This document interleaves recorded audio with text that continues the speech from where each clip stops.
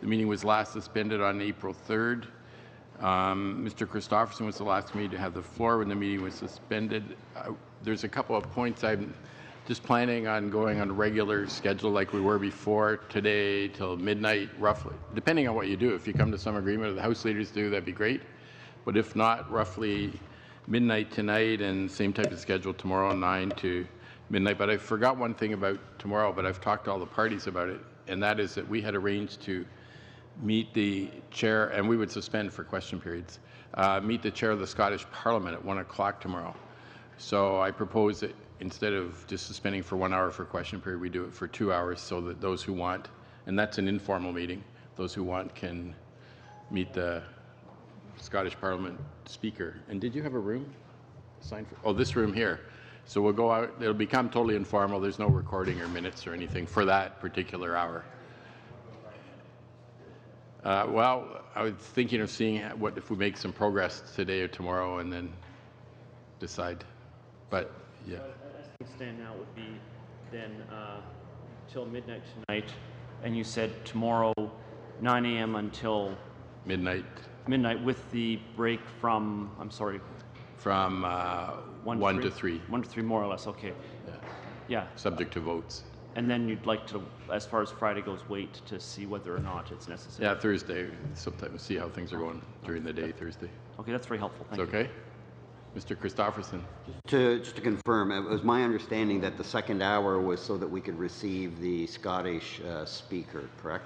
Yeah, the first hour from 1 to 2. The first hour, yeah. Yeah. And I think all of us are in agreement that we don't want to let our domestic differences get in the way of our international obligations. So I'm pleased to see that we're all in agreement to do that while we still have this domestic battle.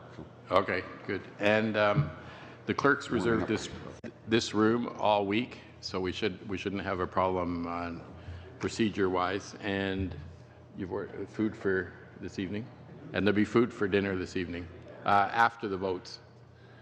So if you can last that long. Okay, Mr. Christopherson, you. Oh, sorry. Oh, okay. Okay, Mr. Crush, and we've distributed a paper by Ms. May. Okay. Yeah. I appreciate Mr. Christopherson giving way, as they say in the British Parliament. I was visiting the British Parliament. It inspired some of what I've given us here. I'm grateful for a chance to distribute the paper. I hope it's helpful. It is a response to the government paper and ideas that I think would make the Parliament work better, and also, of course, a plea that we find a way forward in this committee so that we have a shared approach to how we reach decisions. But I don't want to trespass any more of your time, Mr. Speaker, Mr. Chair. Very grateful for the official tabling of the standing order proposals that I've made in both official languages. Je vous remercie beaucoup pour le privilège. And I would like to thank you, Chair, for the privilege of being able to participate in the proceedings of this committee. If Mr. Christopherson will just allow me just 2 seconds to respond. I just wanted to thank the leader of the Green Party for taking the time to actually draft a response to the government House leader's paper, and we look forward to reviewing it and commenting back. And I will pass on your paper and look forward to having an opportunity to table response. Okay, Mr. Christopherson, you're on again. We got there. You've been avoiding making that full sentence since Monday. Go. He's got the gavel ready to go.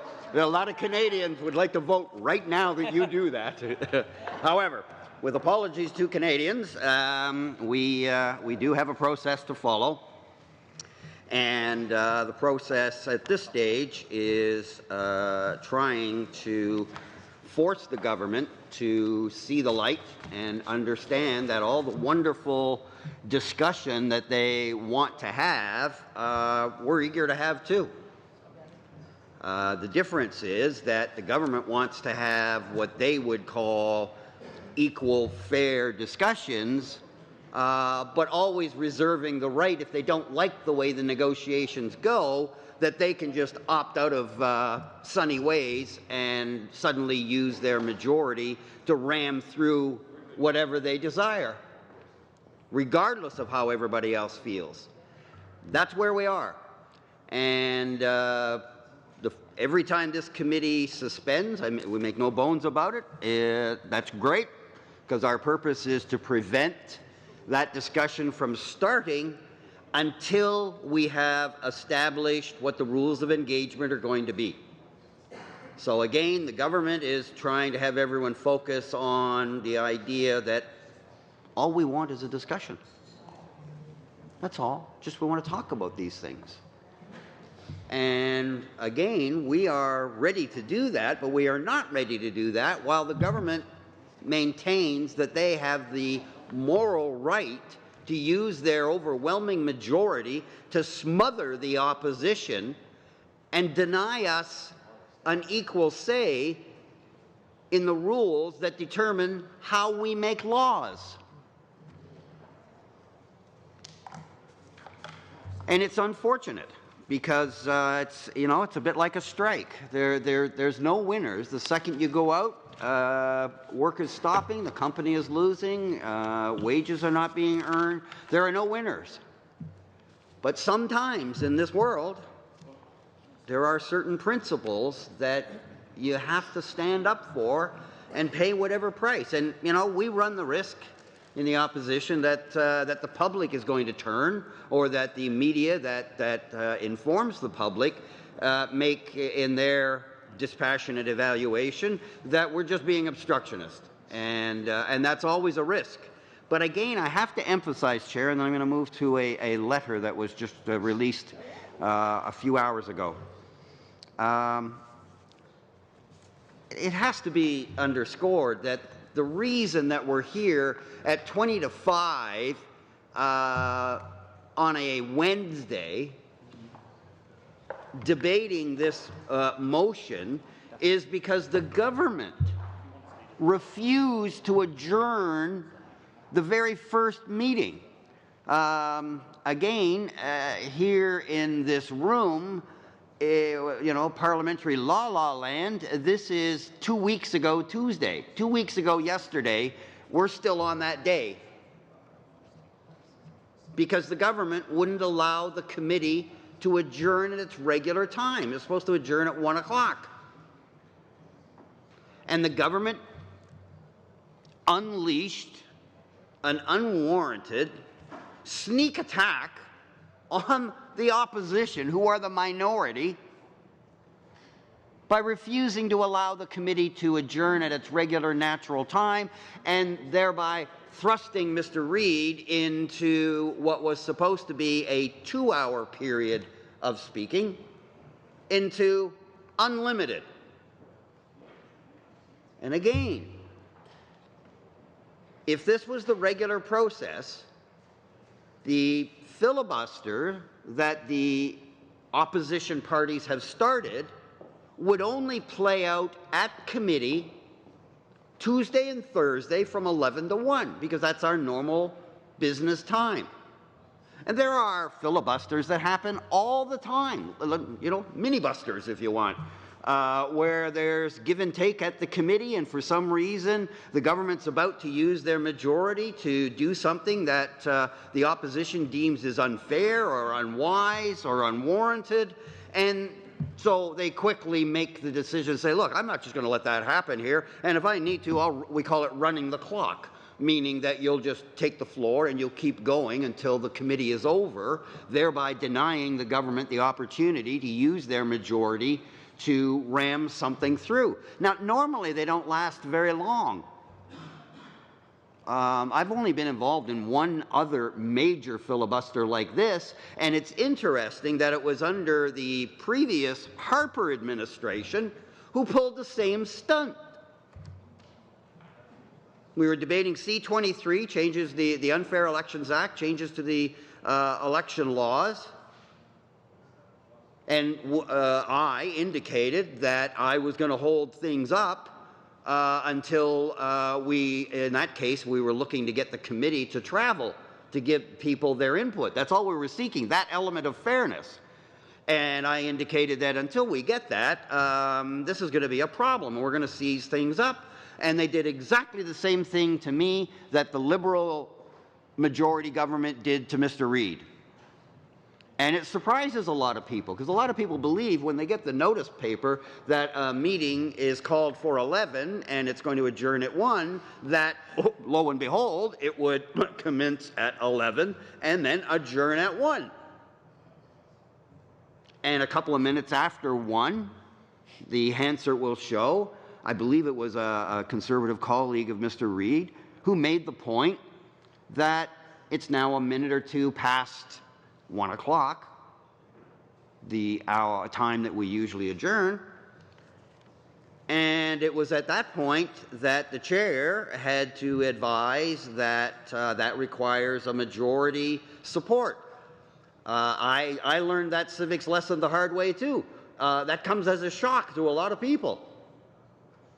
That a meeting that's scheduled on paper, called by the chair, with all the proper format and layout and language, that's supposed to start at 11 and end at 1, doesn't really have to end at 1. It is implied when the chair adjourns at 1 o'clock that the majority are in support. The government gave indication to Mr. Bagnell, our chair, that that implied consent was not there. And therefore, the chair had no option, absolutely no option, other than to have the meeting continue. That's what thrust this into the big league. That's what made this a much bigger deal than we did at committee. Agreed. Absolutely. Right? My colleagues are agreeing. I mean, we were hunkering down for what would probably be, I don't know, in my mind, I was thinking, yeah, maybe a couple, 3. If we really get in the ditch, 4 or 5 committees will be lost to this, and then eventually the government will come to their senses, do what has been done in the past, in fact, do what we've done during this Parliament, and that'll be the next area that I move to, Chair, or secondly, after I read a letter. And that process, as I'll point out later, was completely done by consensus. And there are so many similarities to what the government wanted us to do and for the work that we did in this committee on that report, and yet the approach is completely different. We can say names here. We can't in the House. The previous government House leader, Mr. LeBlanc, used a very different approach than the current House leader, Madame Chagger. And it resulted in a report that we just accepted in the House, I believe, on Monday.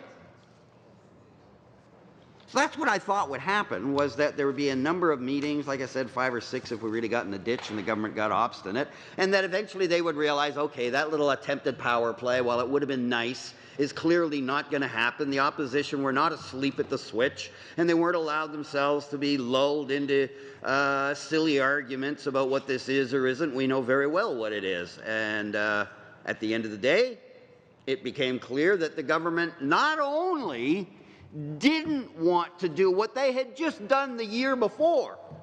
They not only didn't want to do that, but that they were going to launch this from a localized committee skirmish. I think that's the right word. I think that's the word. Getting close anyway. Skirmish. Anyway, a little battle. That happens all the time. I've been involved in all kinds of those. In fact, as I did the one on C-23, oftentimes at committee, all I would have to do is threaten that I was about to go into a filibuster, and that would be enough to get something moving because, boy, nobody wanted to hear me do exactly what I'm doing right now for any longer than absolutely necessary. And so just having it there and the reference to it and that we were about to do it and my colleagues do it all the time. Mr. Schmale has given indication. He's been, as a new member here, he's indicated along the way, hey, folks, if this doesn't start going a little clearly, I'm not going to have any. And then we get over it. And we get past that. But that didn't happen here. For some strange reason, the government believed that it was in their best interest to launch this into the stratosphere, to have all of the national media become aware that a localized issue in a committee is now, not only is it major blowing up in terms of what a 24/7 filibuster, but it's starting to spill over into the House. And if I can, parenthetically, I just thought it was so cute today. It was kind of cute when the Prime Minister thought, because apparently he told his caucus, oh, this is going to be fun. It was kind of cute when he got up and de facto created a Wednesday Prime Minister's question period and answered every question. And they were so clever, you know. I'm sure they thought that, well, he didn't answer every question because not everyone went to him. But every question went to the government. The Prime Minister answered, which, as I understand it, is their idea of what this Wednesday Prime Minister's day would look like. And I guess, I don't know, the brainiacs over there in the PMO decided that, you know what, let's just show Canadians what the benefit would be to have this kind of day where the Prime Minister is actually on his feet answering every single question put to the government. The problem is that they didn't take the next step and think it through just a little further, because Mr. Stroll and myself during question period took great delight in thanking the Prime Minister for answering those questions, but also pointing out that they didn't need to use their majority to ram through a change to the rules to get exactly what they wanted. They want a Prime Minister's Day on Wednesday? Poof! De facto, they got one. No rules changed, no rights abused. Thank you. Cautionary moves by my colleagues. No flexing of political muscle. None of that took place. All that happened was the Prime Minister answered the questions. All right. And if you want to put a special fancy label on Wednesdays, which are normally known as Caucus Day, and it becomes Caucus Day and Prime Minister's question period, fill your boots. Live it up. Absolutely. Live it up. It was kind of fun. Next time we know, we'll be able to line up questions that are meant to go to Prime Ministers because, of course, the questions for today were geared to the usual process, which the Prime Minister answers out of respect, answers the questions of the leaders of the parties. Well, most of them, yeah, there's been a change there too. Interesting. Just pointed out one of the articles today.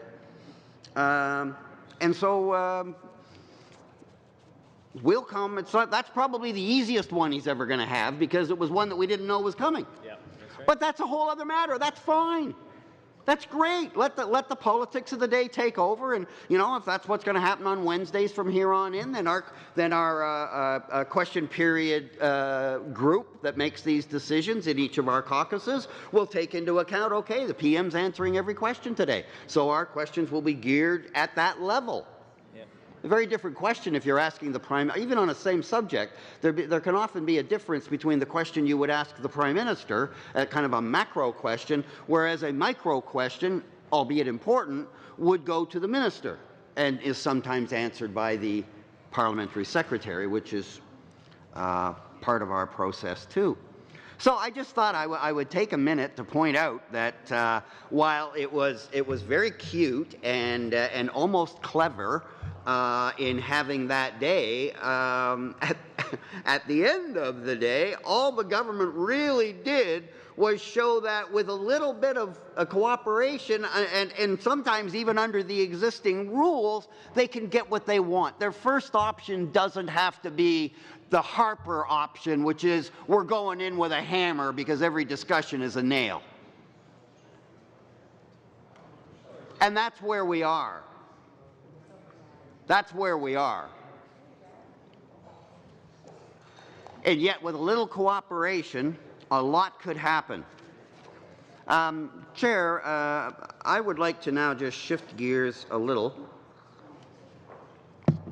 and move to a timely piece of correspondence, incredibly relevant to, well, 100% relevant to what we're dealing with here today, and rather extraordinary, actually.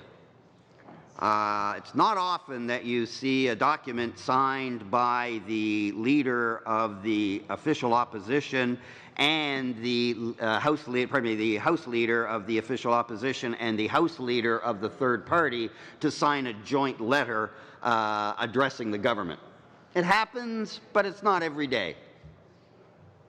So that just goes to show you how important this is, how big this is, and I remind everybody that it wasn't the opposition that made this the 24/7 filibuster that's taking over all of Parliament and looms over everything we're doing. We didn't do that. We were just going to have a nice little filibuster, kind of a respectful filibuster that you would call a battle. A battle. I think that's fair. We'd have a battle, or that's what we'd have, a little battle. The government's the one that decided, oh, no, we're going to take this and we're going to throw it into the stratosphere. We're going to blow this up as big as we can. So they didn't adjourn the committee, and here we are over 2 weeks later, with it being front and center in the national media. We finally got an awful lot of attention from Canadians. Thank you to the government, because it would take us months to do that if we were only doing it from 11 to 1 twice a week. So you should be worried over there that maybe there's a spy working in our best interest, because, well, you may have thought it was a clever move, because at the end of the day you have your majority. Look where we are. Way to go. Way to go. I don't know. I'd like to know what your objective was, because it couldn't have been getting anything done. So there must be some other strange, I don't know, liberal think about how this advances the liberal interests, the government's interests, in terms of its process. I don't know. But at the very least, it does point out another broken promise, and that is the lack of respect for standing committees. I mean, one of the things that, again, I've said this over and over, and it sometimes breaks my heart to say it, but, you know, reality is reality. When we didn't win the election, which for a long time or some time it looked like was going to happen, and I got to tell you, those were great days. That was nice. I'd never been in that situation before, because I was part of the win in '90, but nobody knew it was going to happen until election night. So there wasn't that anticipation that, wow, we're ahead of things. And this time that actually happened. It was wonderful, glorious. The highlight of my federal time here. Didn't work out in the end as well as I thought it might and as well as it felt. But you know what? That's democracy, right? You win some, you lose them all. I don't know. When it comes to government, at least we're consistent. We've never failed to not form government yet. The NDP way. Well, so far. Not deliberate, I want my friend to know. It's not deliberate, Mr. Doherty. It's not the way we'd like it. But anyway, so there we were chugging along, you know, nicely thinking, gee, we got a real shot of forming government here. But that didn't happen, so at least the second best thing happened, and that was that the Liberals won, because that was the only two parties that were likely to form a government. For the polls showed for a number of months leading in the election and halfway through the election that we were going to form it, and it didn't quite happen that way, but we did end up with a change. And if it couldn't be us, then certainly in my heart, I wanted the Liberals to win. Yeah, I know it's hard to say, but there you are. There you are. I did, because we couldn't continue with what was going on before. That had to come to an end. I guess a minority would have been even better than the current, because, well, for obvious reasons. But anyway, I won't get too much into what could have been. Those tears are gone. But I will talk about what did happen, and that was that a party got elected that said that they were going to respect committees once again, because Parliament used to have respect for its committees. And as somebody who considers committee work to be my favorite part of being on the Hill, of everything we do here on the Hill, my top thing is, of course, being in my riding, same for all of us. But here, I love committee work. This is where stuff happens. It moves quick. You get a chance to be far more personal and interaction and work together. And then, you know, we still have our battles from time to time. But the whole idea that committees would now be respected and we wouldn't see this business of moving in camera and then vicious stuff happening in camera and coming back out and you can't even say anything because the rules tie your hands. Like, there was going to be transparency and respect. And I was really looking forward to that. And in some ways, in some areas, they've delivered. In some areas. But right from the get-go on this committee, the first thing I had to know, I think it was even the first meeting we had, was that I had to mount a little mini campaign of my own to get the parliamentary secretary off the committee when the government had promised the parliamentary secretary wasn't going to be there in the first place. So it was kind of disappointing. Well, they talk about a voting member. Where is he now?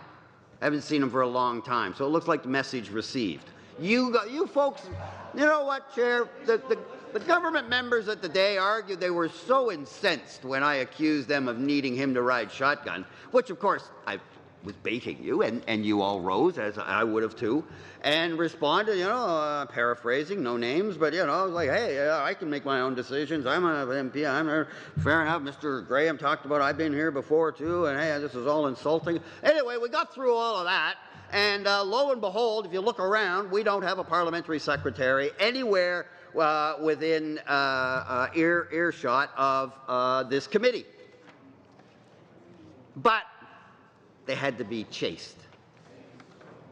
So that was a little disappointing. I was hoping it was a one-off because they have done some other things that are important. They have increased the resources for the committee, which is the first thing. And of course, the previous government was slowly strangling the ability of committees to do their work. Certainly, they never left Parliament Hill, except on the rarest of occasions. Heaven forbid that Canadians would actually get a hands-on opportunity to talk to their own government. But mostly it was going to be about tone and respect.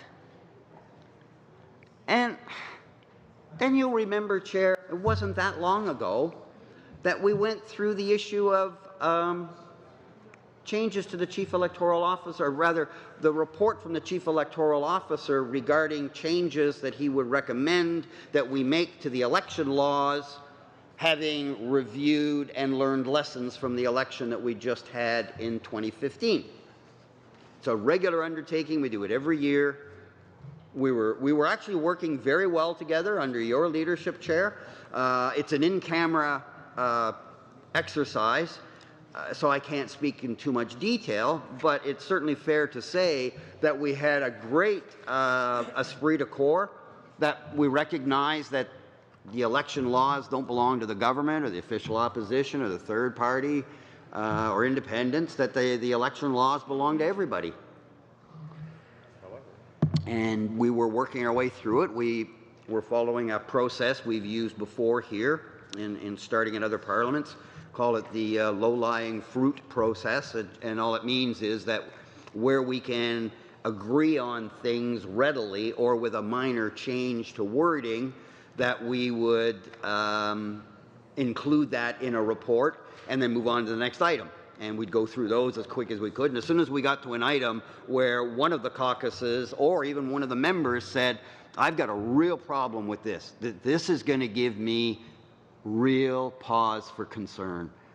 And we would take that signal as meaning this is something that's going to take, this is not low-lying fruit. This is not easily agreeable. We need to set this aside. And so we had that second track. Now, it meant that a lot of the political give and take was still yet to happen when we got to those. But it's amazing how many things we could agree on that would then allow us to give an interim report to the House that would then allow the government to consider the opinion of this committee on the changes recommended by the Chief Electoral Officer. And the government, having promised that they were going to treat committees with respect and that they were going to give their work serious consideration in the development of policy and legislation, everything seemed to be going fine. And then I walk in one morning, I think it was a Thursday, but anyway, I walk in one morning at 11 o'clock, and within the last hour, because the House usually starts at 10. Within that hour, the government had dropped Bill C-33 on the floor. Now, C-33 was about election laws. In and of itself, not a huge issue, other than some of the changes they wanted to make in C-33 were items that either we were currently seized of or hadn't dealt with yet, but were on our agenda to do. So wait a minute. Wait a minute. Let's have a look at this picture.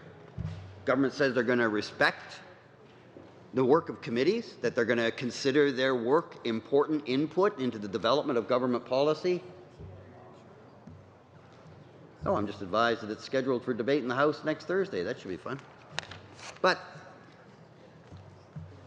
what happened is that, so you take work that we're doing, the government says they're going to listen to us, and then they drop this bill which, by its very existence, is insulting to this committee and breaks their promise. How can you say on the one hand that you're going to respect what committees have to say and consider what they have to say in the development of policy and legislation, and then turn around and drop a bill on the floor that deals with those very issues, and the committee's not even finished with it, in some cases hasn't even started on it? Where's the respect in that?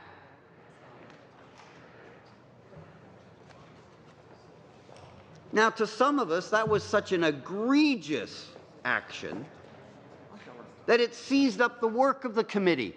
At that moment, we stopped reviewing the Chief Electoral Officer's recommendations for the simple reason, why bother? We actually, foolishly it would seem, all of us, myself, the members of the Conservatives, the government members, anybody else who came by, independents, to drop by the committee, we were all, the Greens, I'll give you your Greens, Madame, and the Bloc, the other independents. There were not independents. Don't confuse me. It's easily done. They would come by and have input, and we actually believed that it was meaningful, like it mattered that we would take the time and we struggled. I mean, these things don't just we don't just agree with everything automatically. Usually it takes some kind of change. But really it was such positive work and a good combination of veterans and new members that we had a good mix, and we were doing good work. I think every one of us would say we were doing good work on behalf of a Parliament and on behalf of Canadians. But then, when they dropped C-33 on the floor of the House, it was like, so it's all a ruse. It's just a joke to make work project. Just keep us busy. Or it's pro forma. Well, I just went through 10 years of that. A government that looked at committee work that way. And I was really looking forward to getting back to a world where committees mattered, where the important work that the mother Parliament perceived when this kind of Westminster parliamentary system was put in place. The whole idea was that the real work would happen at committee. That's why we're a little looser with the rules. That's why we can call each other by our names and not just our riding. That's why at committee you can speak until you're done. So that if we're going to talk about water quality, my riding represents a good part of the Hamilton Harbour waterfront. I'm going to have a lot to say about it. Or I may have a lot to say.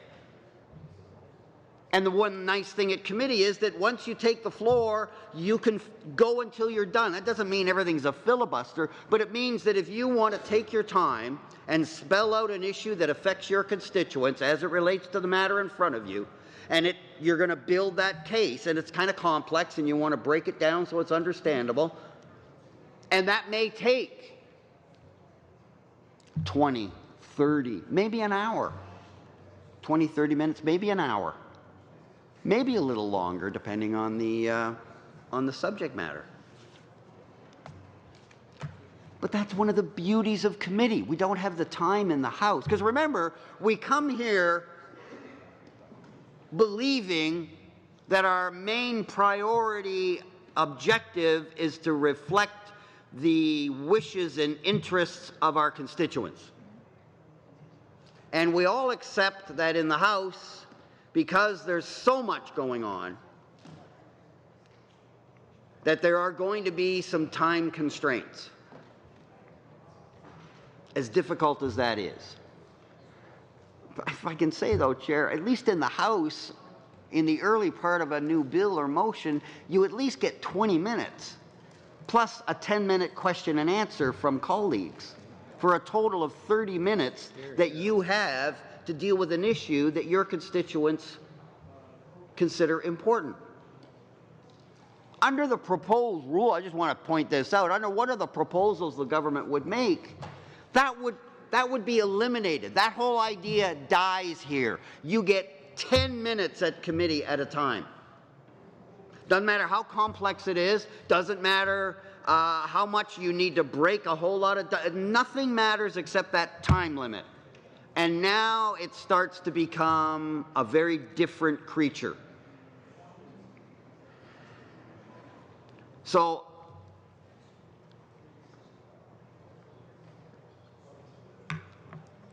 I just want to again express how disappointing it is at that level that we're here. That on balance, and I'm trying to be fair-minded, but I couldn't even give the government a 50-50 that they committed, that they honored 50% of the commitments they made to committee. They made some. They did honor some.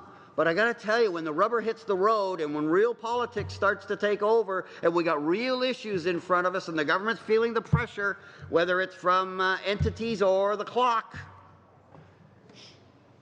they're acting more and more like the previous Harper government in terms of their lack of, you know, the best thing you can do is just kind of stay quiet during that. Just to give you some advice. I mean, if you notice your veteran colleagues, whenever I do that, they just kind of fade back and say nothing.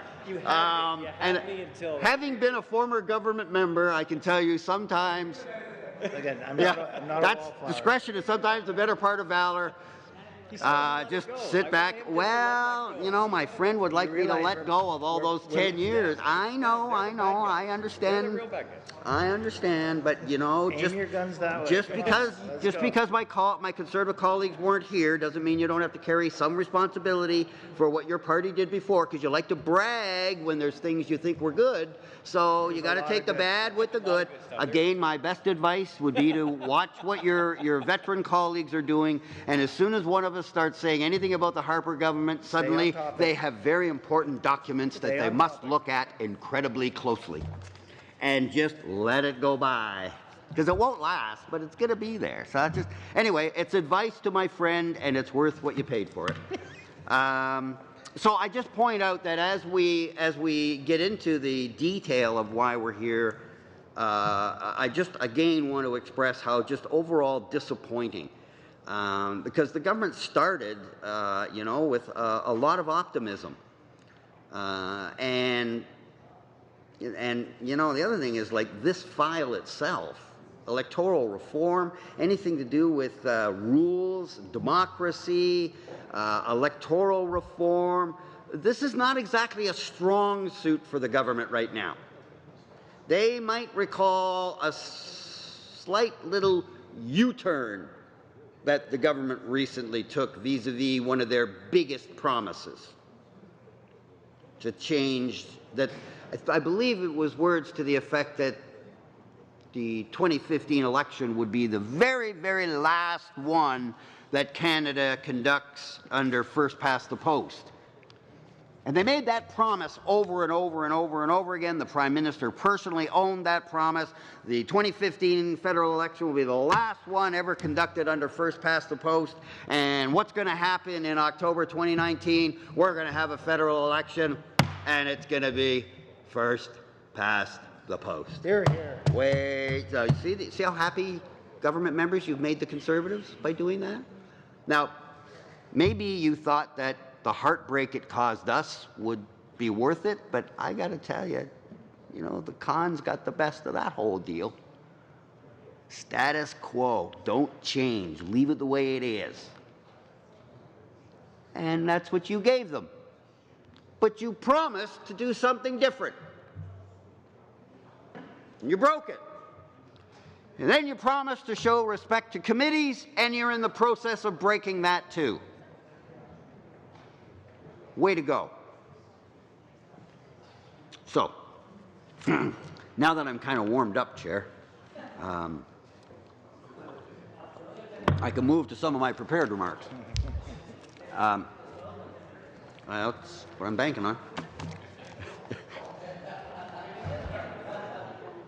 No secrets over here. Like this is it, man. There's no big secrets. Anyway, I was just in the midst of reading a very important letter into the record, Chair, that I mentioned to you just briefly. That was issued publicly, and it's signed by Candice Bergen, the official opposition House Leader, and Murray Rankin, the NDP House Leader.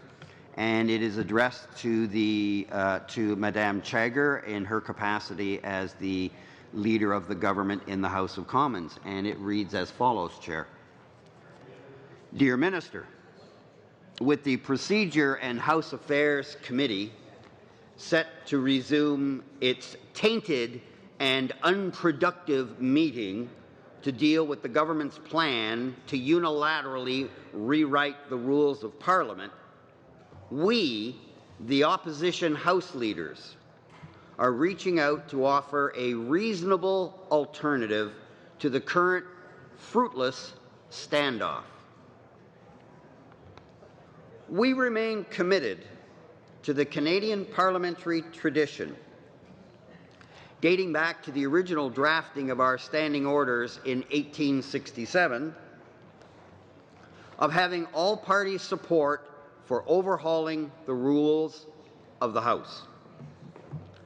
Without your clear commitment to respect that tradition, a good faith study is impossible. As an alternative, we would like to propose the model used by the Chrétien government. Mr. Chrétien's government created the Special Committee on the Modernization and Improvement of the Procedures of the House of Commons that sat from 2001 till 2003. The motion that established that committee is attached. And lest the government be worried, I will, of course, be reading that too. The membership of the committee, to pick up again from the letter, the membership of the committee was made up of the Deputy Speaker and one member from each of the recognized parties. The committee operated by all-party consensus and managed to present 6 reports to the House. 6 reports. A previous Liberal government did that. And what headway are we making here? None. Why? Because of the government's power grab. So to pick up again, to finish, and they managed to present 6 reports to the House. Continuing, we are always open to thoughtful discussions about improving the way the House of Commons operates. That being said, we also recognize the strong historical precedent that has been established for making significant changes to the standing orders. As you know, history has demonstrated that the overwhelming majority of substantial standing order changes only occurred after receiving consent from all parties. We believe that a consensus-based approach to modernizing the House of Commons along the lines of the Chrétien model would respect the time-honored tradition of this Parliament and be more fruitful and productive. Your attention to this matter is appreciated. Again, sincerely signed by Madame Bergen and Mr. Rankin. Now, the motion that's referenced in the letter is attached to the letter and forms a part of it. And it's headed up 2001 motion to create the special committee on the modernization and improvement of the procedures of the House of Commons. It's not that long, Chair. It's in bullet point form. Point.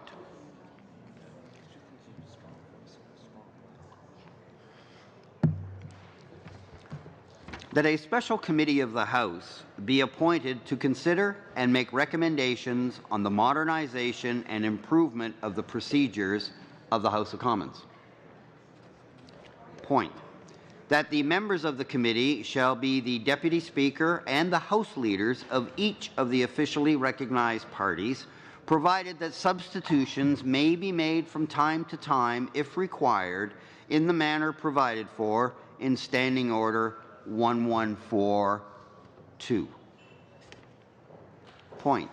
That notwithstanding any standing order, the chair of the committee shall be the Deputy Speaker, and the vice chairs shall be the leader of the government in the House of Commons and the House leader of the official opposition. That the committee shall have all the powers granted to standing committees in Standing Order 108. If I can, Chair, do you see how important it is that the standing orders are referenced whenever we're taking action? It's the standing orders that provide the process that we would follow. And so that's why you're seeing in here these references to standing orders, and that's why this whole battle, war is underway, is because the government wants the right to change these standing orders using their majority vote only. And this is why it's so important to us that it not happen. It's not just one ideological principle, do we agree with the government or not, as the opposition on a particular point. It's talking about how do we make laws. So when there's a reference here to Standing Order 108, there's usually an impression that the standing orders are something that we all agree on. Why? Because we all had input and agreed that they would become the standing orders. It's when you take certain standing orders and make them the domain of the majority government that we start to see the House shaking loose, starting to come loose, because the foundations that hold us together are these standing orders. So that every time we want to do anything at all, how it's done in a way that we all accept as fair is nice and easily referenced by saying, and so we'll do that, Chair, in the same way that we do it in, Standing Order 108. And the assumption being that whatever Standing Order 108 is, when you look at it, it's something that we all agree on, and it provides the detail that we all agree on. Otherwise, you'd have to go through each of those details on each of these points and decide whether or not you agree on, wait for it, the rules of engagement. So the fact that I'm making references to standing orders consistently as we are passing a motion of action to create an entity that's going to do something, you can see where the importance of all of us having faith and standing by the fairness of the standing orders is crucial. Otherwise, we'd never get anywhere. I will not repeat myself, but make a reference to the fact that I had talked about, at least myself as kids, with pick-up games of scrub in the alleyway, and we would end up spending more than half the time fighting about what the rules were going to be than actually playing the game. But even as kids, we knew that you got to decide what the rules are. And everybody has to agree. Otherwise, what happens is you don't play. What's this? Point of order. Oh, that's a point of order. Okay. Sorry. Mr. Reid. Just wanted to say that this whole thing about arguing over the rules for that length of time when you're playing scrub baseball is a confirmed sign of a future labor negotiator. Not really a point of order, but entertaining. Mr. Christopherson. Who knew? Who knew? Thank you, Chair. Well, you know what? There's I have to tell you, there's probably a lot of things that happen in that alleyway that come in handy around here sometimes when it's necessary to get some elbows up.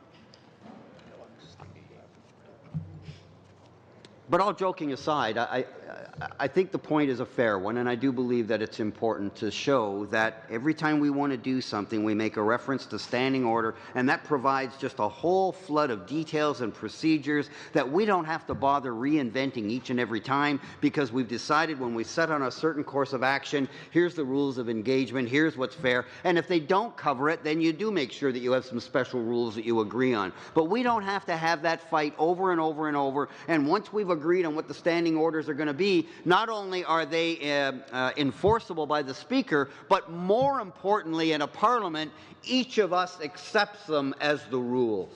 And we accept that they're fair on balance, and that they're meant to be fair.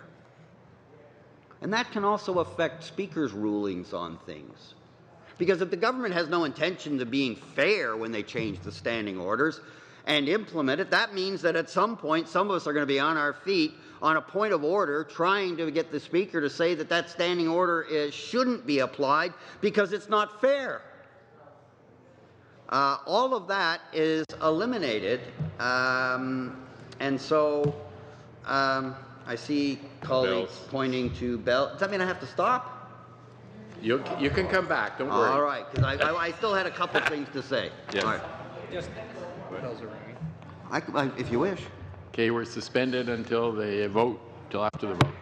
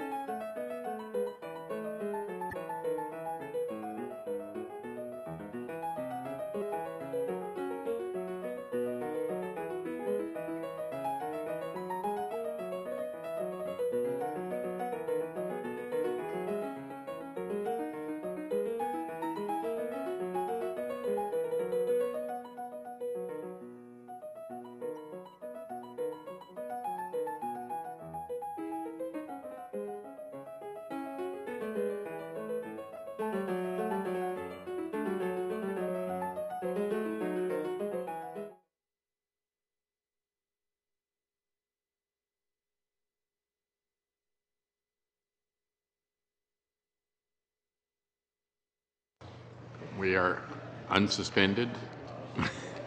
We carry on where we left off with Mr. Christofferson. Glad to have a good audience here to hear this. All right. Thank you, Chair. Appreciate that. However, I do want to say again that my preference would be that we be doing some work. My preference would be that we were actually engaged in doing the work that we've been asked to do. Picking up where I think I left off, I stand to be corrected by you, Chair, but I do believe that I had mentioned the point in the 2001 motion that the Chrétien government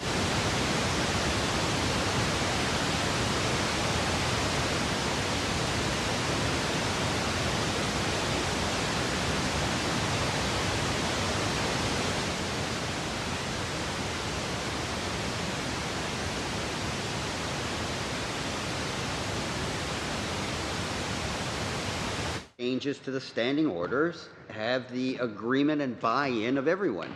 And so that's why he presented this. And I was in the process of reading into the record the mandate that was given to that committee at that time, given the fact that it is that model that my House leader, Mr. Rankin, and the Conservative official opposition House leader, Madame Bergen, have both recommended as a way to get us off the dime. You know what's interesting, Chair? So far, the only people that have brought new ideas to get us out of this mess is the opposition. Yep. The government seems to be quite content to have us in the ditch and stay in the ditch, their way or the highway, and it's us, interestingly enough, that have consistently, since this began, putting formal ideas on the table. I can't tell you how many side meetings we've had with Mr. Sims, Mr. Blake, and myself, or Mr. Edwards and Richards and myself, to try to put forward ideas. And all those ideas, I want you to know, except for the one. The government has come up with this one thing, and I'm assuming they've made it public. If not, so what? It was that, they're willing to move off the June 2nd dime and make it the fall. But, I mean, really, what's that change? You know, whether you get your political head chopped off on a Tuesday or the following Thursday really doesn't change things too much. Your head's coming off. So whether the government, held off using their majority until the fall deadline as opposed to the June 2nd deadline really doesn't make much difference to us, except days on the calendar. So why the government thought that was going to do anything is beyond me. It's not a question of time per se. Although, Chair, they do have a bit of a time problem. If I might just say parenthetically that one of the problems that they've got once we get past this, we've still got a myriad of problems to deal with, not the least of which is it was the new Minister of Democratic, and I don't think they're called Democratic Reform anymore. We kind of threw that. Is it still Democratic Reform? Institution. Was it always? No. Institution. Was it always, or was it Reform? It was always institution. Always institution. Okay, fair enough. Fair enough. The new Minister of Democratic Reform, institution. It's opposition. Government says something, we go the other way. It's just a natural reflex. But Minister of Democratic Institution. The second one, by the way, we burned through the first one pretty quick, which was too bad. Because I got to say that, that really wasn't her fault. I mean, she was a brand new member.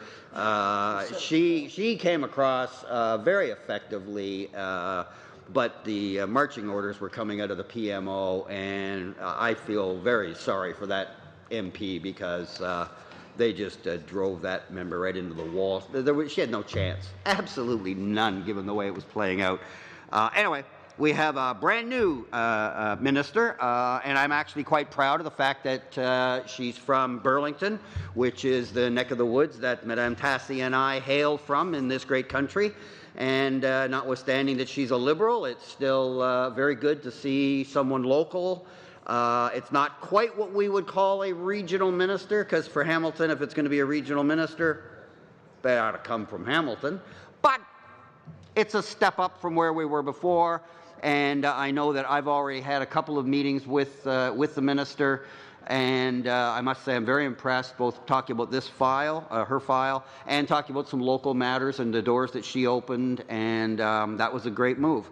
And the fact that my colleague right across the way, I think the newest, or one of our newest members on this committee, Madame Tassi, has been promoted to Deputy Whip, which I'm also very proud of, to see any Hamiltonian doing well, particularly this member, who's very honourable and has done a great job. And I know that in her current position, it'll be easier for her to do her job, but also having the minister in Burlington is going to make it a lot easier for Ms. Tassi, who is our go-to person in the community. You would think it might be the former mayor or the member, but it's not. I won't go any further on that except to say that everybody in Hamilton knows if you seriously want to talk to the government prior to us having a regional minister, it was Madame Tassi that you went to. And I have complimented her publicly in Hamilton at events for the role that she's played. There's lots of things for us to fight about, and we'll do that on the issues. But on some of these overarching personal matters, I think it makes a difference in terms of how we relate in this place to be complimentary to a colleague from another party who has done well or has been given a great promotion. And to give them all the encouragement in the world. The worst thing in the world now would be for that Burlington shiny new minister to fail. Although I guess it might open up an opportunity for Madame Tassi, who is sort of on the warm-up mat for cabinet. But nonetheless, it's not very good for us when we lose someone who gets up on the issue. Did I embarrass you? I didn't mean to, Madame. It was a compliment, and I hope you take it as such. Meaning that you are clearly, from the viewpoint of the opposition benches, on your way to cabinet. The first move is the one you've made, and it's only a matter of time before I expect that my friend Philomena I will be addressing her as Madam Minister.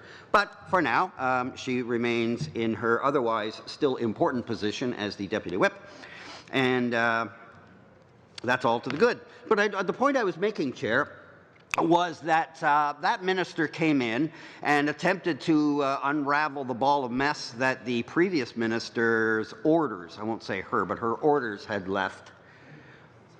And she asked us to accelerate some of our work on the Chief Electoral Officer's report that I've mentioned earlier, making recommendations of changes to election laws following the last election.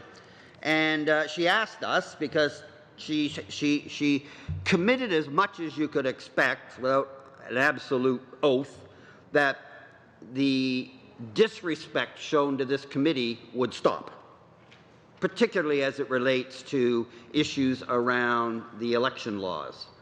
And she came in and asked if we would take a look at certain issues that we hadn't yet gotten to, but that would we pull that forward and take a look at it and try to have a report to her by May the 19th. Now, that's a tight deadline, and most of us were, thinking frantically, how the heck are we going to do that? How are we going to? But the point I'm making, Chair, is that because of the way the request was made, because it's in our common interest, because there was respect shown for the committee, our initial response wasn't, oh, great, we can make life tough for the minister. Our first reaction was, okay, how can we accommodate this? How is that doable? And I have to say to you, Chair, that notwithstanding the weeks and days that we've lost here, I didn't know how we were going to do it then. I have no idea how we're going to do it now.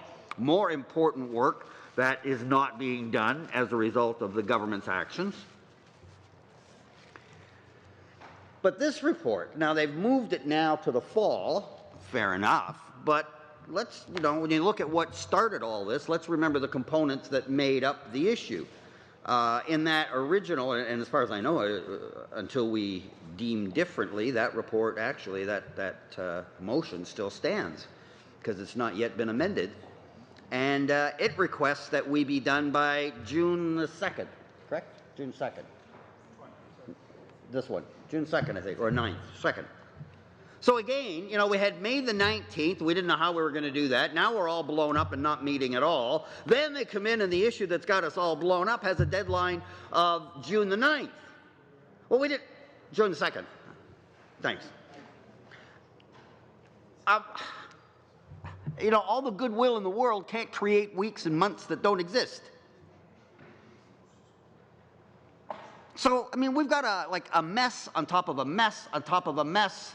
And it's layers of onion here, and every time you peel back one of the layers, you got another layer. And that's our problems. All right. So, I believe I left off making reference to the bullet point that said that the committee shall have all the powers granted to standing committees in Standing Order 108, and then I talked about 108, and I know if I attempt to revisit those arguments that you're going to lower the boom on me, Chair, for repeating myself, so I won't even force you to do that. I'll just move right along knowing that you wouldn't allow that. If I may continue then, Chair, with another bullet point from the motion that is meant to be the example that our two House leaders, the official opposition House leader and the third party House leader, respectively Madame Bergen and Monsieur Rankin, have proposed as a way out of this. And again, I would underscore, here again is the opposition trying to help the government get out of the mess that they created. You'd think at some point the government might have put something on the... I mean, Chair, you suspended and gave the government enough time. You gave them all of last week, the last couple of days. All I know is there was a couple of small meetings. But other than that, what the heck did the government do with the time they had? I mean, we thought when you suspended us on, was the Friday, I think, before the constituency week, the Friday or the Saturday, most of us on this side expected that the government would use that week, a whole week, to get some work done. And in this case, the work being done would be, how do we get out of the mess we're in at Proc?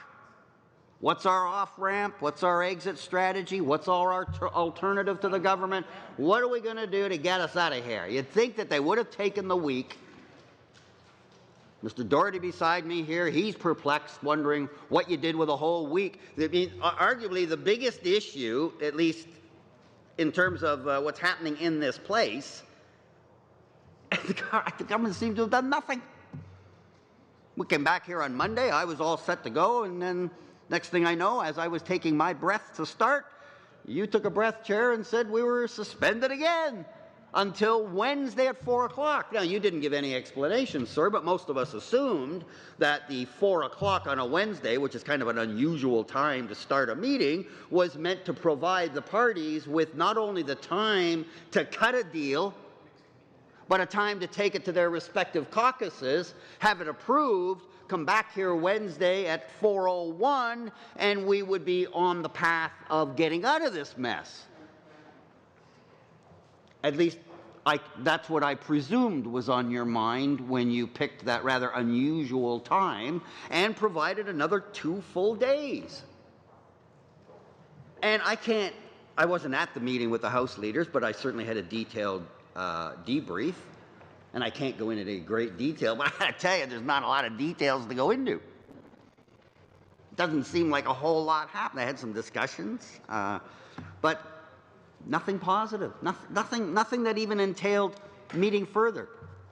Just, okay, guess we are where we are. Which, again, is so strange given that the government is the one that's driving this whole thing. They drove the discussion paper. We believe, Mr. Sims says different, and I respect Mr. Sims, but we still hold that the direction in that motion did come from the PMO. It certainly had their sanction. We believe that. So basically where we are is by the design of the government. So you would think when they were given free time to think about things that they would have put at least as much time into getting out of this mess as they seem to have put to get us into this mess.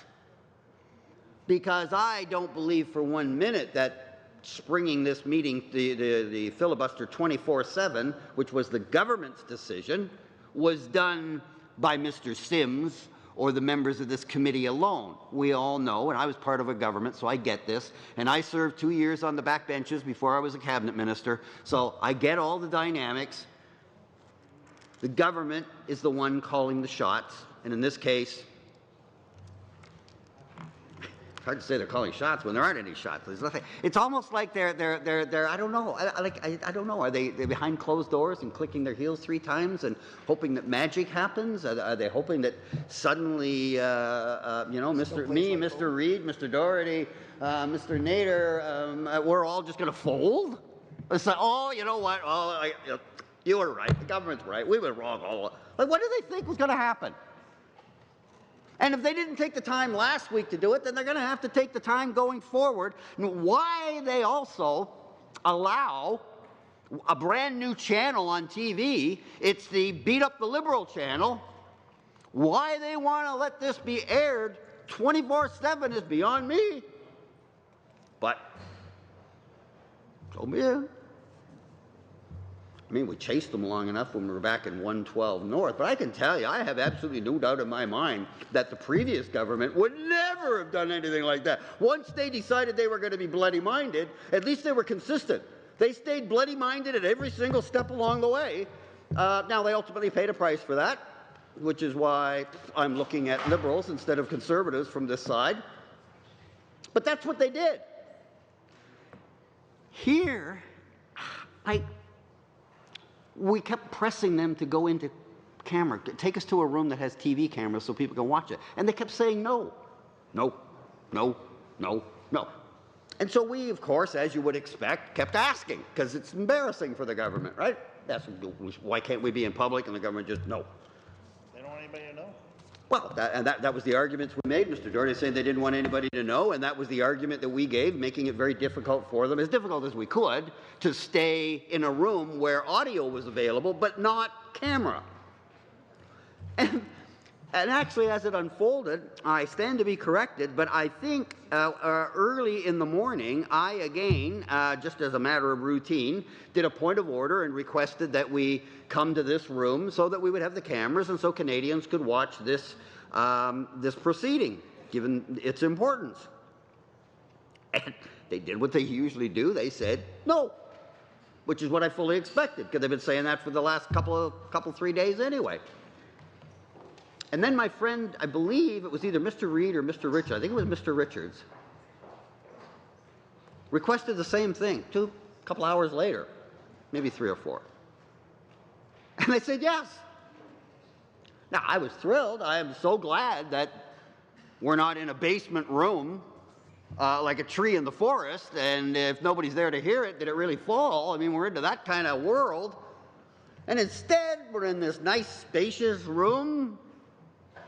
All the cameras for people to watch, lots of room for the public. If anybody wants to come by, there's lots of chairs here. We've got coffee to make it as civilized as possible. I pointed out just to indicate that it makes you wonder, where are the grown-ups? Like, where are the people that should be thinking this through? It's a bit like the stunt today with the Prime Minister. And again, I can only go so far because you're going to nail me on repeating myself. But I can at least refer to it as a thing without doing the thing. And so again, what was missing? Thinking it through. They thought to a certain point, I thought, okay, that's great. But they didn't take it the next step. And around here, my experience is those that succeed in politics are those that can see the furthest, the clearest. That's why you hire smart people. That's why I got Tyler Crosby. I make sure I got really, really smart people around me to give me advice. And when I was a cabinet minister, I had Michelle Noble as my deputy minister and Darlene Lawson as my chief of staff. Incredibly smart people. So when we quickly ran to the limit of my thinking, I could turn to them and say, what do you think? And lots of great ideas. And if we needed to, we could reach further into other offices or ask in my case, it was the Premier's office. We could reach out and ask for that kind of input so that we've got all the thinking. I mean, this is a big deal. Second biggest government in Canada is the government of Ontario. And like the Liberals, we had a majority government, and you get into some certain situations where you want to take an initiative. There's a lot of things to factor in. Governing is not easy. Governing Canada in particular is difficult. It's not an easy country to govern. It's like well, it is. It's governing a big chunk of a continent. we're a little bit like, you know, a little smaller version of the European Union. We've got so many different interests and we have common cause, but that common cause is rooted in a different outlook, say, in terms of the manufacturing sector from my home town of Hamilton versus maybe looking at it from Banff or on one of the coasts. And when the coastal, it affects a lot of Canadians. But quite frankly, coastal fishing, except at the consumer point, is not something that affects my riding in downtown Hamilton nearly as much as, say, cleaning up inland waters, where Hamilton Harbor is right there. So I'm raising all this because I'm wondering, Chair, where are the grown-ups in the PMO on this file? Because it's starting to feel rudderless. Now, I don't mind. I mean, I got a couple minutes. I could speculate here a little on some stuff, Chair, and I think I'll do that. I look at this, and notwithstanding the good suggestions that I think we've made along the way, the very good suggestion that's in front of us, which I have yet to complete, and yet, here we sit with no clear direction. So it seems to me that at this point, the only thing, if the government's not interested in, now maybe they'll pick up on this idea. We're still hoping for a resolution, but if not, let's assume that there are no grown-ups over there, or at least they're not on this file. Then that means either the government completely folds on everything, which is not very likely. Could happen, but wow, it would be the second biggest blunder they made since backing away from their commitment on electoral reform.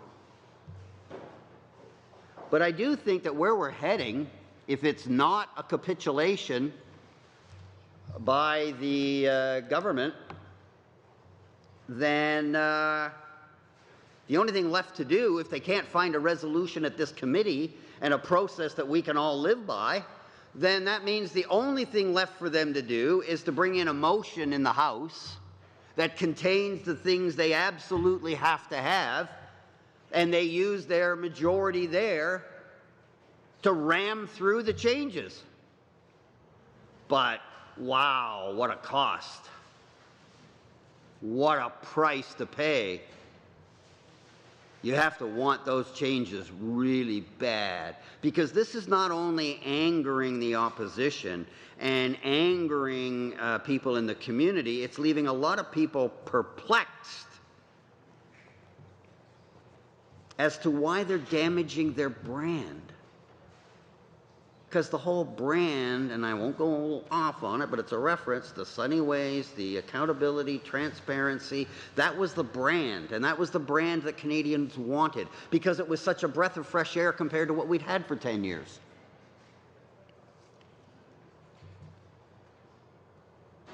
So I don't understand why they mess around on this file. It's almost really, it's like identifying a bruise on your leg and then going out of your way to have, you know, another family member give it another good kick so that you know, you can do as much damage as possible, because you got bruised bad on the Democratic reform. It's done a lot of harm. That hurt the brand. There were a lot of people who voted on that issue, but even those who didn't consider that a central issue to their support of the Liberals did see the idea of making that kind of a promise for those kind of change as pretty big. And it's left an awful lot of people, well, many feel betrayed, because they moved from their regular party, in many cases us, but they moved from our party and other parties to go to the Liberals on that issue. You'd be surprised the demographics of who recognizes first past the post is not a fair system. We shouldn't be going through all of this threat from the power of a majority government that got less percentage of the popular vote than Stephen Harper had. The government didn't even get 40%. It was 39 I stand to be corrected, it was 39.8 and 39.6, in around there. There was a couple of point differences, but this government, the current Liberal government, even though they got all those seats, that's part of the screwiness of our first past the post, they did not get as big a percentage of the popular vote that the previous Harper government had.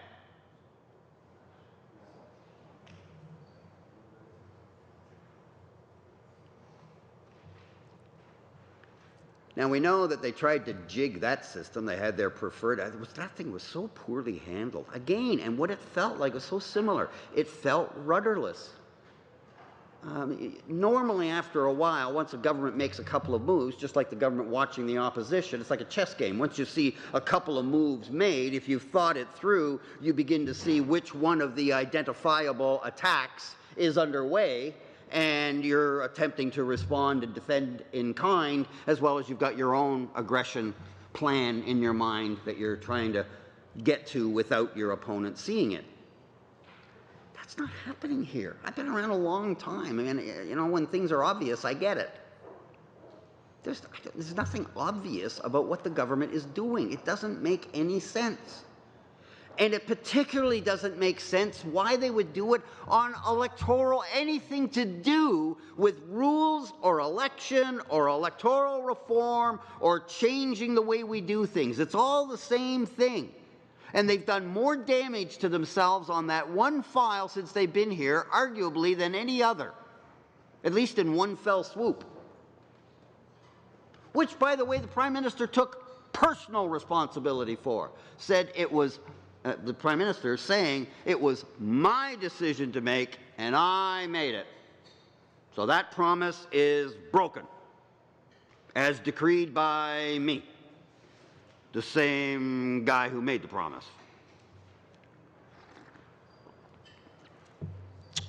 Okay, the government knew they were going to pay a big price for that. They did their political calculations and figured it was worth it. But before they even really get a chance to move on to another big issue, some other shiny object that we can all be focusing on, they come along and do this nonsense, more heavy-handed, anti-democratic, Harper-like maneuvers on the issue of changing the rules.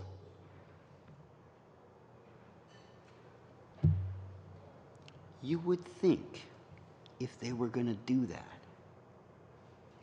and light that fuse, that they'd have some idea of what the boom is at the end. And so far, the only boom at the end of lighting their fuse is the sound of them falling on their collective rear ends and making a mess of this. And I emphasize again, the parties that have spent the most effort and the most time making suggestions for a way out is the opposition benches. Mr. Richards and I have sat back and tried to find out what else can we propose to the government that would get us all off this, because remember, the work that's being held up at the end of the day, the most important work in all of this is not really our rules. That's not the most important thing. The most important thing is the bloody study of the Chief Electoral Officer's report on changes to our electoral system. But we're nowhere near that. That's a number of layers in the onion down. We've got all these other things. So again, at some point, it kind of reminds me, Chair, of back in the days when I was a negotiator, and every now and then, and the same thing can be said on both sides, but in my case, it was a human resources director who didn't know how to negotiate, who did not understand the signals and the nuances and the indicators, the kind of things that keep you from a strike. And we ended up, it was a short one, but we ended up in a short strike that needn't have happened. It was a real lesson for me, a lesson I passed on to other union negotiators to make sure that they weren't that going forward. But that, and I could name the negotiations, I could name the company, and I could name the person, but it was the since I'm not naming the person, it was the incompetence of the human resources director who was leading the company negotiations that caused us to strike. Now, the strike then focused the mind and got the government, got the company to see exactly where they had gone wrong. And in short order, once we sat down and were focused in the right way, guess what? We solved the strike, got a collective agreement, and we're back at work in no time. But that work stoppage happened because we had a counterpart on the other side who didn't know what they were doing, who didn't listen, who didn't read the signs. Because negotiations for collective agreements is a lot like politics. It's the art of the possible. And just for the record, I've also sat on the other side when I was president of the local union. We had staff, and when we had negotiations with the staff, I was on what I considered to be the wrong side of the table. So I do get this from sort of both sides, and I'm just pointing out that the one that has the upper hand, usually they're the ones that have the better game plan, they're better resourced, they have more time, and so you're constantly trying to weave your way around and through a well thought out plan that's been digested and laid out by the other side. And in this case, with something this big and this important, particularly when it speaks to the anything to do with electoral reform or reforming anything with rules, you'd think that they would be so cautious as to recognize that serious damage has already been done on this file. Why would you do that? And if you're going to do it, you would make sure you've thought it through to the nth degree, because the very last thing that you want to happen if you're the government and you just screwed up your electoral reform file as badly as this government has, the last thing you want to do is exactly what we're doing now. For the government to have this committee where it is right now takes a really, really short meeting. Doesn't take much thought, and that looks like what happened. The only thing I'll try to give them some credit to it, Speaker. The only thing I can think of, and again, wrong assumptions, because the assumptions are often where the problem is. But if you recall, this started on a Tuesday, and lo and behold, the very next day was little thing called the budget. And we were downstairs in 112 North, no cameras, we're not on the main level. Unless you know we're there and have a reason to go there, you wouldn't even know we were talking or not talking. You wouldn't know.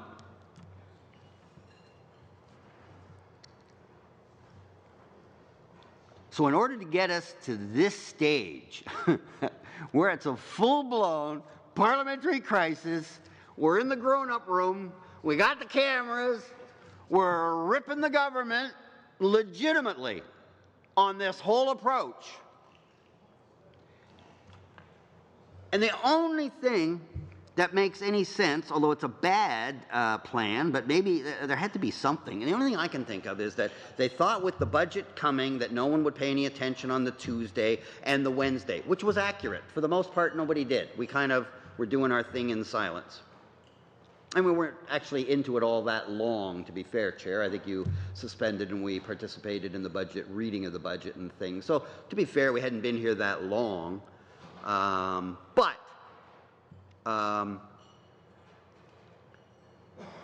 so the only thing we can think, and I could think, was that they saw the budget coming, thought this would get no attention. When it did get the attention of the media, they would immediately conclude that we were being obstructionist just for the sole purpose of opposing, and that we were causing all this grief, and the combination of 2 days, 2.5 days of having to hold us going 24/7, getting very little attention because the budget soaked up all the media attention, all the oxygen in the room, and that when the media did turn their attention to us, they would conclude that this was just being obstructionist, and that maybe by the following Monday or Tuesday, in exhaustion and defeat, we would have folded, and the government would have retained the right to change the rules unilaterally using their majority, and we would have had these phony negotiations or discussions where it's nice when we all agreed, but not necessary for it to be in the report, because the government would just slam what they wanted through. And even if the two opposition parties have dissenting reports, we all know that no government minister holds up a report of a committee and says, what we're doing is adhering to almost all the recommendations that came from the committee that studied this matter. And so we're being consistent with our promise to respect committees and to listen to what they say and consider their input. Nobody adds after that, oh, by the way, both opposition parties submitted dissenting reports, and that the majority report actually only represents the government members. That's why it matters who controls what goes in the report. I'm going to be referencing, Chair, I did this in the House the other day, but I didn't do it at committee, so I'm allowed by the rules to revisit it. And I'm going to talk about the report that we did, our report, our 11th report that we were dealing with on Monday, and talk about the process and how we went through that. But this report is one that the government could stand up, any minister or the Prime Minister, and stand up and say, we have the 11th report of the Committee on Procedure and House Affairs, and they've recommended a number of measures in here, and we're going to act on them. Well, Chair, that would start indicating to people that that legislation is likely going to go through fairly quickly. Why?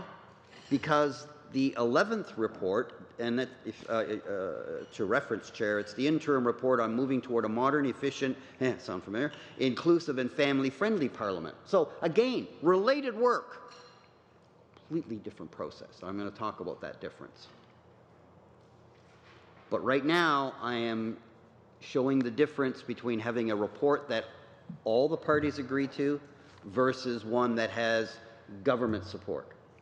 You know, Chair, better than anyone in this room, because you're a chair, that at the end of the day, a majority of the members control what the report says. And if that happens to be the government, then normally the opposition parties, if they're opposed and feel seriously enough and have good reasons for opposing it, will issue a thank you, minority report, dissenting report. Thank you. There's actually two different things, but for the purposes of this, we'll call it as one. But when you say the committee recommends from the 11th report, I'm going to agree. I was part of this report from beginning to end. And everything that's in here, and this is not inconclusive, this is better part of a dozen pages, 11 and a half pages, pardon me, 10 and a half pages of recommendations. And I'm going to point out later, Chair, that where they can't come to agreement, because there was such goodwill, they said, but we're going to look at this further. There's some other things we want to consider. We're going to come back to this. This is still an important issue. So what that meant was that there wasn't all-party agreement. And it could be one opposition party or both, but the fact that there wasn't agreement meant it wasn't going in this report. That's how we agreed to approach it. And now this report, which you chaired, Chair, and presented to the House and was accepted, will likely and has already started to affect change in the House. But it starts with everybody's agreement. So that's a whole lot different than things that we disagree on, which is most things. So that when we do agree, it's kind of given, we move it along. If we don't have any disagreement, let's move it along, get it implemented. We're all in agreement. But what the government wants is for us to just set aside the fact that in the past on these kind of reviews, it was only when everyone agreed. They wanted us to set that aside and start having discussions. And as we have discussions, there would be some things that we would agree on that would go in the report, and that would start to look like this. And if it ended there, if that's all they were going to do, and they said, we're not going to deal with issues, we're not controversial, like whatever, they just carved those out in a way that we all agreed, then again, you would have a report that contained the recommendations of everyone. But what the government wants is that when we have a vote on a recommendation, if the motion carries, because the government has the majority members on the committee, as long as they support a motion, it carries 10 times out of 10. We don't have the numbers, the math, it's not there. In minority, it was a different world. The majority would be reached by different permutations of the parties and the members. But in this case, what the government wants is that this committee would review everything, make decisions wherein the government majority wins 10 times out of 10. They win every vote, every single vote, no matter how good our arguments are, they win the vote. And that's the only thing that goes in the report. If the Conservatives move a motion and it fails, it's not in the report. If I move a motion, and no matter how good my arguments are, if the government decides they don't want it, it's not in the report. So at the end of the day, it's called the committee report because majority rules. It's a basic democracy. But given the fact that, we're in our various camps here, it's not just one against another reach a majority. It's actually groups of us in our caucuses. And we would end up with a report that the official opposition doesn't support, that the third party doesn't support, only the government does, and yet the government would have the ability to hold up that report and say, on their legislation, if it followed the recommendations, which it would, because why would the government members vote against something that wasn't going to find its way in legislation, since the government's controlling both procedures, the procedures of creating legislation and what happens here at the committee, which they also promised they weren't going to do. Members were going to be independent. Let me tell you, I'm not going to name names, but if there were independent votes of the Liberal backbenches, I'm not so sure we'd be where we are on the process. However, speculation on my part. But that ability to hold that up matters, because when the average citizen hears that a government that says it respects committees and gives committees more resources to do work and says that they're going to consider the work of committees important and that their input is considered by government, they're going to consider that promise kept, because they hold up the report and say the report says blah, blah, blah, blah, blah, and look at that. Our legislation says almost the same thing. Isn't that wonderful? Parliament's working so well. So well. We got a report, a majority report out of the committee. They did what we wanted them to. They did it in the deadline that we wanted them to. And we managed to pay so much respect and attention to that report that, lo and behold, look at our legislation and it reflects the hard work of that committee. The problem is that that procedure leaves the impression that we all agreed. Nobody then says, oh, sorry, though, I do have to say that there were 2 dissenting reports from the 2 opposition parties that really the only people that supported the report were Liberals. We just thought, to be fair-minded, we would say that. That's not going to happen. I didn't do it when I was a minister. I don't expect anybody else to. I got a committee report that supported what I wanted to do. That's all I needed. Details as to how it got there and who voted for it when you're a minister. That's not my concern. My concern is I needed to have a committee report. I got one, and it says exactly what I was hoping it would say. Whoa, surprise, surprise, when you're in a big majority government. So, I get this. And that's why it matters. Because the government could claim after the fact when they're justifying stuff they put in legislation, that it goes all the way back to the hard, nonpartisan work of the committee, and this just reflects their work, and they're so proud that they made committees relevant and that they were able to turn that into legislation. And the impression, without the government having to spin anything, is that the opposition is on side with these changes because there's a majority report that says the committee believes such and such. And that's why it matters. And that's why I suspect, Chair, that the only way they're going to get out of this mess, unless they're smart enough to take up the opposition on this idea or some other process that provides an off-ramp that is not an off-ramp to surrender but for the government, but rather an off-ramp that leads to a process that will ultimately give them the deliberations, if not the answers, that they were looking for. Ergo, while we still have the right to hold up the government through filibuster, that's why. And I emphasize again, we're doing this 24/7, not because the opposition has set it up that way. The government made this a 24/7 filibuster, and as a result of that, everything that happens in the House, and if things find their way into other committees, is all a result of the government.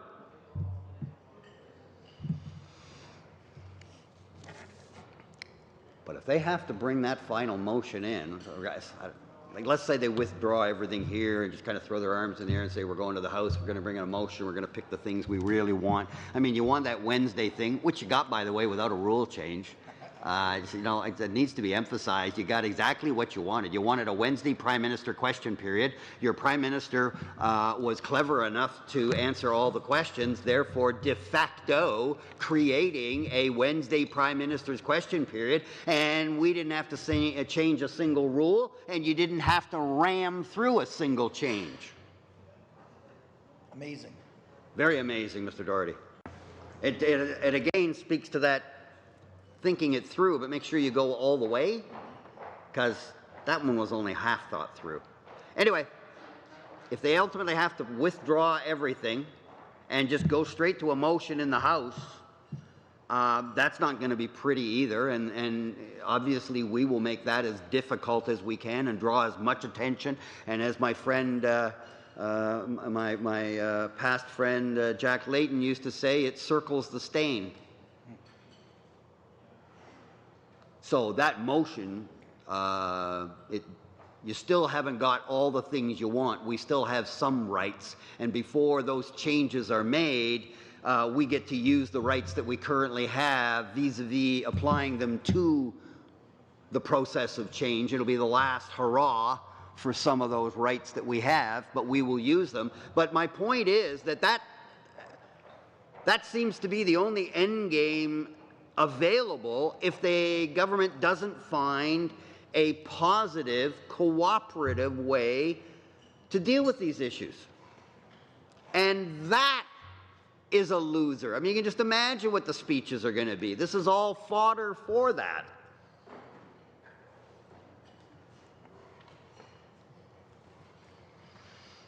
So, speaking further to the letter and to the model that was used in 2001 by former Prime Minister Chrétien, which is where I picked up at the beginning, so I believe I ended with Standing Order 108, point, that the committee shall not adopt any report without the unanimous agreement of all the members of the committee. You'd almost think it's a misprint. How could that be? How could we have Liberal Prime Minister Chrétien, known for his sometimes unorthodox ways of creating efficiencies in his life, versus Prime Minister Justin Trudeau, who promised to respect committees and to listen to their work and take their work seriously. You'd almost think that there was a misprint and that the name on the top of this motion in 2001 would actually be this government, and the kind of things that the Liberals are trying to do now would be more akin to some of the characteristics Canadians might apply to Monsieur Chrétien, given his combative style. But that's not the case. Ergo, the dilemma for us, in terms of trying frantically to understand what is the government doing. We realize they want everything. They want everything their way. Okay, every government starts that way. But where's the thought into this? You seem to have thought real well on the substantive parts of the rules that the government wants so they can control things, recognizing that this is already one of the most controlled parliaments in the world. But zero thought into the politics. And in the past, the accusation against the Liberals was that they used to be great at politics and lousy at substance. It amazes me, as well as angering and perplexing me. It just, I almost wish I could sort of flip to the back of the book and get a sense of how this ends, get a cheat, you know, like, I gotta know, how does this end up? Because right now, I can't figure it other than complete white flag, which I doubt, versus the only real alternative after that is to ram stuff through. Seems to me that it would be worth their while, given the sensitivity around these kind of files, that they should be turning themselves inside out to find the off-ramp, not us. It's just that we actually think the work that's not being done is important to Canadians. Not really factoring it into the government per se. We're listening to the government framework around the matter, but the issue at hand is the work of the Chief Electoral Officer, which is under the domain of no party. He's answerable, he's hired by Parliament and can only be fired by Parliament, and is answerable to Parliament through this committee.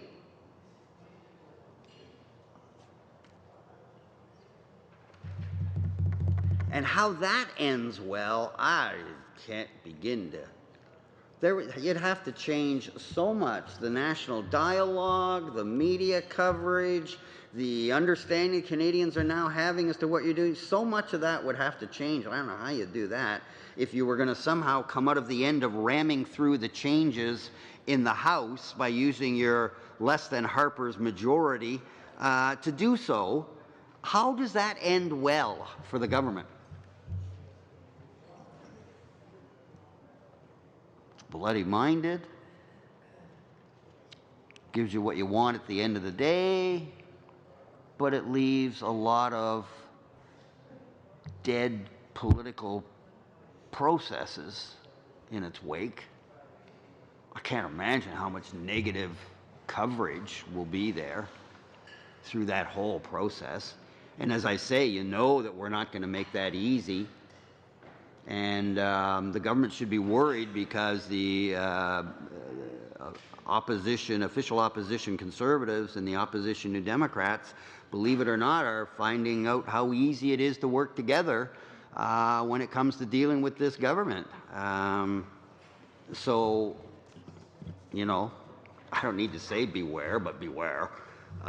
You bring that motion in, it's going to make this look like the easy part. Like, it's just going to get uglier.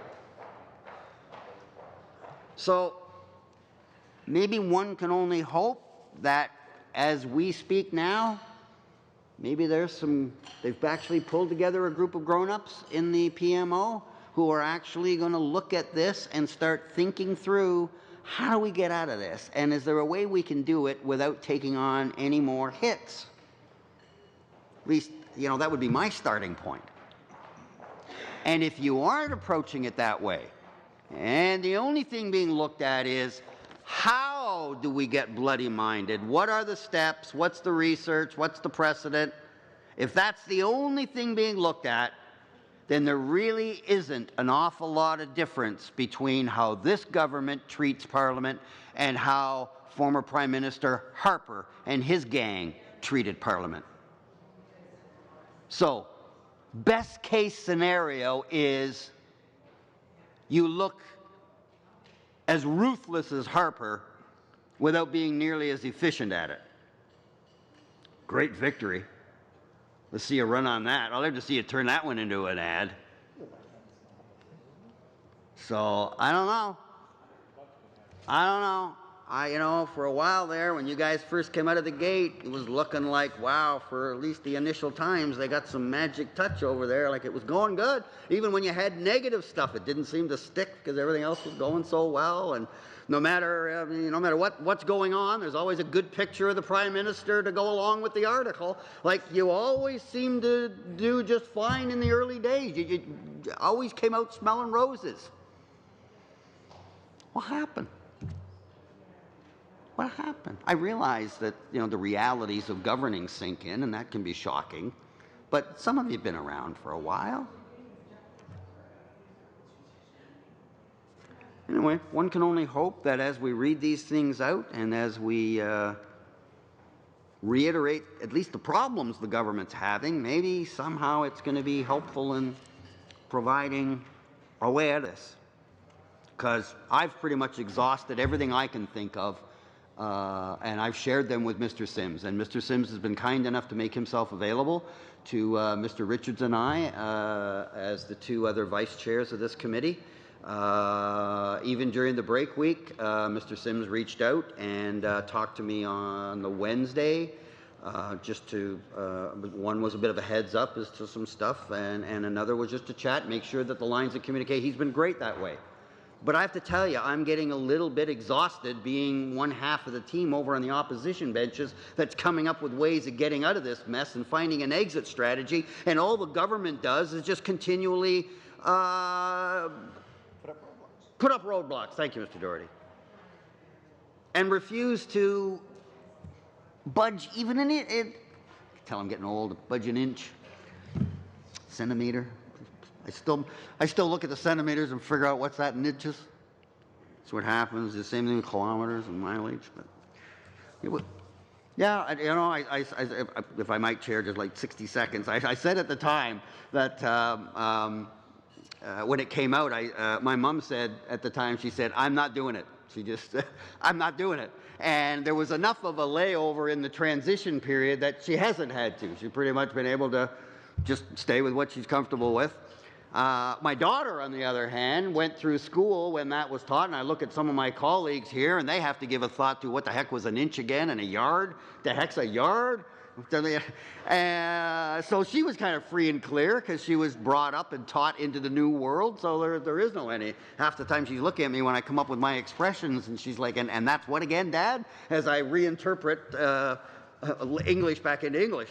But us, we got stuck in the middle. For those of us that weren't real good at the aptitude of making the conversions, we're just left having, not that I'm looking for any sympathy, but I'm sure there are a lot of other boomers who realize that having to make that translation and formula adjustment in your head slows down talk. And the chair is indicating to me that I need to talk, but about the subject matter. So I will. Thank you, Chair. Point. That the committee may recommend to the House texts of new or amended standing orders. So, just again, not only were they asked and willing to come up with some of the concepts, but also they were asked if they wanted to provide actual language. That's how much they were trusted. That's the kind of work that they expected them to do and that they did do. That the committee may make recommendations, that the committee may make recommendations for changes to relevant statutes, and if it does, such recommendations shall be deemed to have been made pursuant to an order adopted pursuant to, wait for it, Standing Order 68-4. again speaking to the importance of the standing orders as a tool that we use in everything we do. And point that the committee shall present its final report no later than Friday, June 1st, 2001. So, Chair, I've introduced this by way of ensuring that our record of debate reflects everything that's happening on the issue in front of us. This letter that I've read in its entirety, both sides, signed by the two opposition House leaders, outlining once again an off-ramp strategy for the government. Point of order. Thank you. I've actually quite enjoyed Mr. Christofferson's comments, and he could probably teach me a little bit about yards and inches and stuff a little later on. I did grow up in the metric system, so that is somewhat foreign to me in some way, but I still measure things. I could be deeply enlightened, but I was wondering if, for the benefit of the committee, if we might be able to have that letter circulated in both official languages for the benefit of the committee, if that would be something that would be beneficial for the committee. I know it's been shared through social media, I know, but perhaps it might be something that might be worthwhile to be tabled for the committee as part of our deliberations and conversations here, if that's the will of the committee. Anyone object? No, go ahead. Yeah. We'll do that. Thank you, Mr. Chair. Thank you. A real point of order. Okay, Mr. Christofferson, you're on. Thank you. They do happen, eh? Real points of order.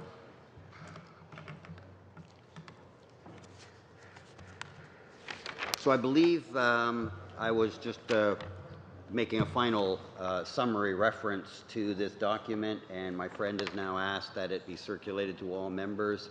And I would hope a lot of people, we forget how many people there are that follow these things and people that care very, very much about these matters.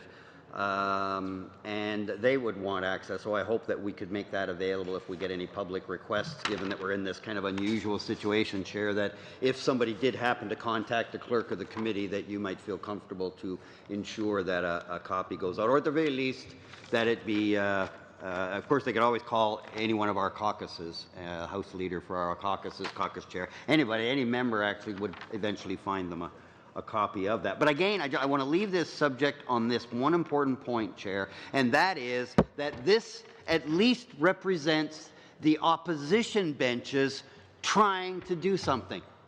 Where's the government's suggestion? The only thing we've heard, and it's not even formal, at least nothing on paper, is that there might be some consideration to move the deadline from June to sometime in the fall. But as I've said, without changing the fact that the government wants the unilateral right to ram through anything we can't agree on by consensus, it matters not to us whether that guillotine flies in June or October or November or December. It's not the time of doing that, it's the doing it that is the problem.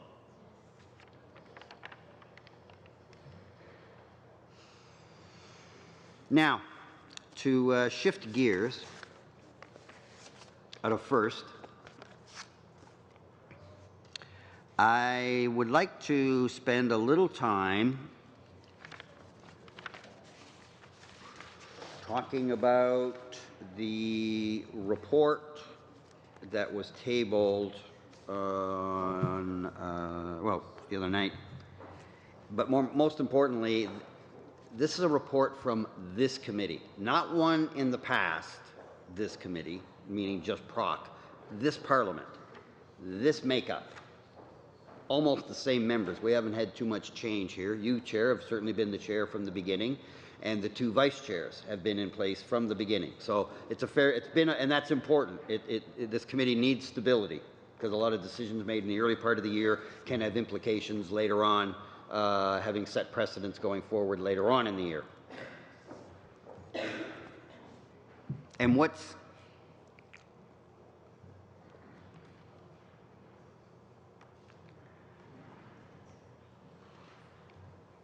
most edifying here is that the parallel, or the parallels, I guess you could have multiple parallels. The parallels aren't hard to find. It doesn't take a stretch to go from what this report is about to what we're talking about here, which is why the Speaker in the House last night allowed it to be discussed as a relevant part of the motion that was on the floor.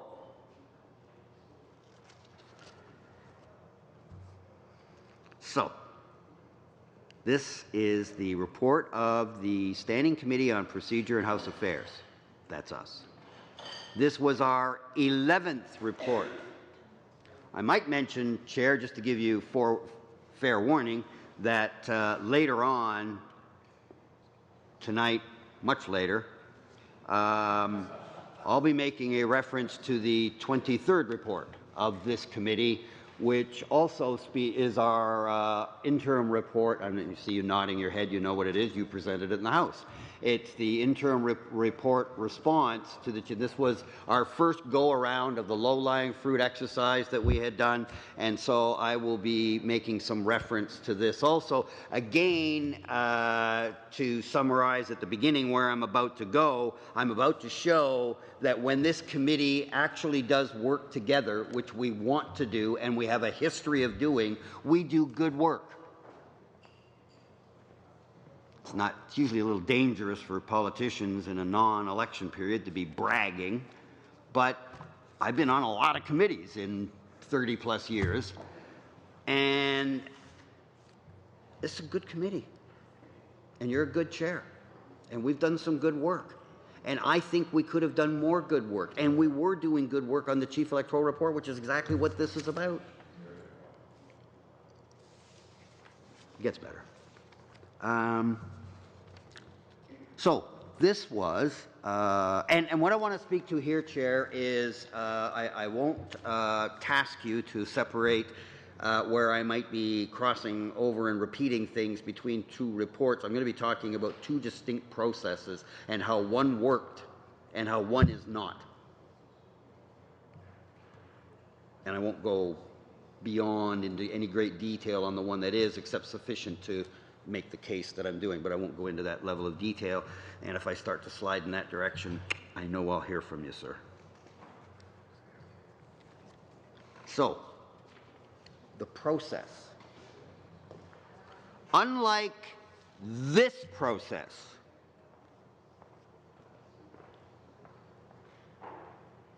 the other one started with respect.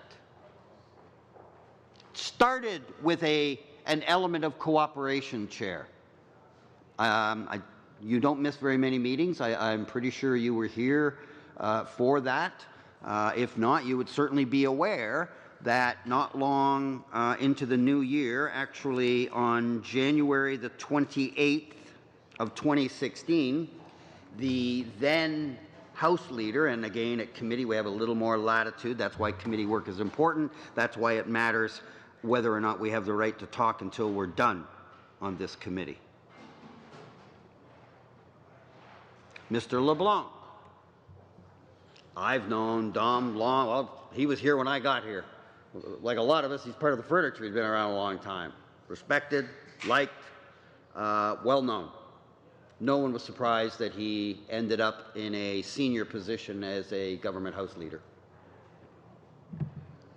And he was kind enough to come to the meeting, and he sat downstairs in 112, but sat in that general location, and he asked us. Asked. I would even go so far as to say he asked nicely, with a lot of respect. Asked us, as part of the parliamentary process, to please undertake a review of how we do things. I'm paraphrasing, but how we do things here. Committee work, caucus work, in the House, traveling between our offices, to take a look at all of that and make suggestions that would make this Parliament more family-friendly. big undertaking. One that really you would think couldn't work unless you had cooperation. Now, those of us that have been on the opposition benches for many years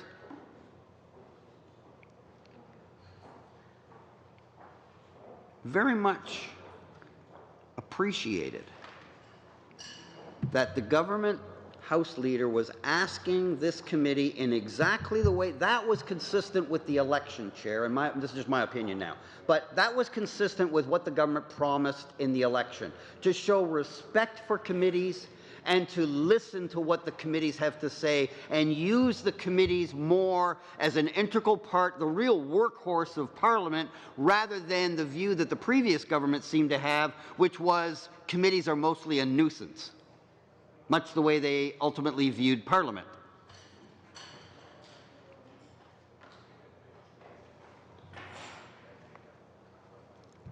Mr. LeBlanc's request was taken so seriously and cooperatively by this committee that while he came to see us on January the 28th, by February the 2nd, came in to see us January 28th, February 2nd, we started our work. No acrimony, no accusations, no troublemaking, no filibusters. We started working. And we worked on the principle that if we don't all agree, it won't go in the report.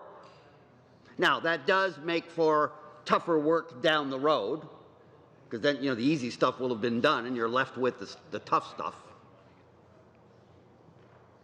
But it did allow us to generate this report. And it's amazing how often we did agree. But I'm getting a little bit ahead of myself, because this report's worth considering.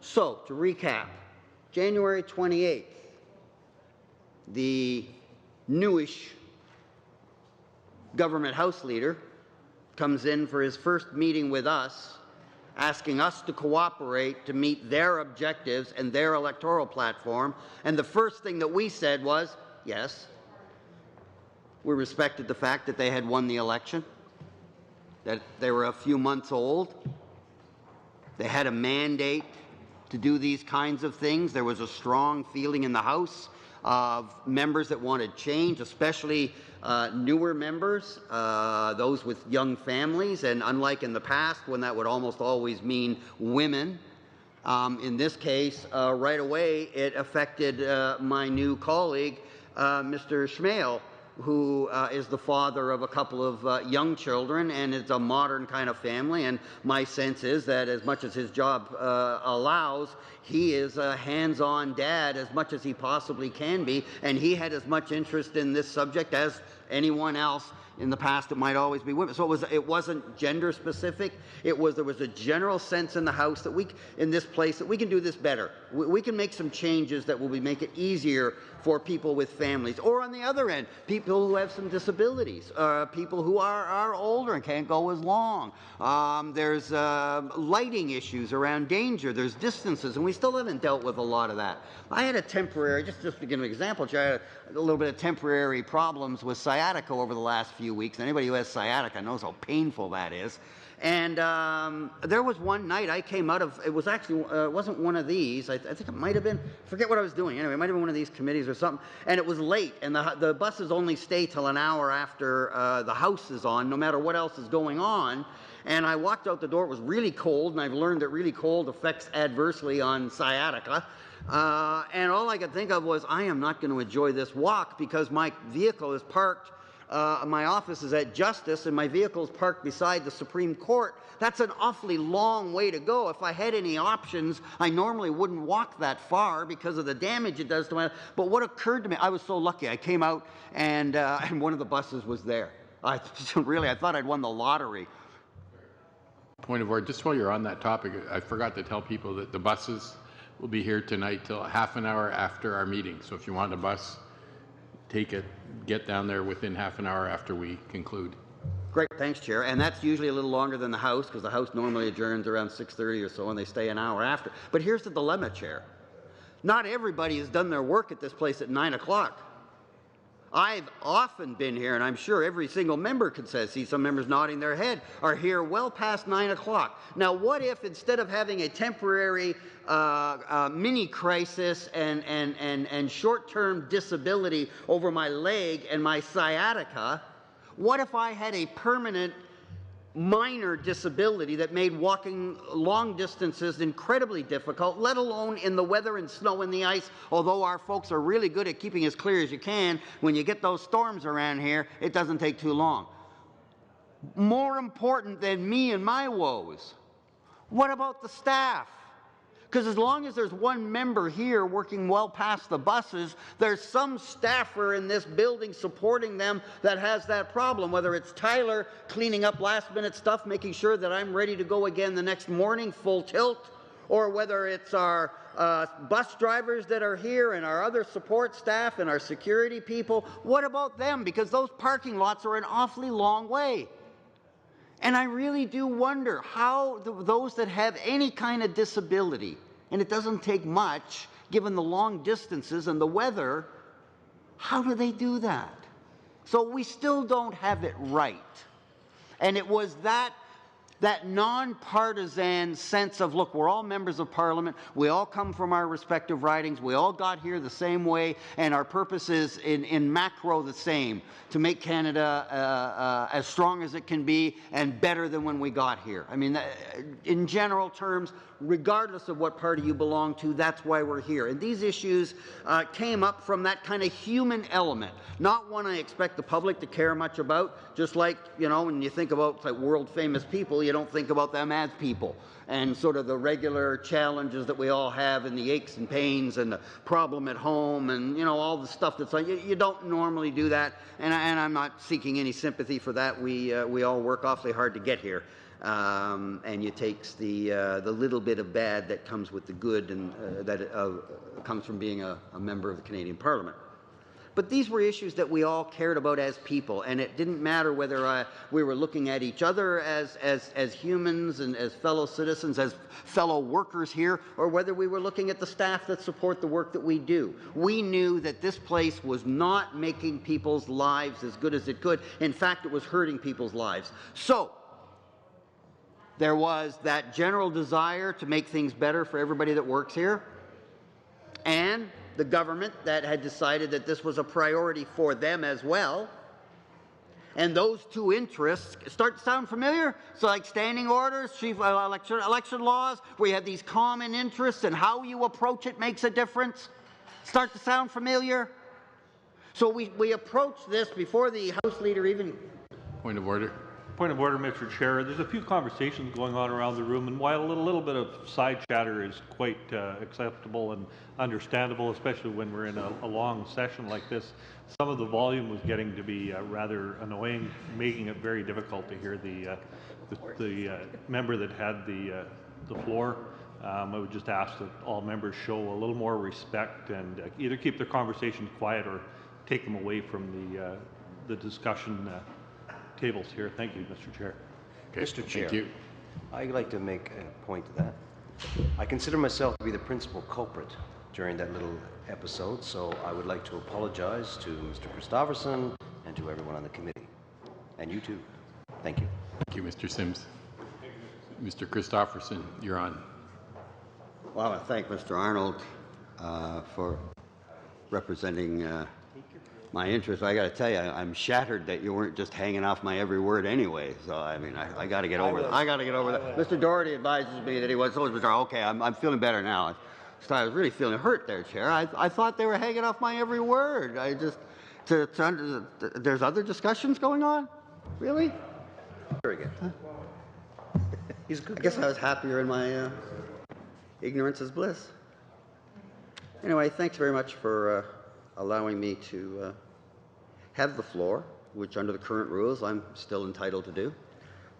Thanks, Tyler. So I was saying that in that general environment of all of us wanting for nonpartisan and non-MP reasons to take a look at this subject, and the merging of that with the government desire to make that one of the first things that they moved on, led to Mr. LeBlanc coming here in a very friendly, respectful exercise of dialogue about what the government would appreciate the committee doing vis-a-vis priorities that they've identified for their term. And as I said, that was on January the 28th. By February the 2nd, we had completely reoriented whatever we were doing. We said, yes, this makes a great deal of sense. And there'd be no reason for us to be opposed. If we had been opposed in any way, then that would be obstructionist, because there'd be no reason for it. And that's why I'm not hearing too much claims, even by the current government, although I expect over time that they'll increase, of cries of obstructionism, that we're just trying to hold things up. If that's all we were about, Mr. LeBlanc gave us a perfect opportunity to go into camera on this subject, and quite frankly, if we wanted to, we'd still not be re-emerging. We could keep it going that long, because remember, the agreement was that it was only things that we agreed on. So again, there was a desire on the part of members to do something, a desire on the part of the government to make it a priority. The minister of the day came to the committee, respectfully asked us to consider making this a priority project for our work plan, which we then, in a matter of days, it looks to me like it might even be the next meeting, but within 2 meetings, we were on it. And if we were all about obstructionism and getting in the way of the government's victory dance at winning, we had all the opportunity in the world. It didn't happen, and that's why it could, but it didn't, Chair. And that's why I say this is a very good committee. It's got a good mix of all that we need. Especially veterans and new members. And it's that combination I find that's the best. You get too many veterans, we get kind of lost in the way things ought to be and the way they used to be. And you get all new members, and they really have no context and no corporate history as to what's gone on, what's worked, and why, and why you approach certain things this way as opposed to that way. And a good combination gives you that mix. And then the last ingredient that you need is a great chair. And we have that. And we have this mix of new members and older veterans. And collectively, we started working together as a team. I remember this review. Chair, I don't recall, I stand to be corrected, you can correct me, your colleagues, but I don't recall us even once going into the ditch where any of these issues became partisan. I'm going by memory, I could be wrong, but it seems to me that on every single one, if we had any disagreement, it was just a respectful disagreement on a different view, a different perspective, a different idea. But Chair, how many times have you heard, for instance, I'll use members that are here, for instance, Mr. Graham would give a thought on something, and then one of the opposition benches would say, that's a great idea, I hadn't thought of it that way. And then somebody else would jump in, and sometimes we'd kind of get lost in it, and then you would make as Mr. Preston did, keep an eye on where that discussion is, and then just at the right time, when we're kind of getting ourselves lost because we're getting off on these ideas, all positive, but we're kind of getting away, then you'd kind of bring us around. But it was never the heavy-handed, thou shalt, and you will, and you won't, and stop doing this, and you're not on the point. There was none of that. You knew that you had a group of people that were working together, and that all they needed was a little bit of leadership to make sure that that discussion stayed focused, just like you do with me. Make sure we stay focused on the main points, and that everything is germane. And I say that lightheartedly, but it's true nonetheless. And I've been around to see when you have a bad chair You can't even agree on an adjournment time. So we had all the ingredients. The only thing that could have disrupted that committee meeting, in my view, would be if one member, just one, started dragging in partisanship, started talking like a New Democrat instead of a member of the committee, talking like a conservative rather than a member of the committee, or a liberal. Every one of us saw that the second we sat down in this chair, there's always some elements of the partisanship. Don't get me wrong. I'm not trying to describe some kind of, fairyland that doesn't, it's only an instant away. In the multiverse, the brains are very thin, and we're very close to that universe where we're fighting. But we got into the universe of working together, and we stayed there through this whole report. And the mandate that Mr. LeBlanc had, and he read it, and we put it in the report. With your indulgence, Chair, this is from our report. It says, Mr. LeBlanc's mandate letter contains the following instruction. Work with opposition House leaders to examine ways to make the House of Commons more family-friendly for members of Parliament. Not Liberal members of Parliament. Not Liberal members of Parliament. Don't make it more, doesn't say make it more family-friendly for Liberal members of Parliament and to heck with everybody else. Didn't say that. And that wasn't the approach of the minister. Didn't come in and say, you're going to do this, you're going to do that, and you're going to do it by this deadline, and I don't want to hear any problems. Bit of an exaggeration, but Not by much. that would be the opposite of what he did. He didn't do that. Come in, very respectful. And what I'm pointing out, Chair, over and over, because it's so important, that at the cornerstone of everything here, it's respect. Respect for the tradition of how we've done things in this place, respect for what those that came before us went through and how they dealt with these kind of changes, and more than anything, respect for each other as members of Parliament, worthy of having an equal say in the rules as to how we make laws in this great country. And we were treated that way. It didn't say for the Liberal members, although it benefited Liberals. It also benefited Conservatives, New Democrats, but more importantly, the multitude of people around us, aside from our own personal staff, who don't have a partisanship. Their job is just to help us do what we do, even when we do silly things like this.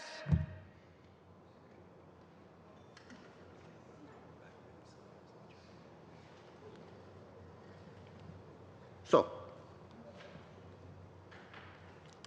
the very next paragraph, Chair, after the reference to Mr. LeBlanc's mandate letter, it says this. So this is our report. These are our words, all of us. But that, again, this is the committee report. It could easily be just the government and with two dissenting reports attached, and I would still be correct in saying the committee report.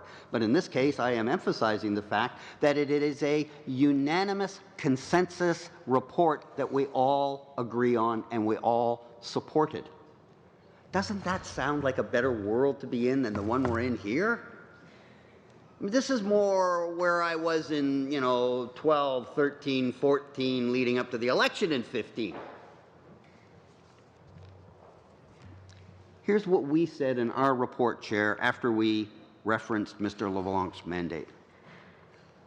In its approach to this study, the committee attached importance to reporting back to the House in a timely manner any findings and recommendations that could result in improvements to the inclusivity and work balance for members, along with seeking improvements to the predictability, efficiency, and modernization of the institution, all while taking into consideration the impact of changes on members' constituency.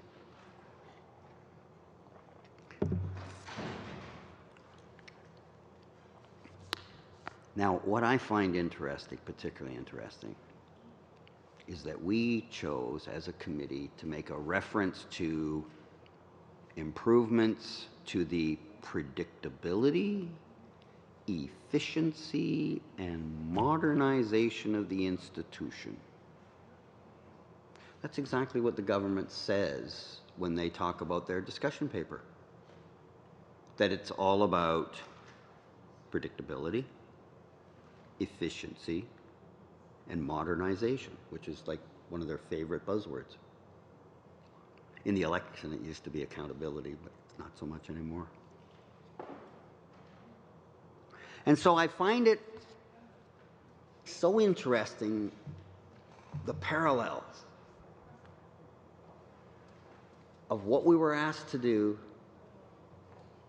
how we did it, what our end product was, looking at the 11th report versus what we have now.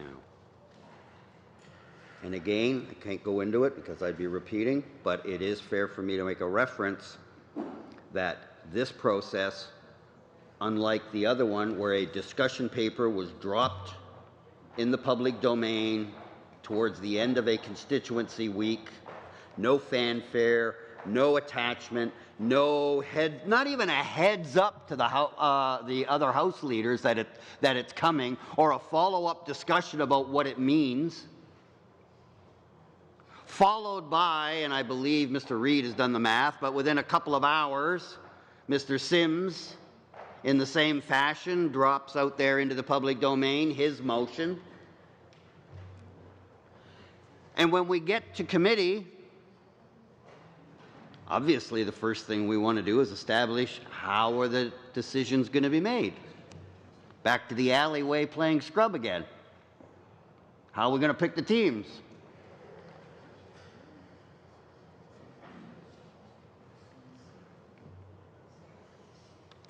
And so,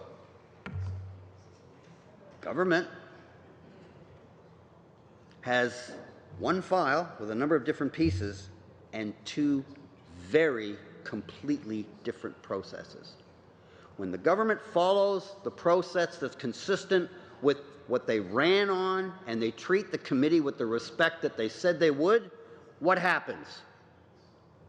What usually happens when you offer respect?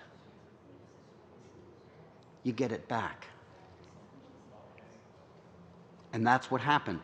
Mr. LeBlanc came in, read his mandate, asked us to undertake certain work, respectfully, very respectfully. And within a matter of days, we were on it.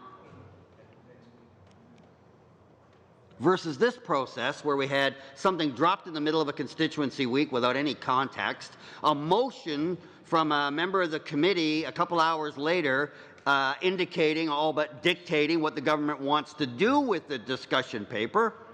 And the first thing that Mr. Reid does, as the critic for the official opposition and given the opportunity to have the floor, he puts a motion on that says, hey, before we do anything, we'd like a guarantee from the government that we're only going to do this by all-party agreement, that it'll be by consensus, that we agree to that. Should have been 60 seconds where the government said, yes, of course, that's how we're going to do it. And then we had a quick vote. It was done, recorded, and then we moved on, and we get working towards a final product, just as this same committee did with the 11th report. Not only that, but as Mr. Reid began to get the idea that the government wasn't going to support this, he started to settle in for, and I won't go long on this, but to settle in to fill out the balance of the meeting, what we call, and I've referenced this before, running the clock. Running the clock means exactly what it does in sports. You just keep doing what you're doing, so the clock runs out and others can't do anything else in that time. Run the clock. And that's what Mr. Reid thought he now had to do, which was bad enough, having now realized the government's not going to agree that, like in the past, it'll be by consensus.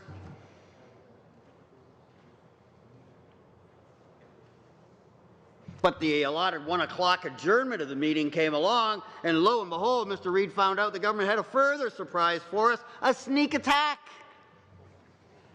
Mr. Reid may have been ready for up to 2 hours of time to talk in order to have one of those little battles I talked about at committee that happen from time to time and don't impact everything else that's going on, and that's kind of what we thought was going on there until we got to like 1 or 2 minutes after 1 o'clock. Somebody asked you, the chair, we're after 1 o'clock, shouldn't we be adjourned? And you indicated there was not majority support for rising, and therefore the meeting will continue. That was 2 weeks ago Tuesday, and we're still on that date.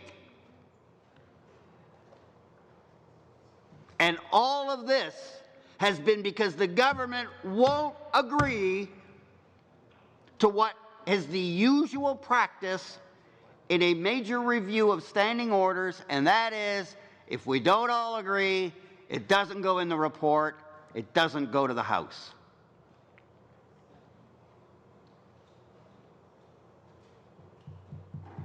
What a difference. Same government, different House leader. Different House leader. But, you know, I was a House leader once, so third party at Queen's Park, and, you know, you get to make a lot of decisions when you're the House leader, but there's some decisions it's worth your political life to make on your own. You better be checking from on high before you go telling the government House leader what deal you're about to cut. So, and you have to know what the discretion. Anyway, I get that it's not just the personality, and I'm not trying to make it about that, but I am pointing to the difference in what happened and the approach. And I can't go too far on this because we were not only in camera, we were like pens down. We were like having a total 100% informal, we like set this aside, and we had the minister in here the other day, and a few of us thought, okay, well, here's our chance. We've got the minister in here. You remember how it unfolded, Chair? I don't think you'll stop me if I'm telling tales out of school that I shouldn't be in a confidential meeting, but we agreed to kind of just set everything down and have a quick chat with the minister to see if she could help, because she was in a position to do something that could get us out of the logjam. I cannot go into the cut and thrust. I won't attempt. I won't play any games like that, but I'll just say that it was not productive. And I only say that, and that's all I'm going to say about it, as a comparison to what happened when Mr. LeBlanc came in, when he was in public, and we could have done anything we wanted to embarrass him, make it look all like we had all that to us, and we had the cameras going, it was all there to us. We didn't do that. That's not what we did. And I am so glad that we have this report to point to show the Canadian people the difference between how we deal with two parts of the same subject. One with respect and collegiality, which is what they ran on. And the other was just borderline political thuggery. And we're still in the middle of that fight. What the heck happened?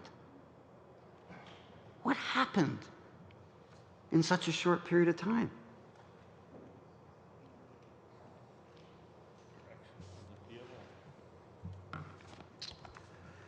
Don't know. Can only hope that maybe it's time to bring Mr. LeBlanc back, at least into the discussions at the House Leader's office. Something, because this is nuts.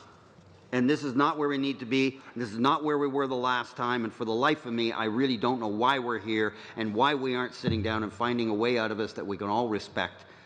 Because it's our collective rules of the House, not the government's.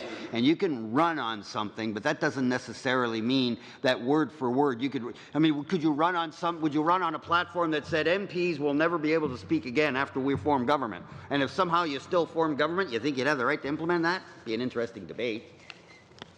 Probably get about as far as this thing's going, but I don't know. I know that's silly, but this whole thing is so silly. It really is, and non-productive, and I don't get where it goes. This is the underlying thing, is I usually can figure out to some degree what the heck is going on. I have no idea, except I know the government wants their way or the highway,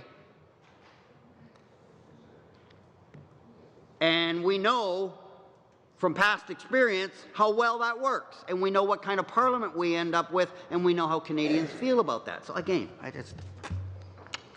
anyway, moving on.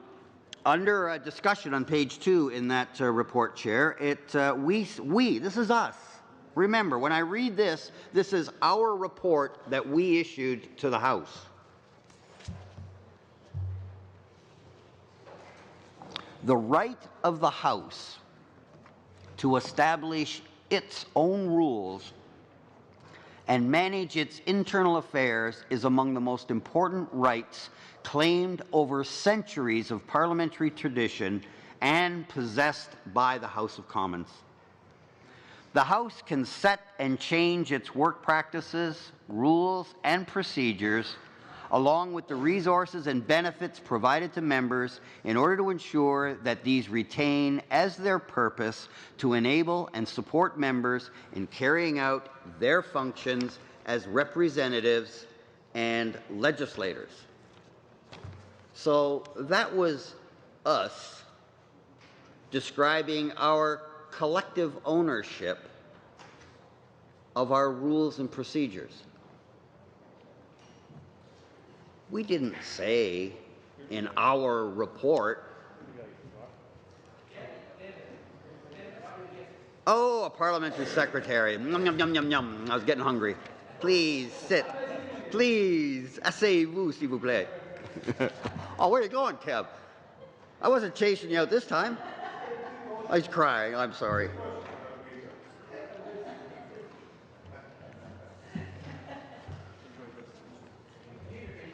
I did appreciate that. Thank you. Always good to see my friend Kevin, as long as he's not sitting in Proc. As a parliamentary secretary, he's welcome to give it up and come back and join. He was a great member. Anyway, we're just wasting time now. I don't want you wasting my time. I have important things to say. Just don't make that noisy point. Which one? Okay. Oh, yeah. All right. So, I was pointing out that on the second page, thank you, one of the first things we did was to describe the rules and the processes that are internal to this place, but that are, and what's the words we used? The right of the House to establish its own rules, and not the government, the House, to establish its own rules and manage its internal affairs is among the most important rights claimed over centuries of parliamentary tradition and possessed by the House of Commons, exactly the traditions and rights the government wants to run roughshod over and use their majority that they got with a smaller percentage of the vote than the previous government, yet they think they have the mandate to come in here and change whatever darn rule pleases them or displeases them to their own advantage. That was not what they promised in the election. That is not the respect that this government said that they would show. Campaign on the left, govern on the right. Ever thus.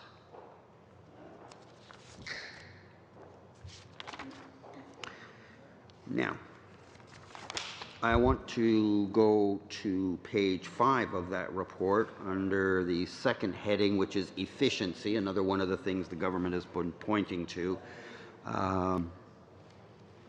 as something they want to achieve. Chair, I want to read this out for one particular reason, and it's to show and underscore the culture that we, under your leadership, have created since we got here. Because we are, each committee, of course, masters of its own destiny.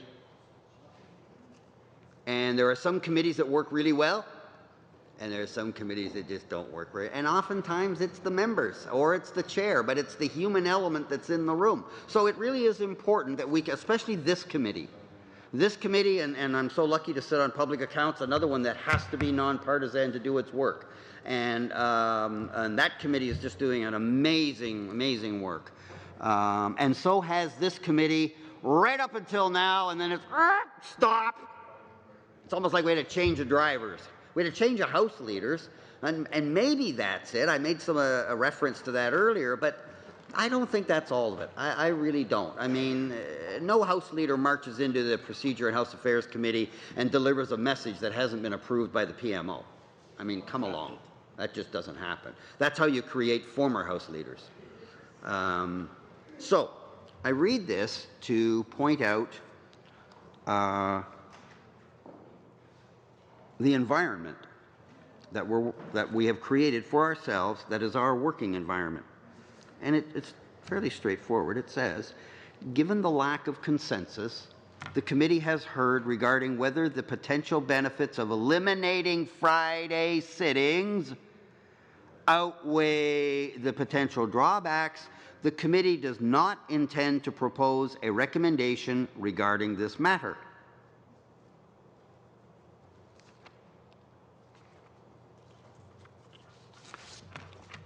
I'm going to be coming, McGraw and the Kilger report of 03 I use as touchstones along the way, Chair, and this is another time when I'd like to do that. And the reason is because this is what they said, 03. In the history, we're celebrating 150, 03 is not that long ago. June 03 to be precise. And the name of that report again, because it's been a couple of meetings since I mentioned it, Report of the Special Committee on the Modernization and Improvement of the Procedures of the House of Commons. Exactly the kind of work we're doing. Exactly. Done in their time, 03. This is really, really important, and this gets to the crux of the issue of whether there should be consensus or not. Not is there, per se. And it's their 7th paragraph, and it reads like this, Chair. The committee's order of reference, like that of its predecessor, required that any report be adopted by unanimous agreement of all members. We believe that this is desirable for meaningful change, as parliamentary reform is best achieved where there is consensus and all-party agreement. While this may, of course, mean that change is more difficult and may take longer to achieve, in the final analysis, we believe that it results in stronger and more viable reform.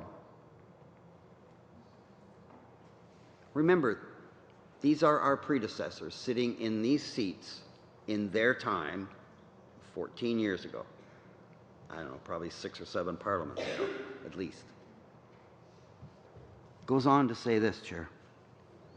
The requirement for unanimity has meant that on a number of issues, recommendations were not possible. By the same token, on some issues, the members of the committee have compromised and worked toward achievable solutions that reflect our differing interests.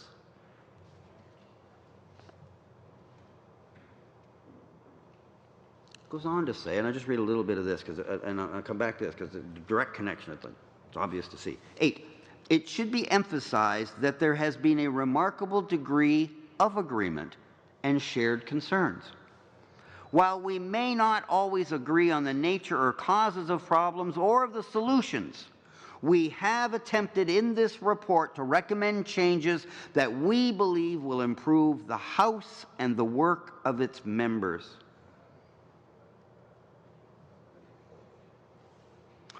All members of the committee are committed to the institution of Parliament and to the importance of the House of Commons as central to our democratic form of government.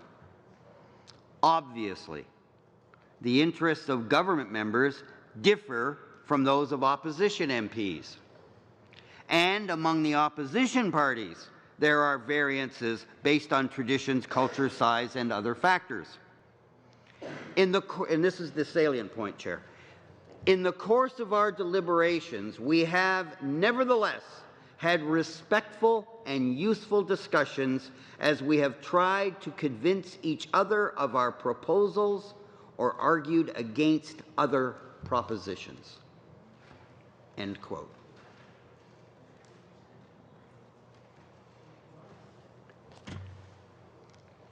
That's what they thought in 03. When we did the 11th report, we were on the same wavelength as them. It continued. And there were issues that we couldn't agree on, as they couldn't. It didn't mean that those changes were even wrong and shouldn't happen. They acknowledge that there were changes. It's either this one or the McGraw, to stand corrected, this one or McGraw. Make the point that if they couldn't agree unanimously to make the change, that it was not in the interest of Parliament to ram it through. In other words, they only put in things that they agreed on. They recognized that that meant that some things didn't get done in here, and it mentions, and I'm referencing our work on Friday sittings. We couldn't come to an agreement. No one will be shocked by that. The government obviously wants these Fridays off so bad that they're willing to go down this undemocratic road, this Harper-like approach. I know.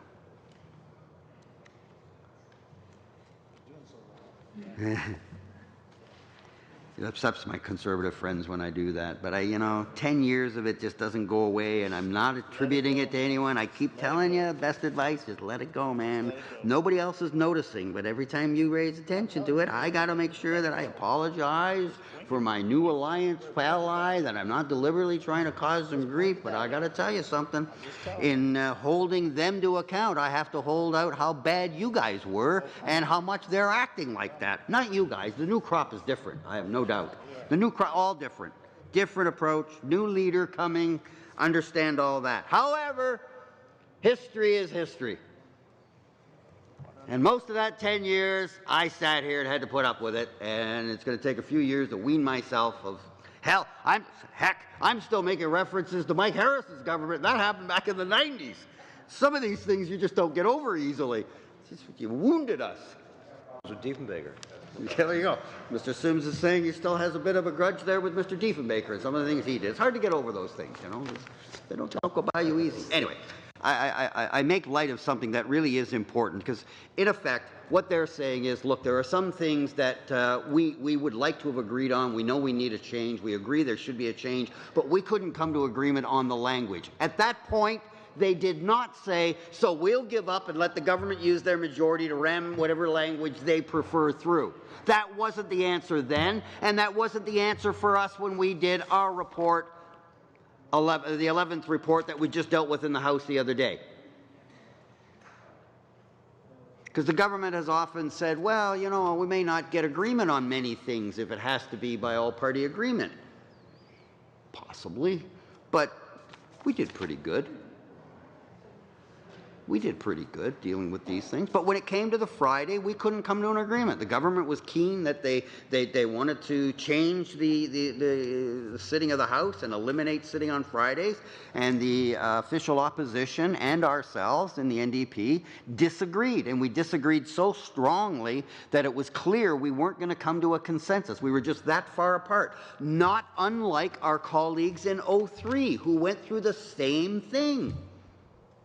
But did they say, therefore, because we couldn't come to agreement on things that we all agree there should be change, but we can't agree on what that exact change should be, that one of the 3 or 4 or 5 parties should be the one that ultimately decides on the language that they want, the direction they want? That's then what carries the day and the rest of us just have to eat it? No. No. No. They didn't do that in 03. But if that bothers you because it's not today, it's not what we did in this committee the very last time the government asked us to address some of these issues. So our colleagues in the past, they didn't feel that they failed. Even though I'm sure it felt like that, especially if they did agree that they got to make a change. It must have been really frustrating that you agree something has to change, but no matter how hard you worked at it, no matter how much the excellence of our analysts came up with incredibly creative language that would let us try to address, they just couldn't do it. Seems to me we were about the same way on the Friday. There was a lot of emotion in that discussion. The government felt strongly about it. The opposition benches felt strongly too. And in the end, we couldn't find agreement. The government's approach now, unlike what it was a year ago, is that if you can't agree on it, then we obviously have the de facto residual right to make that decision. No. And that's not what our predecessors told. In fact, our predecessors went out of their way to say to us in that situation, where even where you agree you should make a change, but you can't agree on the language or the detail of that change, that it ought not happen, and that that's in the best interest of the Parliament we serve. How come that's not good enough now? How come it was not only good enough for the Parliament in 2003, but it was good enough for this very committee in this Parliament, the 42nd Parliament, my 5th Parliament, here, 3 at Queen's Park. We're going to do it different. Different than we just did it a year ago. What it speaks to is, Chair, in this report, they were prepared to do what we had done in the past. So the report that we collectively agreed on and sent to the House is just like the report in 2003. It had all their agreement, and therefore it meant that those changes were solid changes, that no one need to worry that, that someone wasn't in agreement, that everybody bought in, that we'd found consensus, and our predecessors were telling us that you are better to leave Parliament with rules that everyone agrees on, even if they are inadequate to the task, rather than find a solution that is only acceptable to the government. That's what the Parliament in 2003 was telling us in the future.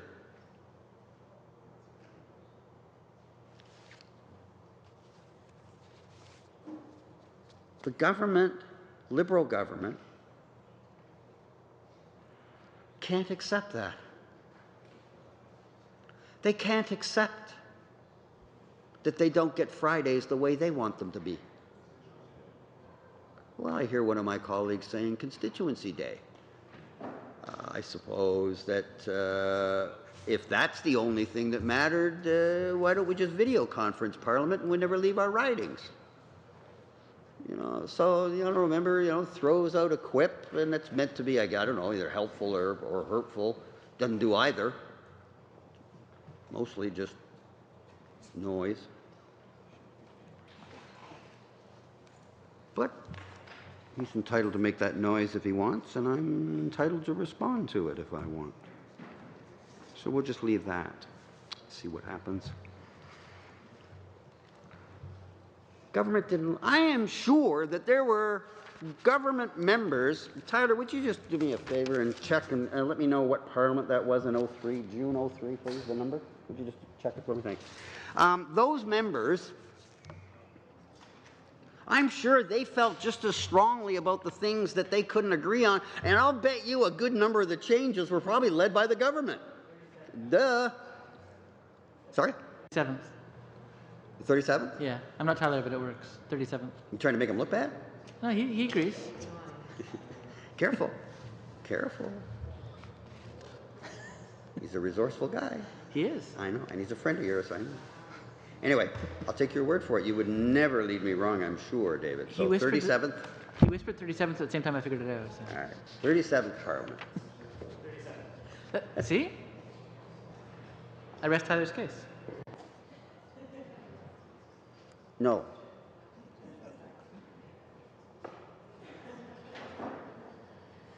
Yes.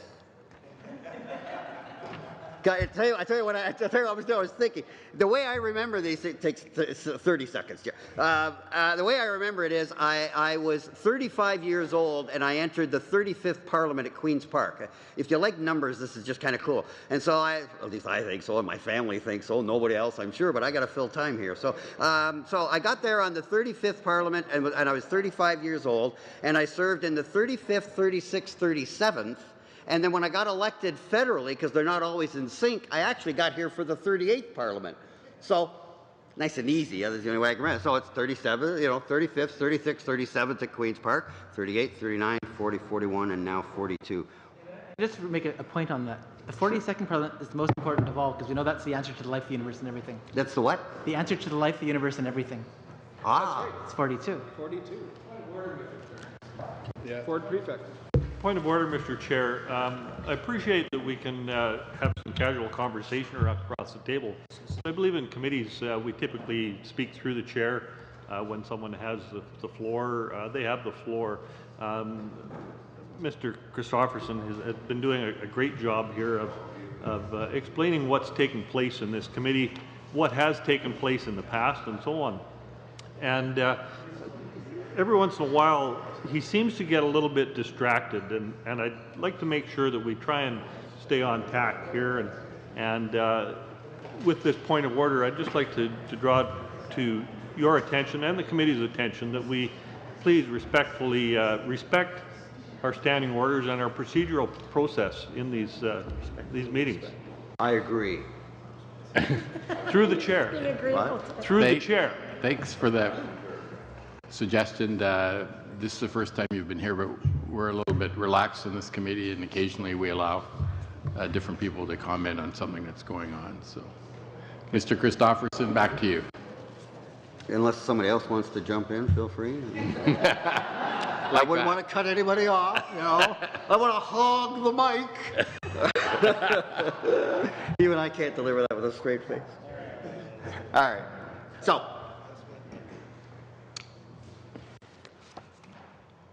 I believe that I was making the point that I suspect that back in the 37th Parliament, when they were doing the 03 report, that there were members and caucuses that felt strongly about things. And I was suggesting that just like now, it's likely that much of the thrust was coming from the government. The government is the one that has to deliver. The government is the one that has to run on their record, and governments always want more control than what they have. It doesn't matter what the government is. Mine was no different. You'd like to have more control, especially when you start to see. One of the things that that surprised me when I first got elected, because I didn't expect to get us to form government. I thought I'd be, in the back row of the third party underneath the burnt-out light bulb, and instead, there we are, government. 2 years later, I'm a minister. Who knew? But I found myself as on the House Management Committee. I'd served on city and regional council, so I understood council politics, but I really didn't know much about parliamentary politics. And one of the things I learned is that one of the most precious commodities is house time, particularly government house time, because by the time you go through supply days, special days, all the things you taught, you start to realize that there's a fairly narrow window of opportunity, given that bills rightfully don't just whiz through here, that they take some time. So I get it. I get the idea that the government wants more control. And I have no doubt that in 03, in the 37th Parliament, that there were government members that felt strongly or were given, orders from on high to feel strongly about some important matters. But as they told us in their report, their philosophy was that to maintain the respected House that we have, that Parliament was served, not the government, not even us in our time, that which is bigger than us, Parliament. Parliament was best served when rule changes only happened when there was complete agreement. They recognized, is that the most efficient? No.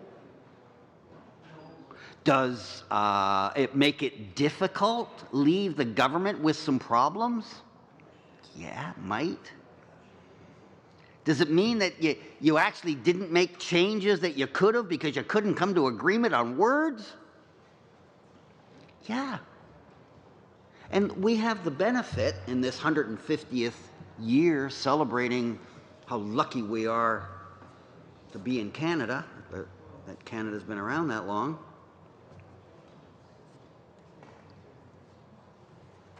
And we're facing that moral dilemma,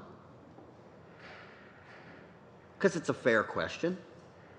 Is it more important that the House operate efficiently, or is it more important that there be buy-in for the rules that decide those things?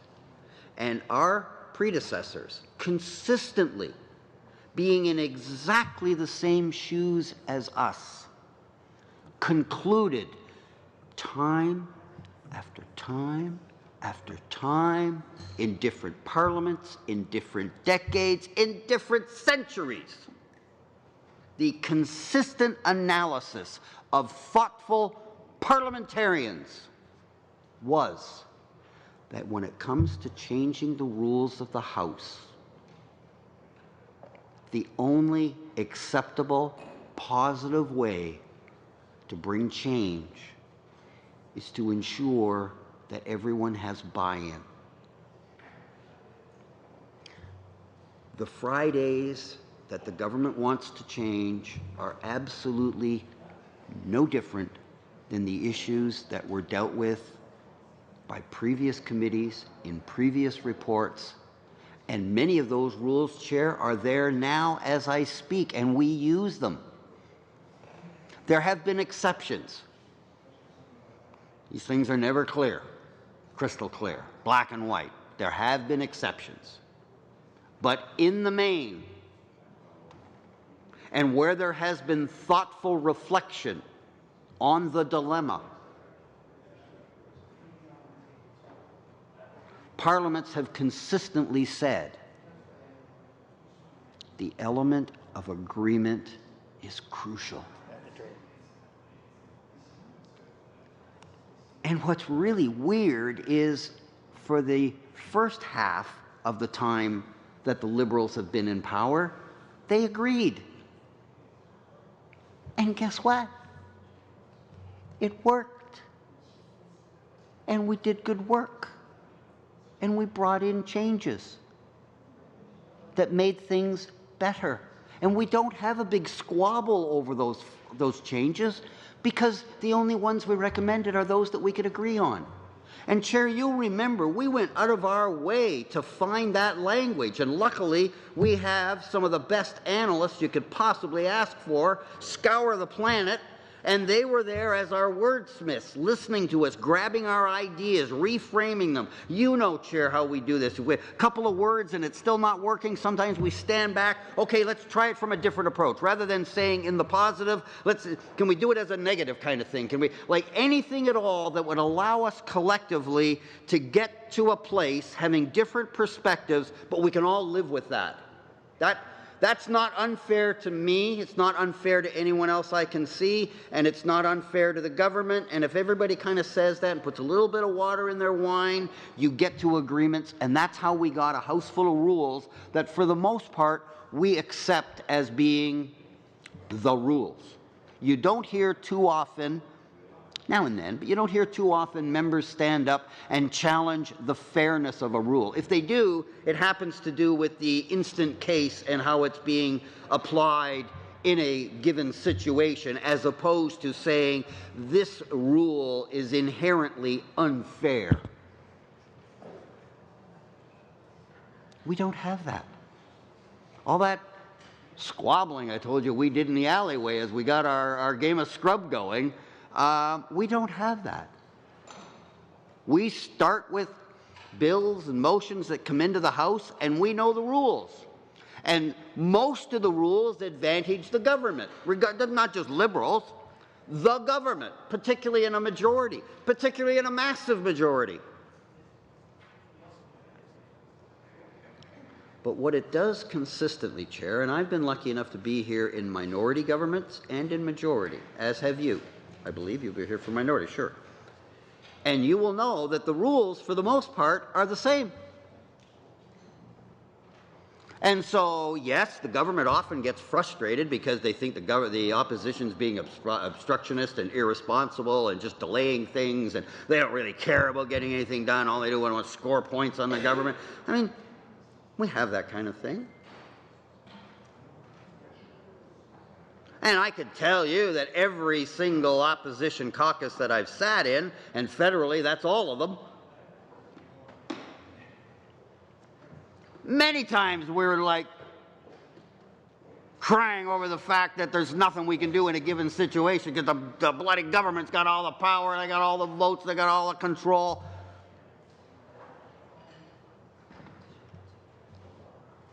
But that's kind of what makes it work, is that we have enough rights, fewer than most, by the way, most parliamentary democracies, fewer than most. We really have, if you look at it worldwide, we are on the tight end of what a majority government can do with a parliament.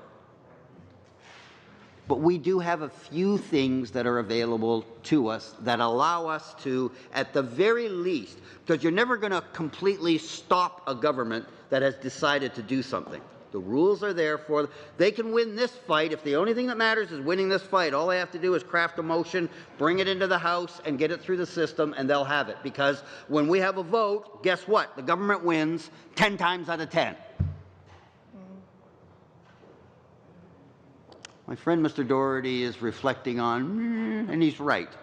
Every now and then things go a little democratic on them, and they have a bit of a... But in the main, as a structure and as an approach, government House leaders that have, and that was on private members' business, by the way, on full-up business, very, very unusual. It does happen, but for the most part, majority government, big majority government wins 10 times out of 10. They win the votes. Which is why we're trying to delay a vote on Mr. Reid's motion, because we know it's going to lose. And that's the motion that says you can only do this if we all agree. They want to kill that motion to leave themselves the right to ram these things through. Coming back a full circle, Chair, I pointed out in the report that I've been focusing on for the last little while that one of the things that we could not come to agreement on was the issue of eliminating Friday sittings.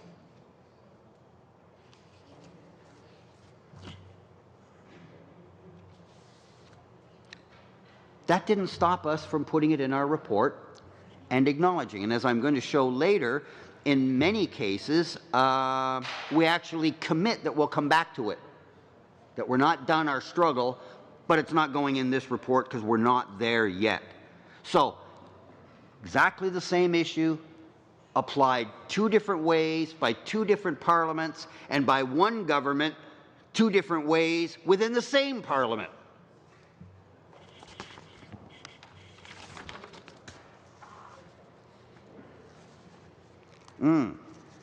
This was interesting. At this time, it doesn't matter when, it's making a reference to a time point, but anyway, just at this time, to make the quote correct. The committee does not have any recommendations to make regarding implementing a parallel debating chamber for the House. It may revisit this topic in a future study. Now, I have to tell you, Chair, I think you recall when we started talking about it, I was one of those like, what? What? They have a parallel debating chamber. I did not know. And I don't mind admitting that because I don't think there was anybody else on the committee that did either. We did not know that. It's an interesting concept. And now I don't understand fully, because we didn't go too far down there, that we didn't see enough relevance to push on it, but we did say we may revisit it because it had enough, ideas, and it was an interesting concept. And basically, if I can, what it does is it does create a recognized second chamber where some of the business of the House is allowed to take place. And it runs parallel to the House. So there'd be this other place. Senate would be a great place to have a House of Commons parallel debate format, but I leave that for a future discussion. Well, just like in Quebec, they turned their former Senate into the most magnificent, beautiful committee room in probably all of parliamentary history. It's a stunning room. Used to be a Senate. Now it's useful. It's wonderful. I do love Point of order, needling Mr. them. I Chairman. know. Point of order. Point of order. If I can ask the committee's consent and to speak. If I can ask for consent to speak, please. Oh. Well, no, I say that. I David, don't say that tongue in David, cheek. I think you need a drink and maybe a possible rest. Oh, if you're being helpful, I'm trying to be helpful, David. which is uncharacteristic so far from the government benches. But I'll take it at your word, Betts. Yes, so by all sure, means. please take but I have the right to yank it back if he jerks me around. Go ahead. Thank you. But he won't, I'm sure. Todd.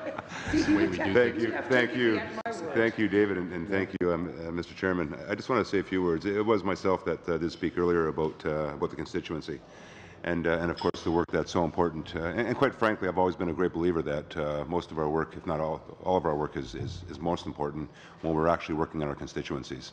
I know, for example, tomorrow or Friday coming, if I have the opportunity, which it doesn't look like I'm going to have.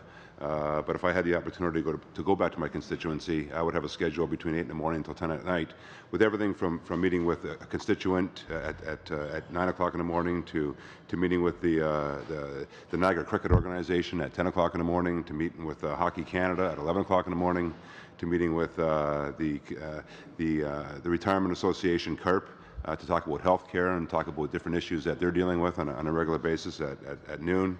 To deal with government relations officers from different organizations at 1, to deal with Tommy Frew. Tommy Frew is a fellow. You got to hear this, David.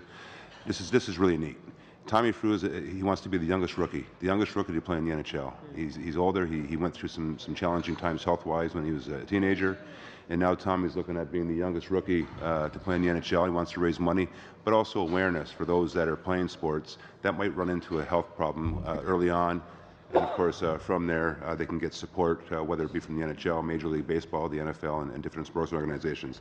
And I have to give Tommy a shout out because we're hoping that he does accomplish what he said he would do. And then, of course, I lead into the evening where I would be giving out awards to local sports organizations in Welland and possibly other communities. So how important it is for us to look at the opportunity, working with you folks as well, to look at the opportunity to get back to our constituencies at least one day a week, besides the 1 week a month that we get. Because once again, I personally feel, as I'm sure many do throughout the House, that it's important to get back to our constituencies as much as we can to do the work that we're best at doing. But I also have to say to the committee, and it was mentioned earlier by David. It was something that we campaigned on. There's no question that we campaigned on giving Canadians a voice in Ottawa. And this is exactly what we're trying to do, giving them a voice in Ottawa, getting back to our constituents, listening, learning, and hopefully reacting accordingly. Working together, as we mentioned from the onset, working together with 3-5 parties to really get some of these changes made. And of course, how palatable it'll be, not just for us, but ultimately it all boils down to the resident, the citizen, the people that we represent on a regular basis. And I have to say this, today was a perfect example in the House when we listened to the Prime Minister speak and answer every question. This is something that we want to institute in standing orders because albeit it may be a habit that we can get into during this session, we want to ensure that in future sessions down the road, it could be 10, 15, 20 years down the road, that future Prime Ministers also hold to that standing order as well. That they take the time not only to spend the days in the House every day answering questions, but at least one day to answer every question that's given to them. So we think that's important as well. But I did, and not to be repetitive, Mr. Christopherson wanted to mention, because it was me that threw it out earlier, and about the constituencies. And like I said, and not to be repetitive, but I'm a first-time MP. I'm a former mayor, and being a mayor, you're in the grocery store, you're at the hockey arena, you're at the ball fields, you're walking on the sidewalk. You see people every day. Every day you see people, and they tell you about their problems, the potholes in the streets, the sidewalks, the soccer fields, the challenges that they're having on a daily basis. Being up in Ottawa now and as a rookie MP, I don't get that because we're up here in Ottawa a lot. And it's nice to get back and hear what I used to hear when I was a mayor for those 14 years, well, actually 17, because I was on council as a city councillor as well. It was nice to hear those thoughts. And again, to hear what the Canadians had to say or have to say and bring their voice back here is imperative. So to get, as one idea, to get back in those constituencies, at least that one day a week, so we can spend that 8 in the morning until 10 at night, yes, at events, but quite frankly, listening to folks speak and ensuring that we can bring their voice back here. So if I may, Mr. Arnold, if I may, as you mentioned earlier, to take advantage of that courtesy that this committee, I'm sure, allows our members, and to Mr. Doherty too, I have to give you my full appreciation for that courtesy too. I do make those comments, and I would hope that while we're moving forward, we'll keep those in mind. Thank you, Mr. Did you want to comment on BC? Mr. Chair, I really respect all of our colleagues' comments and feedback, and while I can't speak for other MPs, I can tell you that without a doubt, I probably have one of the longest travel schedules. I still am here on Fridays.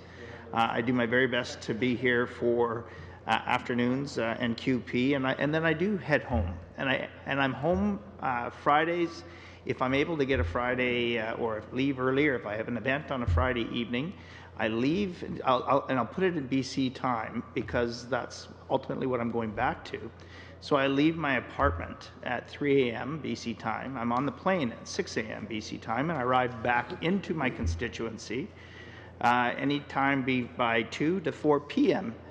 Friday BC time, and then I go into my events for the evening. And I spend Saturdays in my riding. And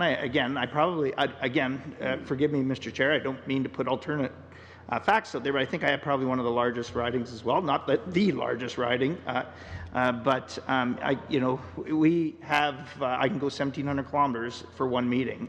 And to give you an example, last riding week, I put anywhere from 2,800 kilometers on my truck to what have you. Last year, I put close to or over 200,000 air miles in there. And my point is this, to Mr. Badaway's comments, and I think it's very important that we are the voices of our constituents. And I've had the opportunity to travel with Mr. Badaway, and I really respect what he's saying. I think that all levels of government, all levels of elected officials have value, and I think that there's valuable work that we all do. But to that point, I think we know what we're getting into when we put our name forward. I know that Western MPs have the highest level of divorce in Parliament. Therefore, I've always maintained that my wife, or when I can, my children are going to come out and spend time with me. I think that we have an incredibly valuable program here within Parliament, which is the Parliamentary Spouses program, where our spouses have an opportunity to actually be part of our journey and part of the process. So my wife, Kelly, comes out here with me, even if it's a matter of 10 minutes. In the evening, I get emotional even just thinking about it. I have an opportunity to, I'm a softie, so I have an opportunity to just say hello to my wife and see how things are, even if it's just, as I get into my apartment at 11 o'clock at night. I think we talked about this on the last trip, Mr. Chair, so I'll indulge you. I'm a workaholic by nature. I mean, that's just what I do, whether it's this job or the previous jobs that I've been in. It's just the way I'm wired. I don't sleep much at night. So I'm in my office, and Mr. Arnold can attest that he gets emails from me. My staff that are listening in, they get emails from me at all hours of the night. It's just who I am and the way I am. So I'm in my office, usually no later than 7 o'clock, regardless of what time I get in. Usually it's actually quite a bit earlier than that. And I leave my office late in the evening because, again, when I get back to when the House adjourns, it's still business hours back in British Columbia. So we find a way to adapt our schedule here. And while I appreciate the comments about being in the soccer fields and the baseball fields and the grocery stores, my point that I'm offering in this brief intervention is that I still managed to do that. I'm still a valuable member of our community. I think my community sees me, they see me every weekend. And I still have I'm still able to manage to celebrate successes, mourn the loss of family members, take in the events that matter the most and still be present to hear our constituents. It's just to the point that I'm trying to make through this intervention is we knew what we were getting into. We know that there's a sacrifice. The greatest honor that we have is serving our country. When I signed the book, when we were sworn in, when I was given the pin, and knowing the volunteers that put in the hours to get me where I was, the sacrifices of those that came before us in these halls, and the honor to sit in the House with the 337 other members of Parliament. There's always time that we have a debate and we argue and we heckle back and forth. It's always good-natured. I always tell people, and this might even be your quote, Mr. Badaway, is that politics is for QP in elections. And what people see on QP isn't really what happens all the time, because we work very collegially behind the scenes and very collaboratively behind the scenes. And we still, again, going back to what I was saying was, it is of great honor to be a member of Parliament. We know that with honor comes sacrifice. And it's our duty to do whatever we can to still manage to be the loudest voice we can of our constituents and represent them as true and as strong as we can. And where do we do that? We do that here in Ottawa. That's what my constituents expect of me. They work Monday to Friday. They work 60 to 80 hours a week. It sends a wrong message. And they still know that we travel. We still have to travel. But if we took a Friday off, I'm still traveling. I'd have to leave Thursday instead, which means I'm here for 3 days. And my intervention is obviously about me, but I'm just using that as an example about my travel schedule. It is a 12 to 15-hour day on top of what we put in when we're here, and I'm not complaining. I love every single minute of what we do. Is there frustrating times? Absolutely. Is this part of it? Where we look. The strongest message that we as Parliament, I think, that we've given over the last while since we've been here, honestly, is the votes on the private members' bills, and mine was one of them, where we stood in 284, and what we did today, 283, 284, where we stood together, where we saw backbench from the government stand up and vote their conscience and vote what was right. And it sent a message to Canadians. If we could do that more often, we don't need electoral reform. I'm telling you, we've got the voice of our constituents. We're doing it.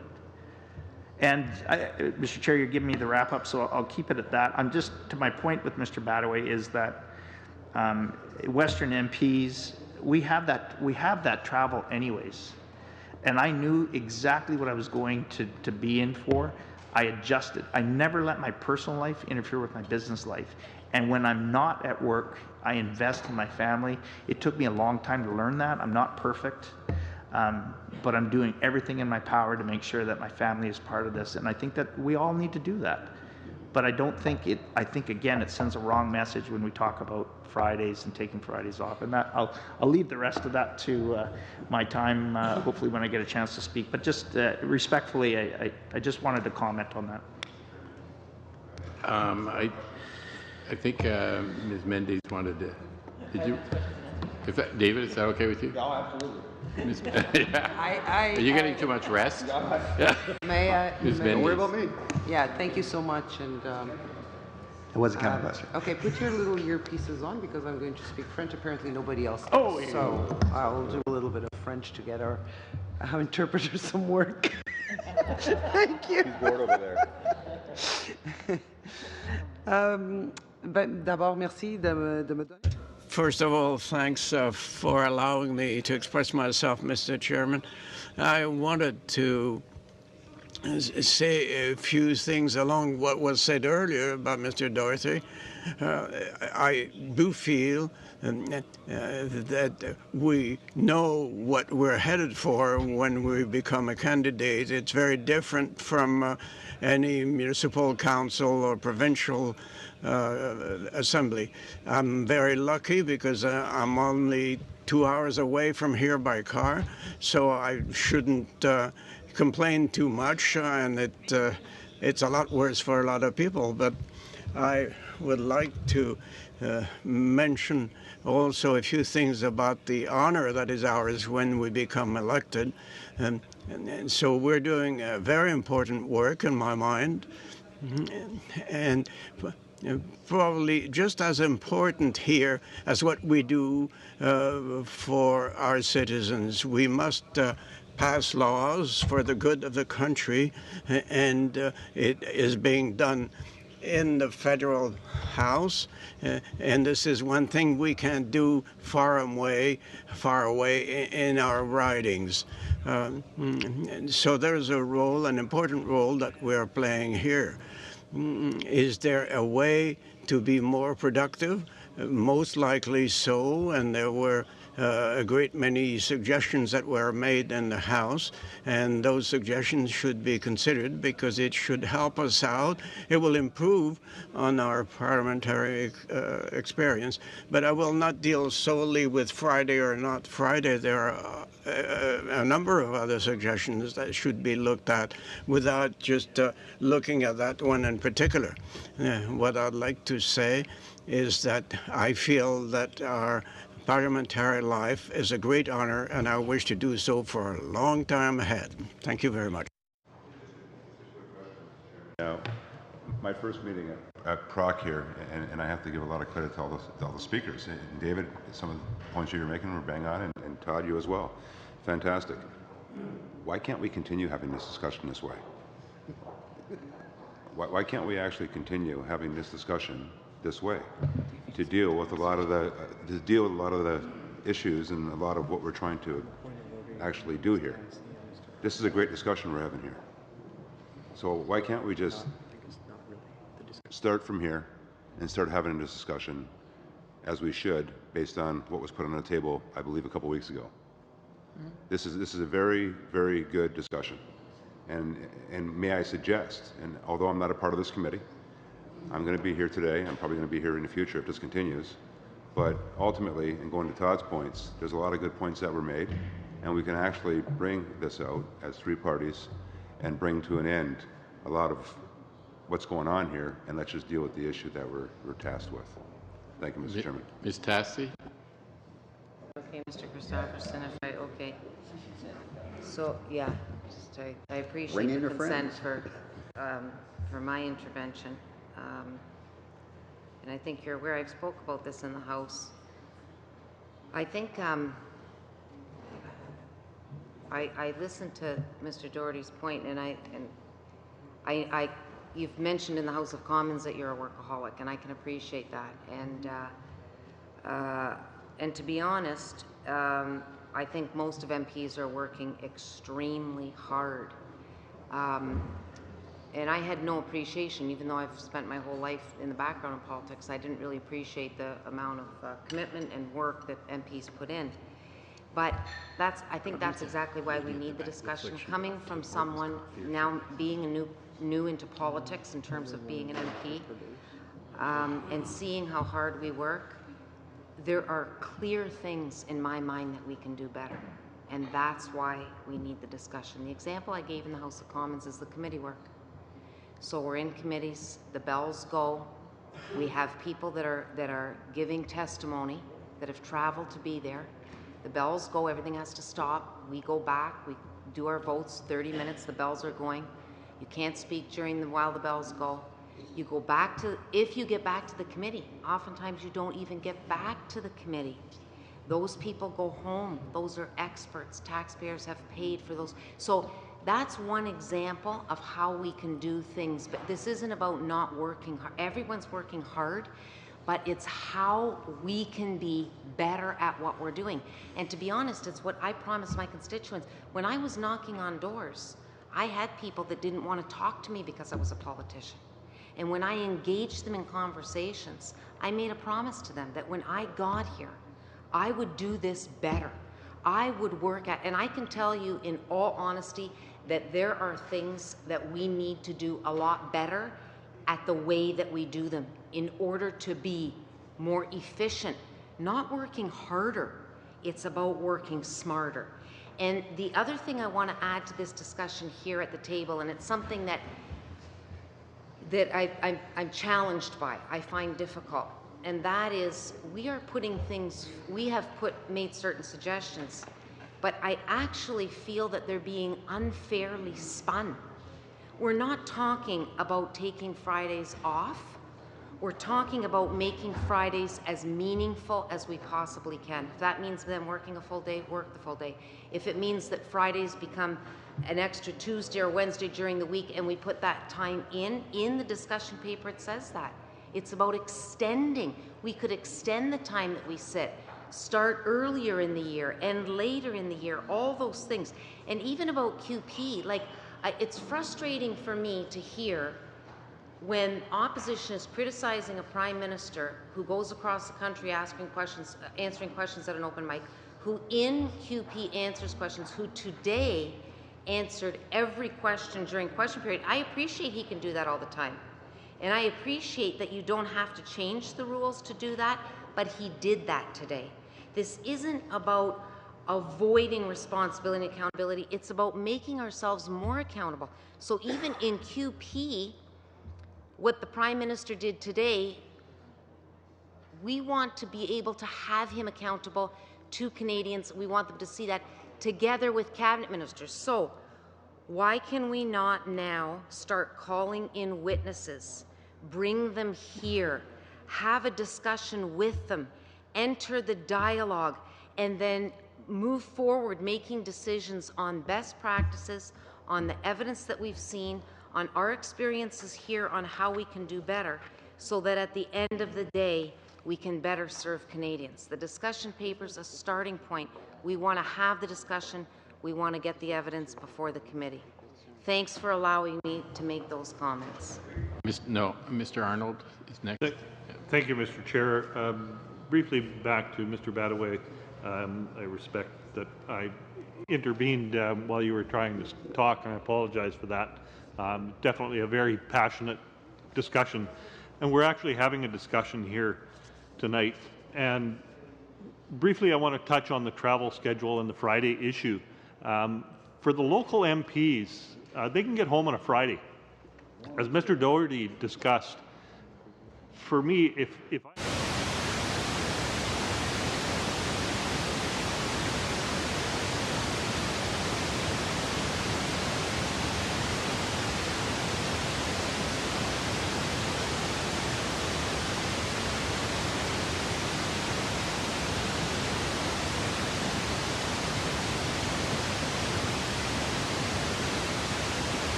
every week that the House is sitting, because we've got Fridays off.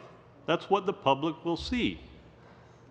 My suggestion would be, if we're going to change this, let's change the number of sitting weeks. Let's sit for some longer hours in the weeks that we're here, so that we have have fewer sitting weeks, so we can truly be home in our constituencies.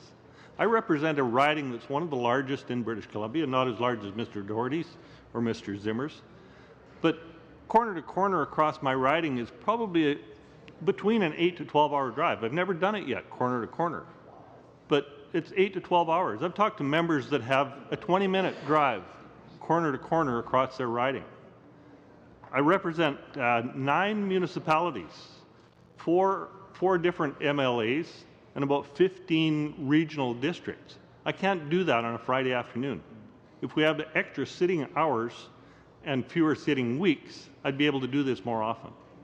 But we can't get to a discussion on this because we can't agree to do these changes with unanimous consent. That's what this discussion has become about.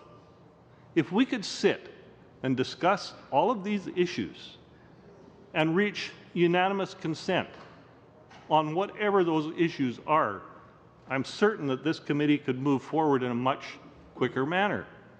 We've had much discussion among the committee members, but I don't think it's the committee members that are sitting here that are making the decisions on this.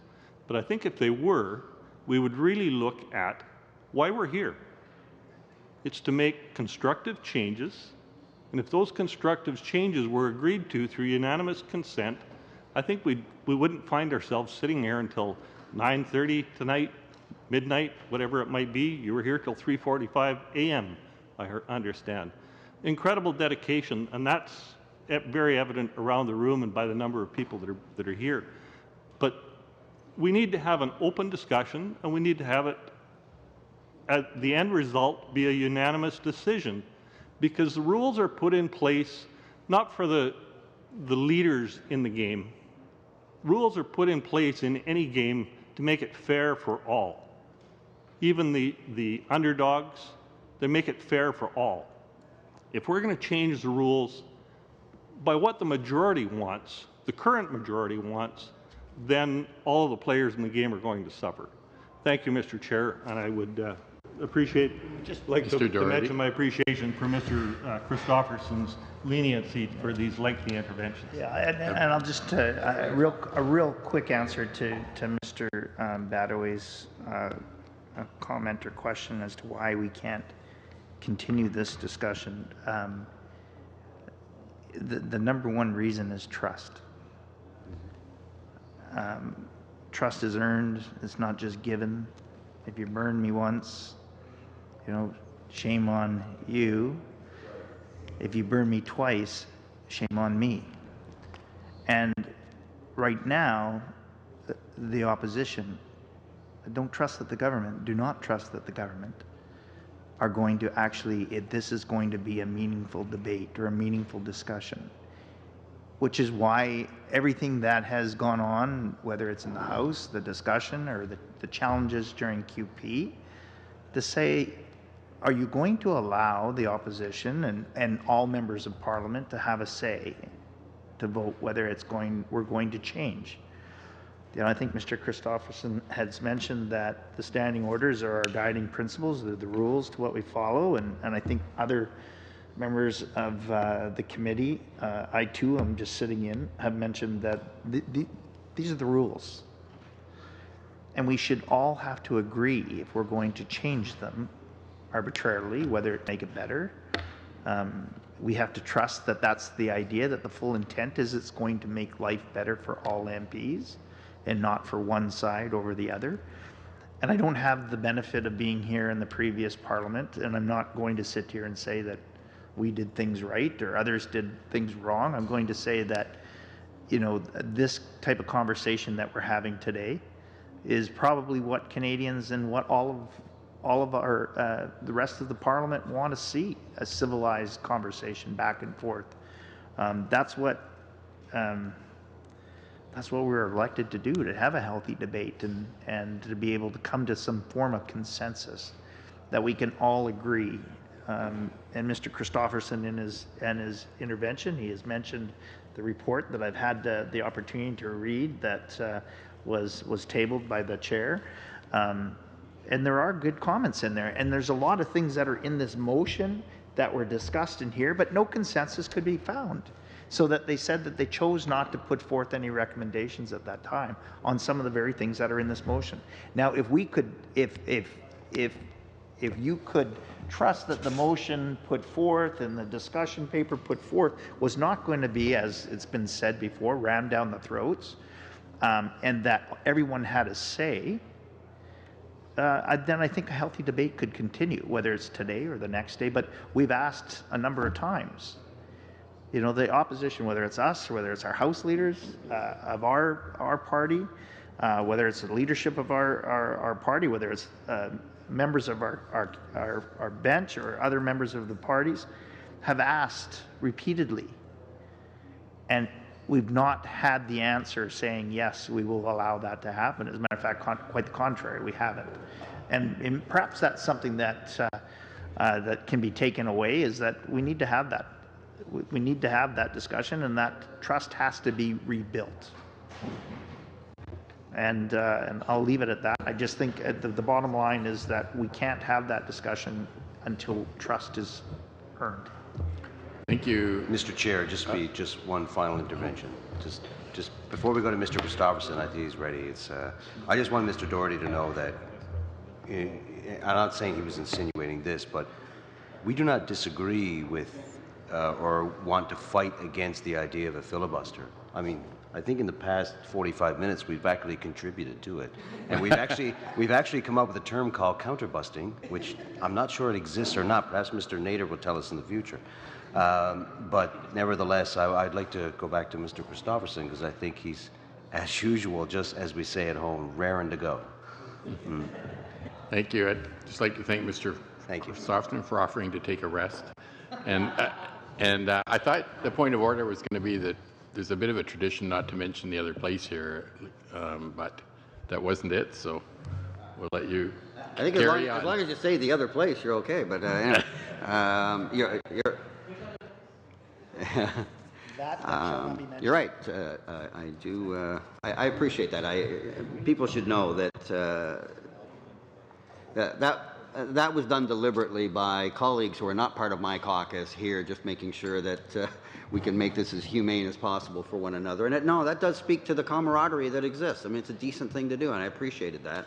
And it allowed me to clear my throat and have a quick chat with Tyler and get my fluids refilled here and check a couple of emails. And so thank you. I appreciate that. But I wanted to address Mr. Badaway directly, because he was the one that generously did it for exactly that reason and made that clear. And what I wanted to say was how impressed I was in response to Mr. Badaway, because first of all, he kept his word to me.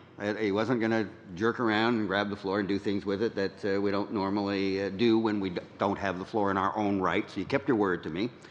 Then you managed to get 2 great hits in about local, covered off your sked for the weekend. Magnificent stuff. Managed to score a government talking point on the way, and ended up back where he began, talking about the local. When I heard you were a mayor, it suddenly made a whole lot of sense. You're going to do real well here. You're going to do real well. But I thank you for that. That was a tour de force. That is how you do this sort of thing.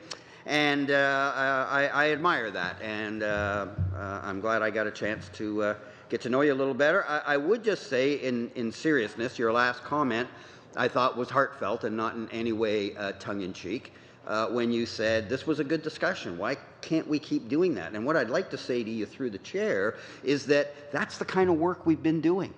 When I pointed to that report, the one that I've been flailing, waving around all night, that's how we got there. When I said we did good work, I didn't just mean that we pulled together a report.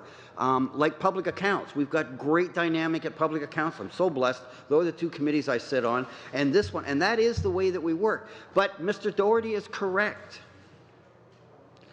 The only thing stopping us, Mr. Badaway, from getting to that point is asking the government to withdraw your residual desire to make a decision by the government alone if that nice discussion and enjoyable discussion and positive discussion that you were part of fails.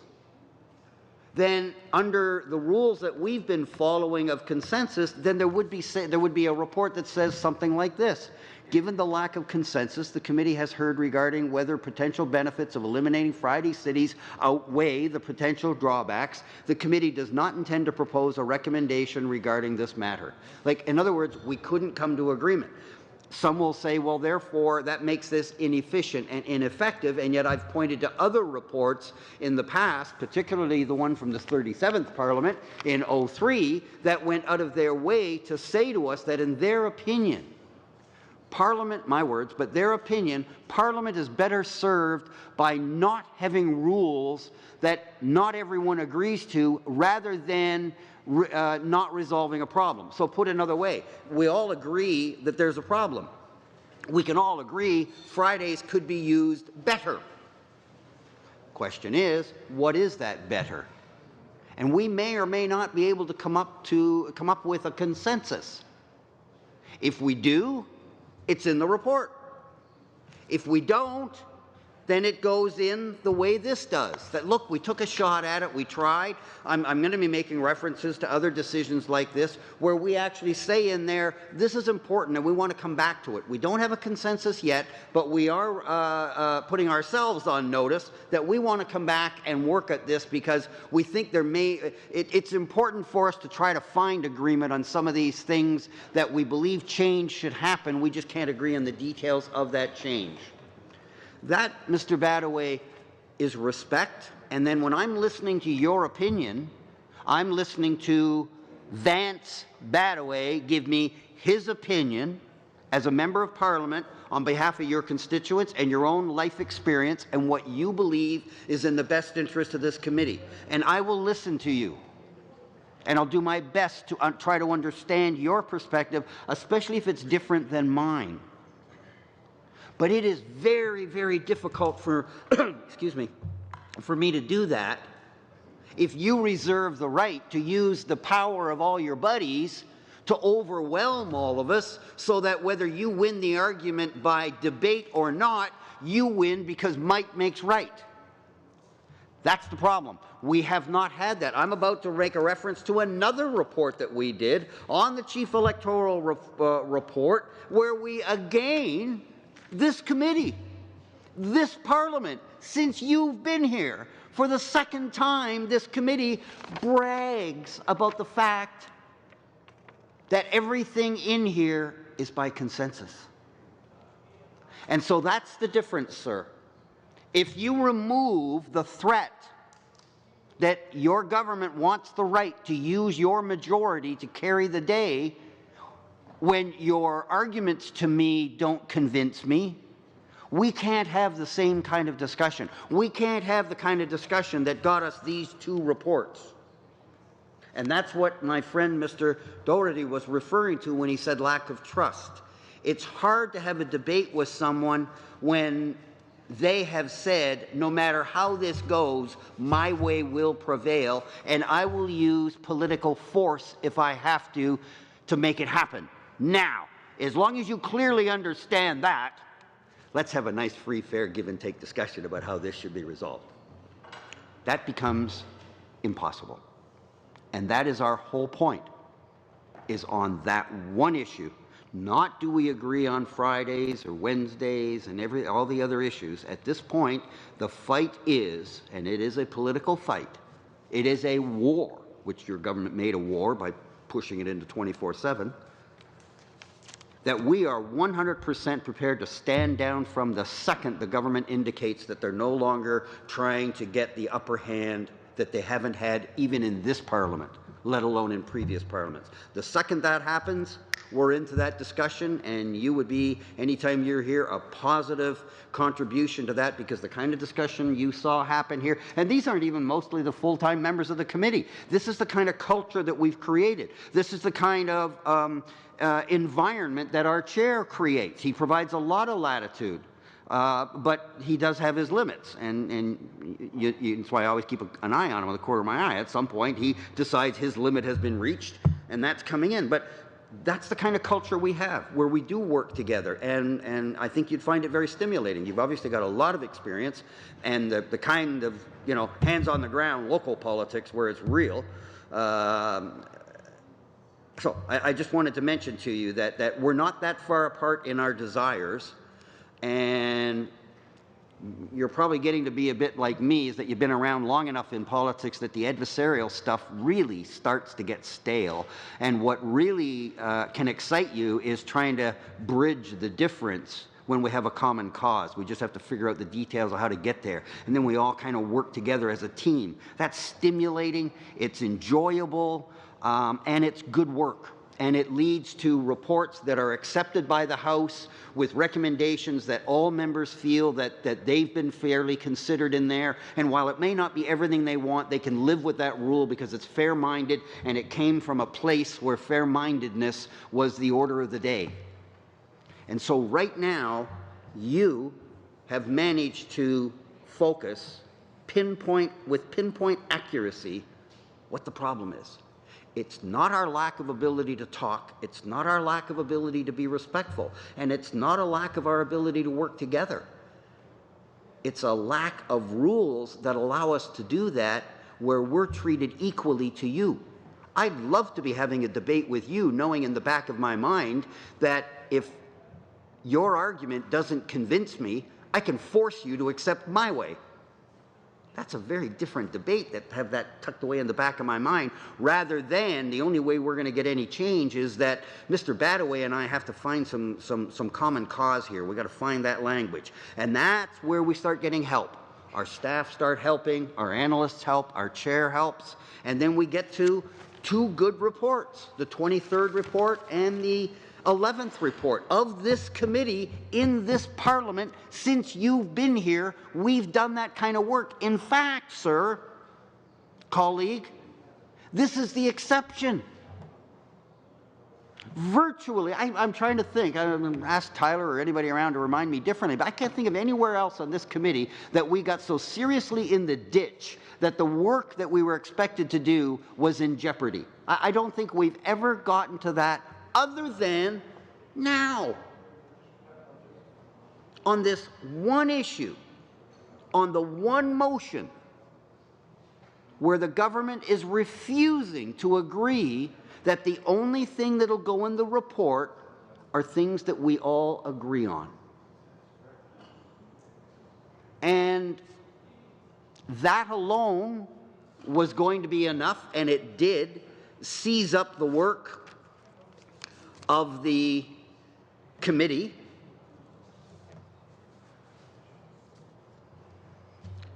Created all this problem. The government's then, of course, launched. I focus on this a lot because there are a lot of filibusters that happen in committee and people don't even know they happen. And sometimes they only happen for 10 or 15 minutes. And the fact that one is about to happen causes somebody goes, oh, wait a minute, the last thing I want to do is listen to Christofferson going on. There's got to be some words we can use to get past this. Got to be.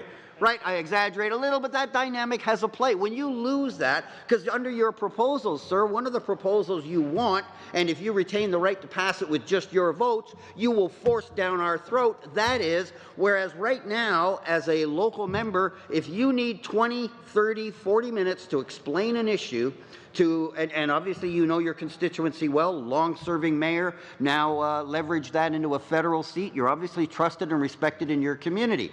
I don't know about you, but my community's complex, and very few issues aren't. And I need the time, just because of who I am, and I talk a lot, but I need the time to break it down into the components that I think are best reflecting where my constituents are coming from and why this is either a good idea or a bad idea for my beloved Hamilton. And right now, in my entire time, whether it's at Queen's Park or here, well, let's leave it here. My time here, I don't have to worry that tick, tick, tick, I got to get that covered too. I got it like we do in the House, where we do have, and by the way, the limitation in the House on the early debates is 20 minutes with a 10-minute Q&A. The proposal you put forward would be 10 minutes. So that we go from you being able to take as long as you want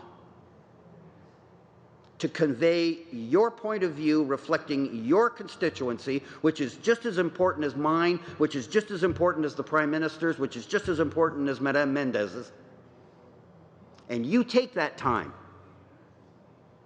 That's why we have committee work. That's why the rules are different at committee than the House, because the House time is different. We're kind of handcuffed with the times that are there. But you get to committee, we deliberately loosen up the rules a little. We call each other by our names sometimes. At least it's not out of order to do so.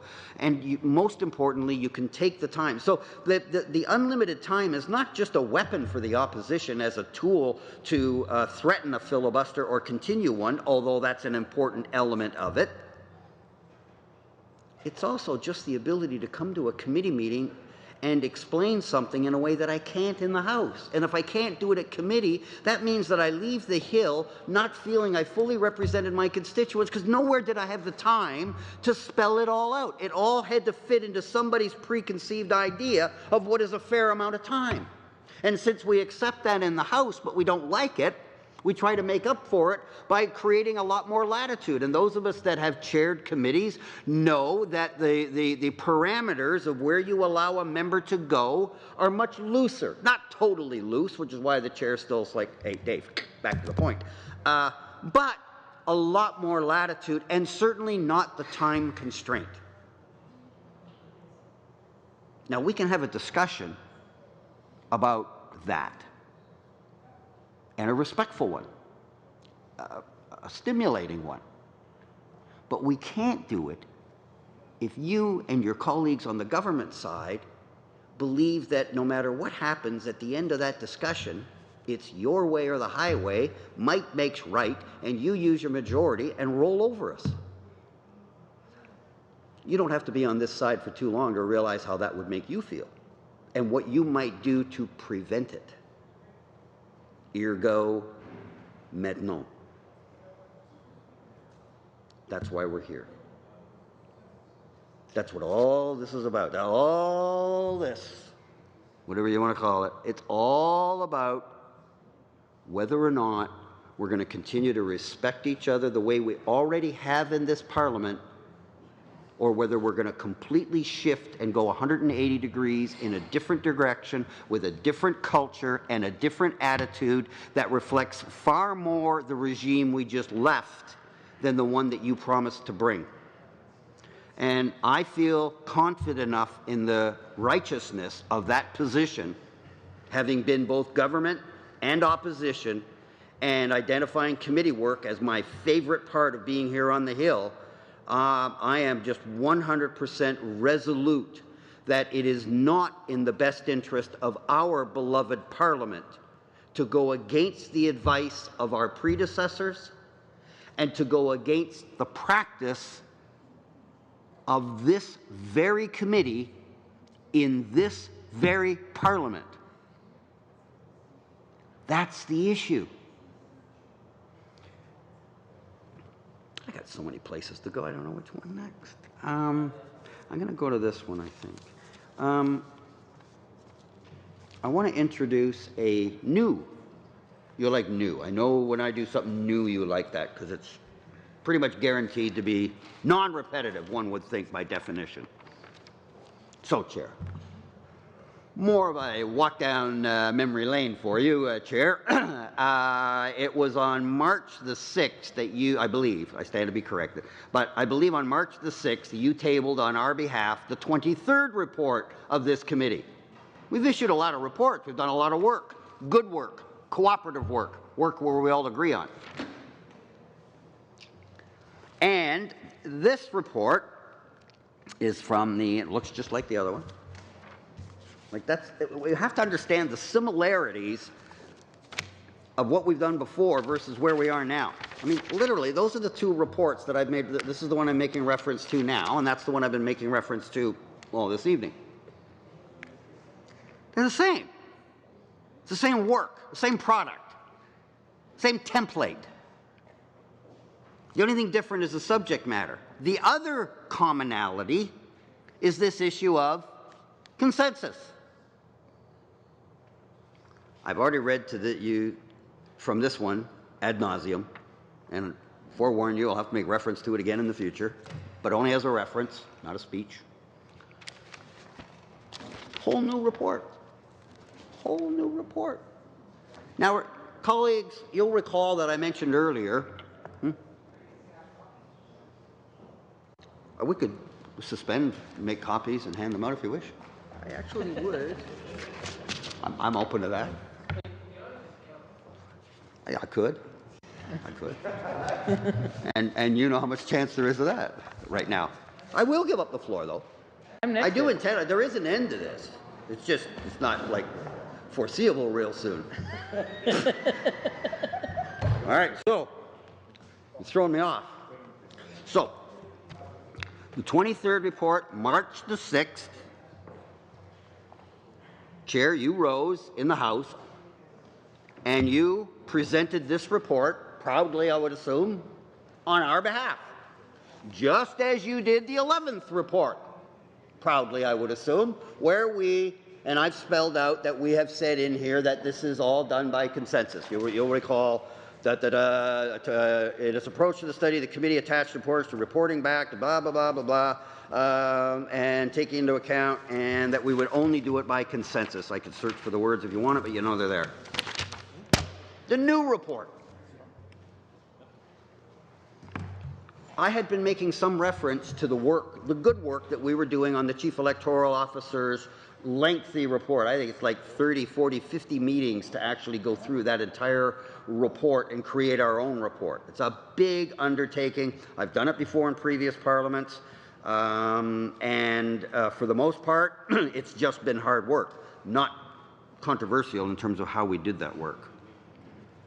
And that was with Mr. Lukuski, who spent a lot of time on this committee.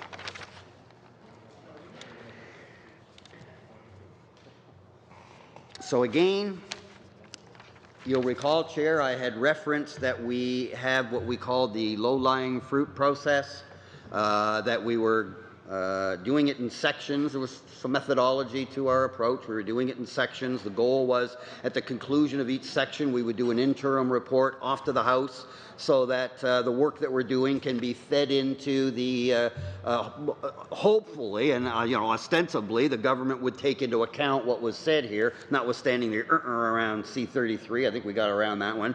But notwithstanding that little bump in the road, let's put that over here. For the most part, the whole idea was that we would issue reports, I think at least 3, in sections. And we decided internally we would approach those things that we could possibly somehow humanly find agreement on and put those in the report, and those things that clearly didn't lend themselves to an obvious, readily available consensus, we put aside and put in another pile to take a shot at those on another day. This, I think, is the first one. First or second, I can't recall. I don't know if you can recall, Chair.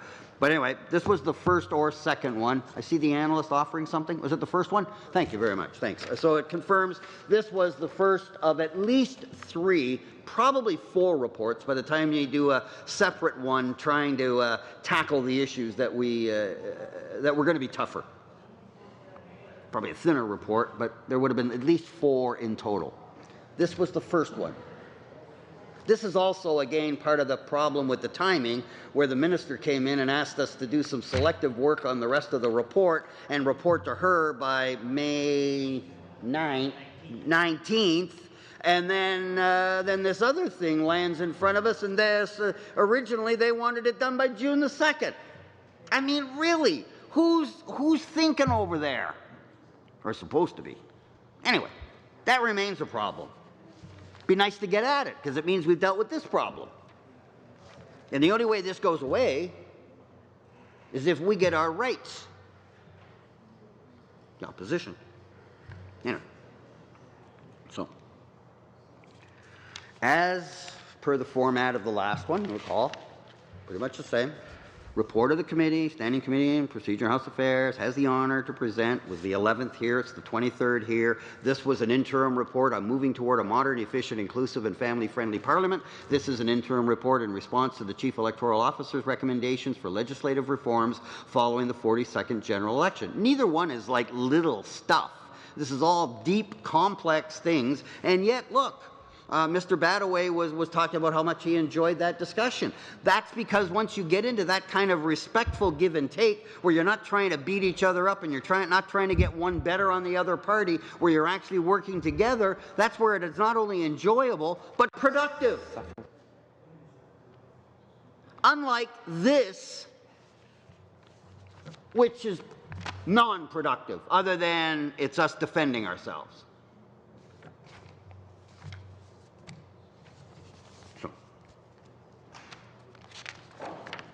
On the second page, we, all of us, government members, chair, vice chairs, members, all of us, said this in doing our report. I quote, "In conducting its work," remember this is us, the same committee, this is us, the government members, very same people. In conducting its work, The committee attached importance to completing its study of the first 2 chapters of the CEO's report and providing the House with its assessment of the CEO's recommendations in a timely manner. Again, I want to point out how cooperatively we are working with the government. Timely matter. The only thing that's timely is in terms of the government and their agenda for bringing in legislation and getting our feedback, and if they're true to their word, taking into account what we've had to say and factoring that in to help inform their decision. That's respect. We could have caused the government some grief by us collectively saying, you know what, we got a great chance here. We got this report. It's going to take 50 meetings anyway. What do you say we stretch it and make it 75 and really make it hard for them to get anything done? We didn't do that. Nothing remotely like it, not even suggested, not even as a joke.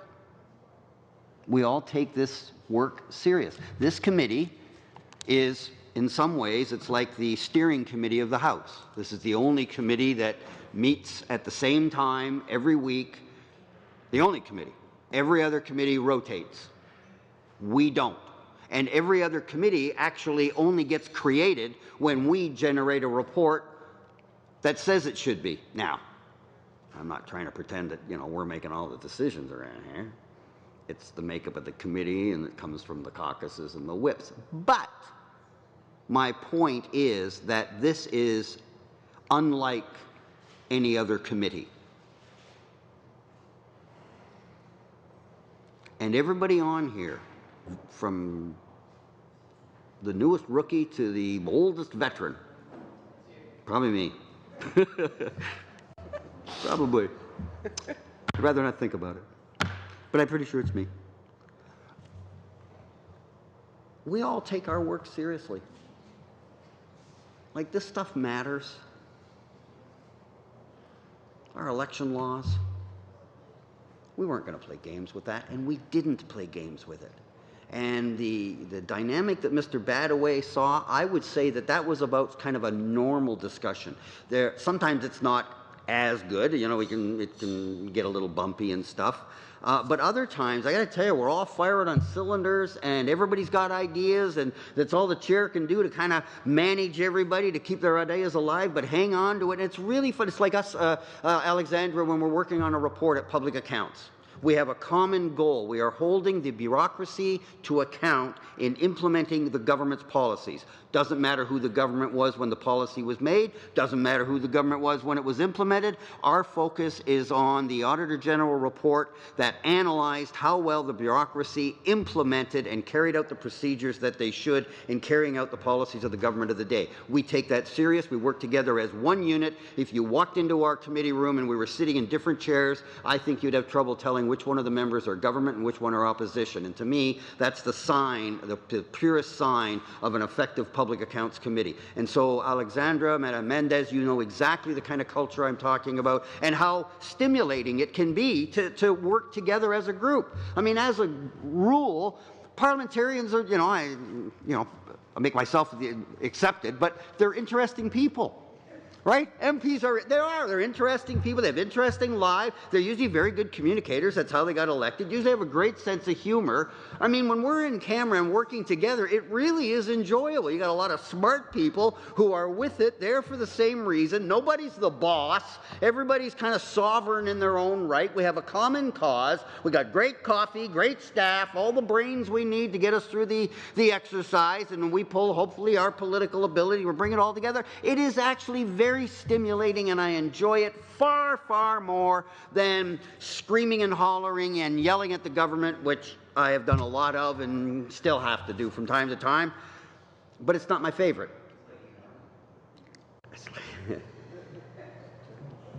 And so, again, Chair, we said this, that we wanted to do it in a timely manner. That's respect for the government that got a majority. I don't like the fact that they got a majority. I would have been much happier if it was a minority. Much happier if it was us. I know I keep saying that. I'm trying to get over it. It's hard. It's hard. Never been there before. Just breathe. Just breathe deep. It's okay. It's okay, Dave. You still won your seat. It's all right. But it really matters. I mean, when the minister came in and asked, when the chief electoral officer came in, there was no partisanship to it at all.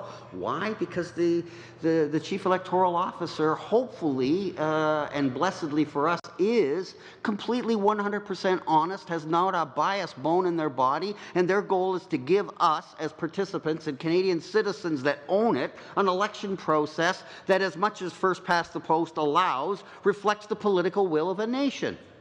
That's important stuff. Doesn't get much bigger. It's deciding who gets to run a G7 country with the second highest oil reserves in the world to boot. This matters. So we took it that way. And we did report in a timely manner and structured our work in a way that was timely.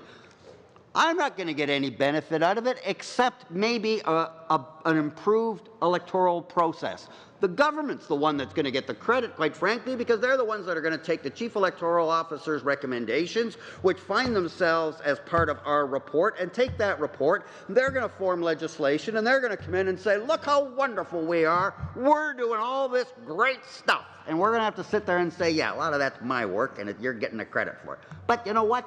That's just the way it goes. That in no way negates or lessens the responsibility I feel to be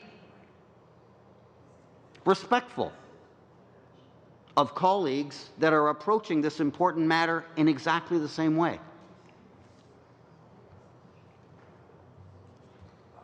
So the first thing we said was that we were going to do this in a timely manner out of respect for, quite frankly, Canadians. Same paragraph, next sentence.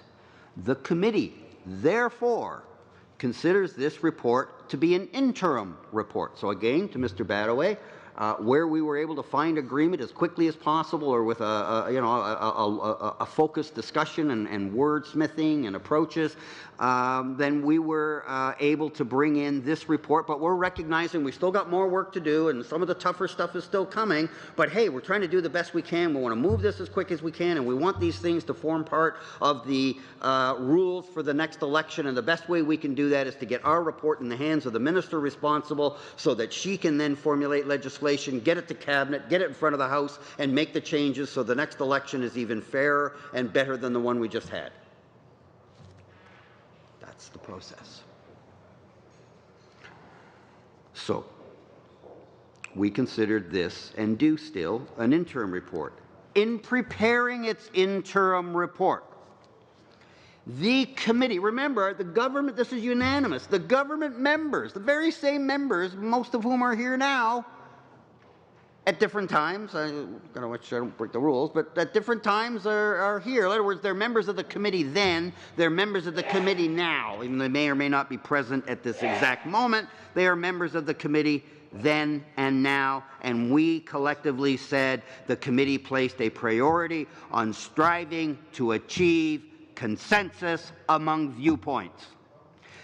Semicolon. The recommendations made in this interim report were agreed to unanimously by members of this committee, and we were proud of it. Now, hardly a parliamentary heartbeat later, and whoa, everything's changed. Back to the future. I'm trying, guys, okay? I'm leaving stuff out. I'm trying to be as reasonable here as I can. Move on. Nothing to see. Yeah.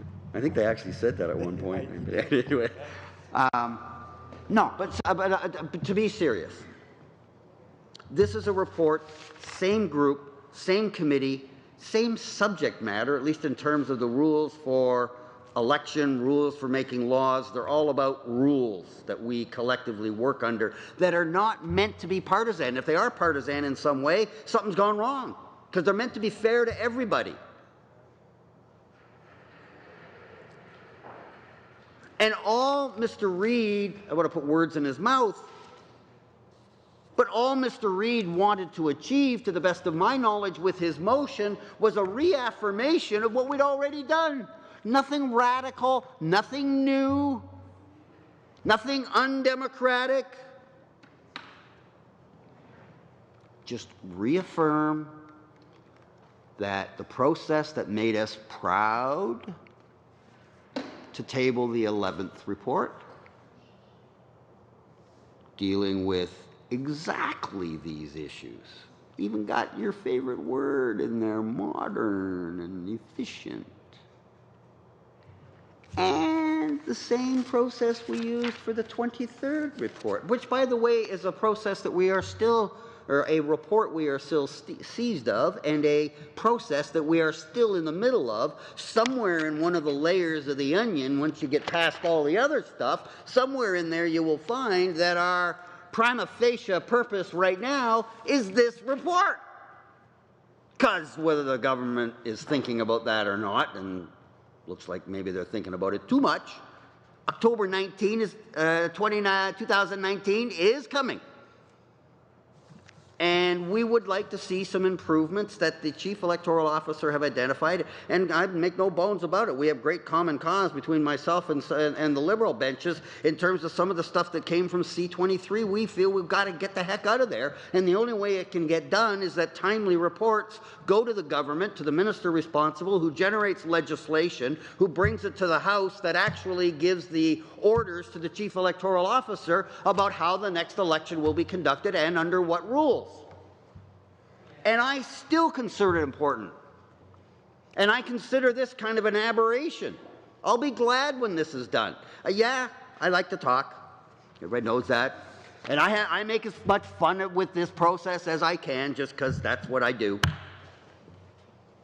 But I got to tell you, I'd much prefer getting back to work. It's a lot more satisfying. This, you know, the fun of this kind of wears off after, hour 3, hour 4, hour 5.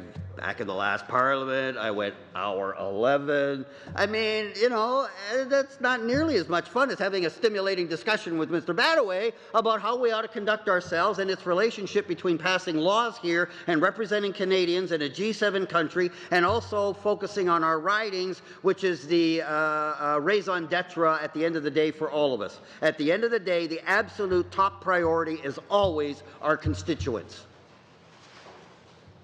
I want to have that discussion. And I think there's maybe some new ideas about what we could or couldn't do with a Friday. Certainly, Madame May came up with some new ideas. Again, just fresh thinking, a different way to look at things. But I want to underscore again, and I don't expect you to respond, I say this rhetorically, Mr. Badaway, but I ask how you would feel about engaging in the discussion you were just having that you enjoyed so much if you knew at the end of the day, whether I agreed with you or not, I could make you eat and live with what I wanted.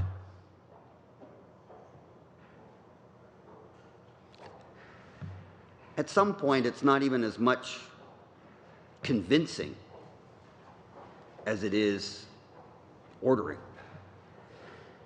And that takes away, and here's the thing I want to say, by having that sword of Damocles hanging over us all the time, you do not, and Mr. Doherty focuses on the word trust, and he's absolutely right, because that is what this is about, trusting each other.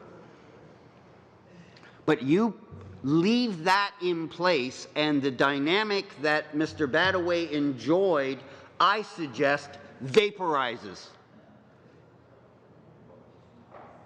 Because I'm going to take differently from the government when they start to get a full head of steam and start arguing their point. In the back of my mind, I'm not spending as much time thinking about where the flaws in their arguments as when are they going to lower the boom and just run me right over on this thing, and it doesn't matter what I say. So really what I should do now is not deal with the substance of the matter. I should be laying down the groundwork to deal with the politics of him running over me.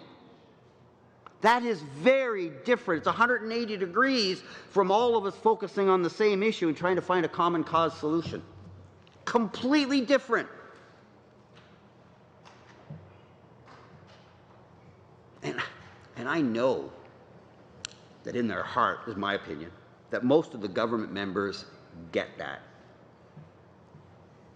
The ones that are having to sit here and look us in the eye, who were part of 2 previous reports where we proudly said we did this by consensus, only to find ourselves now not willing to go by consensus,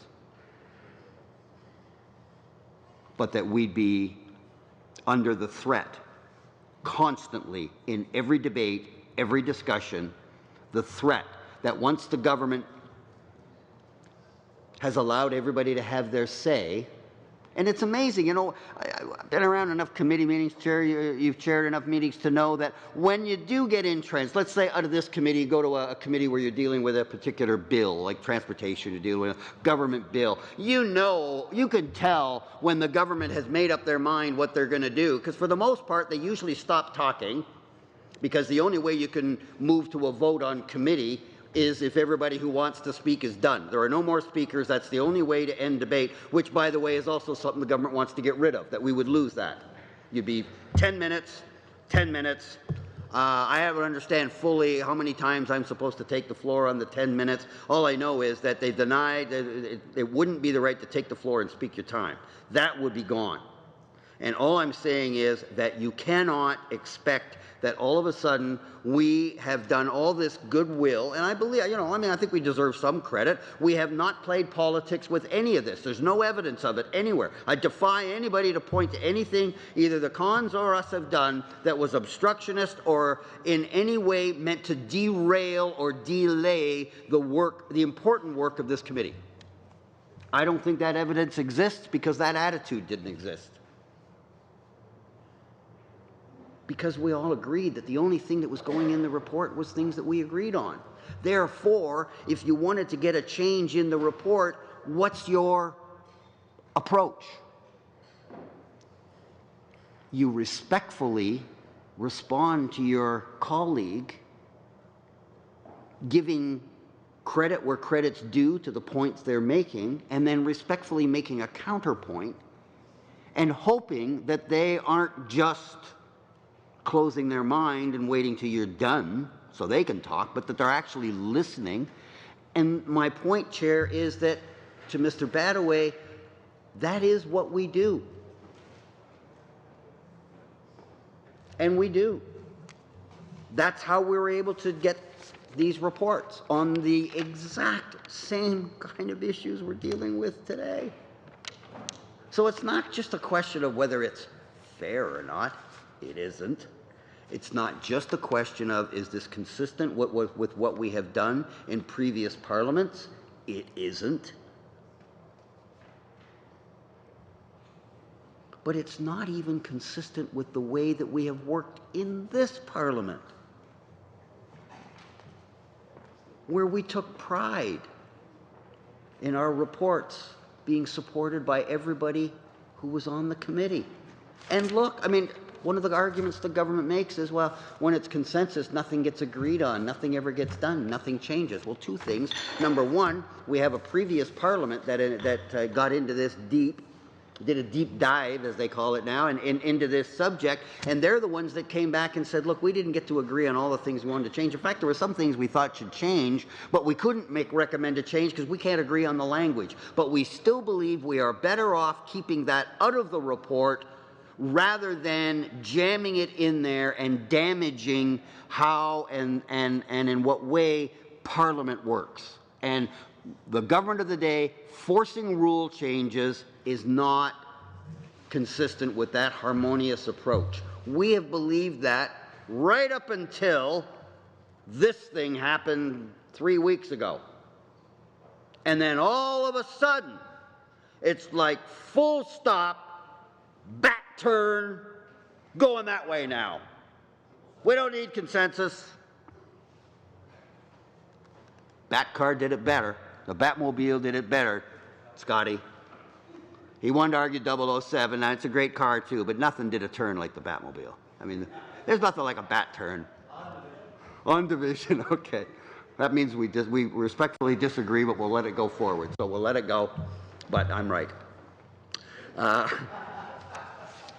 right in recognizing your point. How's that? But that's pretty much what happened. There was like a bat turn. I mean, and in the beginning, this is the thing that really is what boggles the mind, is that the first two reports are entirely consistent with the approach the government promised. That's why I have not been able to say you haven't kept a single promise when it came to standing committees, because that's not true. They did keep some. Sometimes we had to push them a little to do it. But nothing like this. And again, the cold calculation has to be, I don't know if it's right or wrong, but the cold calculation has to be, it's worth taking the heat now, again, because I've sat on management, House management committees in government. You kind of go to you go to the next election and you work backwards. This is no big secret. Every cabinet does it. You know, you start at some point once you get settled in and have dealt with the crisis and the big things, and you got a little bit of breathing time. The first thing you start doing is early on identify. Okay, there's E-Day. Here's today. What do we want to achieve, and where do we want to be by E-Day, and what are the things that we want to run on by way of showing Canadians we kept our promises and it's made their life better and our country stronger. Fill in the blanks for provinces, territories, or cities, but pretty much that's the game plan. And the government calculation seems to be that it is worth taking whatever and all of this and all the negative stuff, that it's worth it, just like the calculation around the turning their back on their promise for electoral reform. Last election we'll ever have under first past the post. That's going to be like a running Canadian gag for how long?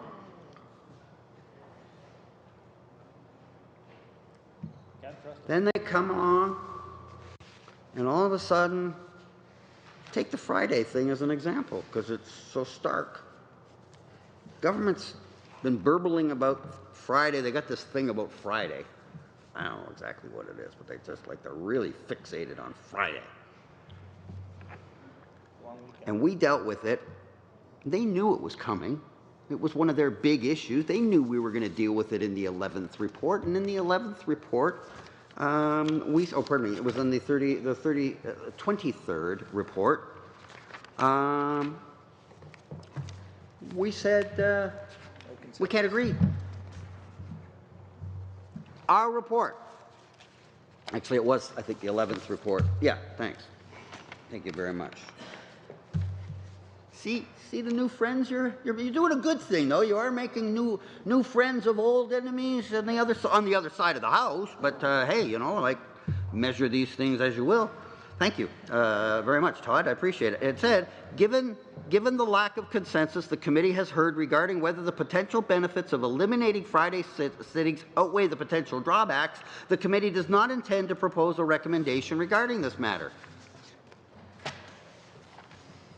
Previous parliaments have told us, the future parliaments, in our opinion, you are better off to not bring in a change that is supported by everyone than to bring in a change that, even if it in some ways makes it better, there isn't buy-in from everybody on the committee. You are doing Parliament a bigger... Remember, this is not partisan stuff. They're talking to parliaments, and they're talking to us from the past into the future and saying, you're better off only implementing things you all agree on, rather than the efficient process of letting the government dictate what the rules are. That's what they told us, and that's the advice we took for two previous reports in this same Parliament, in this same committee, on the same subject. It's maddening. It's maddening because it doesn't make any sense. And that calculation, again, to finish that thought, was whatever the damage now, it's worth doing because it gives us the ability to have the deliverables we want for the next election. May I ask a question? Sure. Okay, thank you. As long as you talk slow. A little while back, you had quoted the interim report and the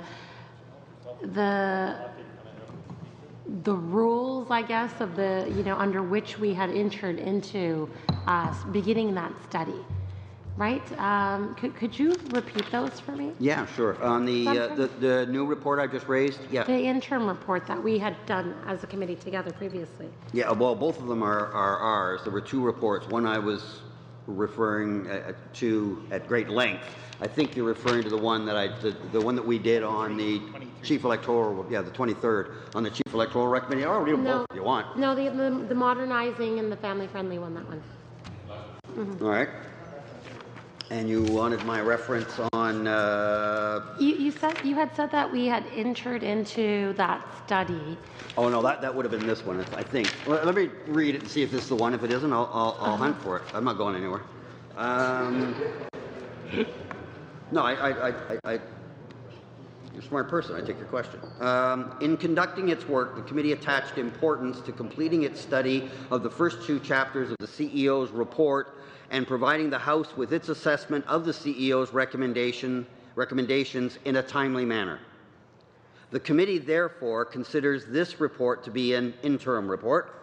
In preparing its interim report, the committee placed a priority on striving to achieve consensus among viewpoints.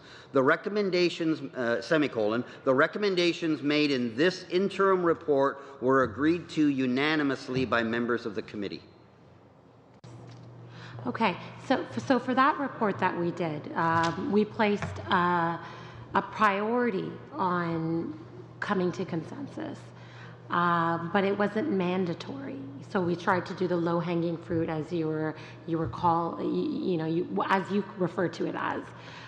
In the other interim report that we had done on this modernizing Parliament previously, we also didn't enter into any kind of agreement ahead of time saying that it had to be with all-party consensus. Can I read it? We had informally. No. We had started the study, and informally, as a committee, we had decided that we would once again discuss the low-hanging fruit and try to get all those ideas and thoughts together that we could have consensus on, put those out, and then get back to the hard stuff. That's what I recall working on. I was actually really disappointed with that interim report because I was very passionate on a lot of issues, and I thought there were so many good ideas that had been brought up in committee by our experts, but it never made it into that report because we had decided at that time that let's just do the low-hanging stuff that we can agree on. But we had never restricted ourselves and locked ourselves into only talking about the things that we had unanimous consent on. We also thought that we were going to come back to that study after putting out the low-hanging fruit. We'd come back to the hard stuff. And so this study that we're being asked to undertake by Mr. Sims' motion, that would just be a continuation of the standing order debate, of that first interim report that we had put out, because we had talked about a lot of these things during the witnesses that we had before us.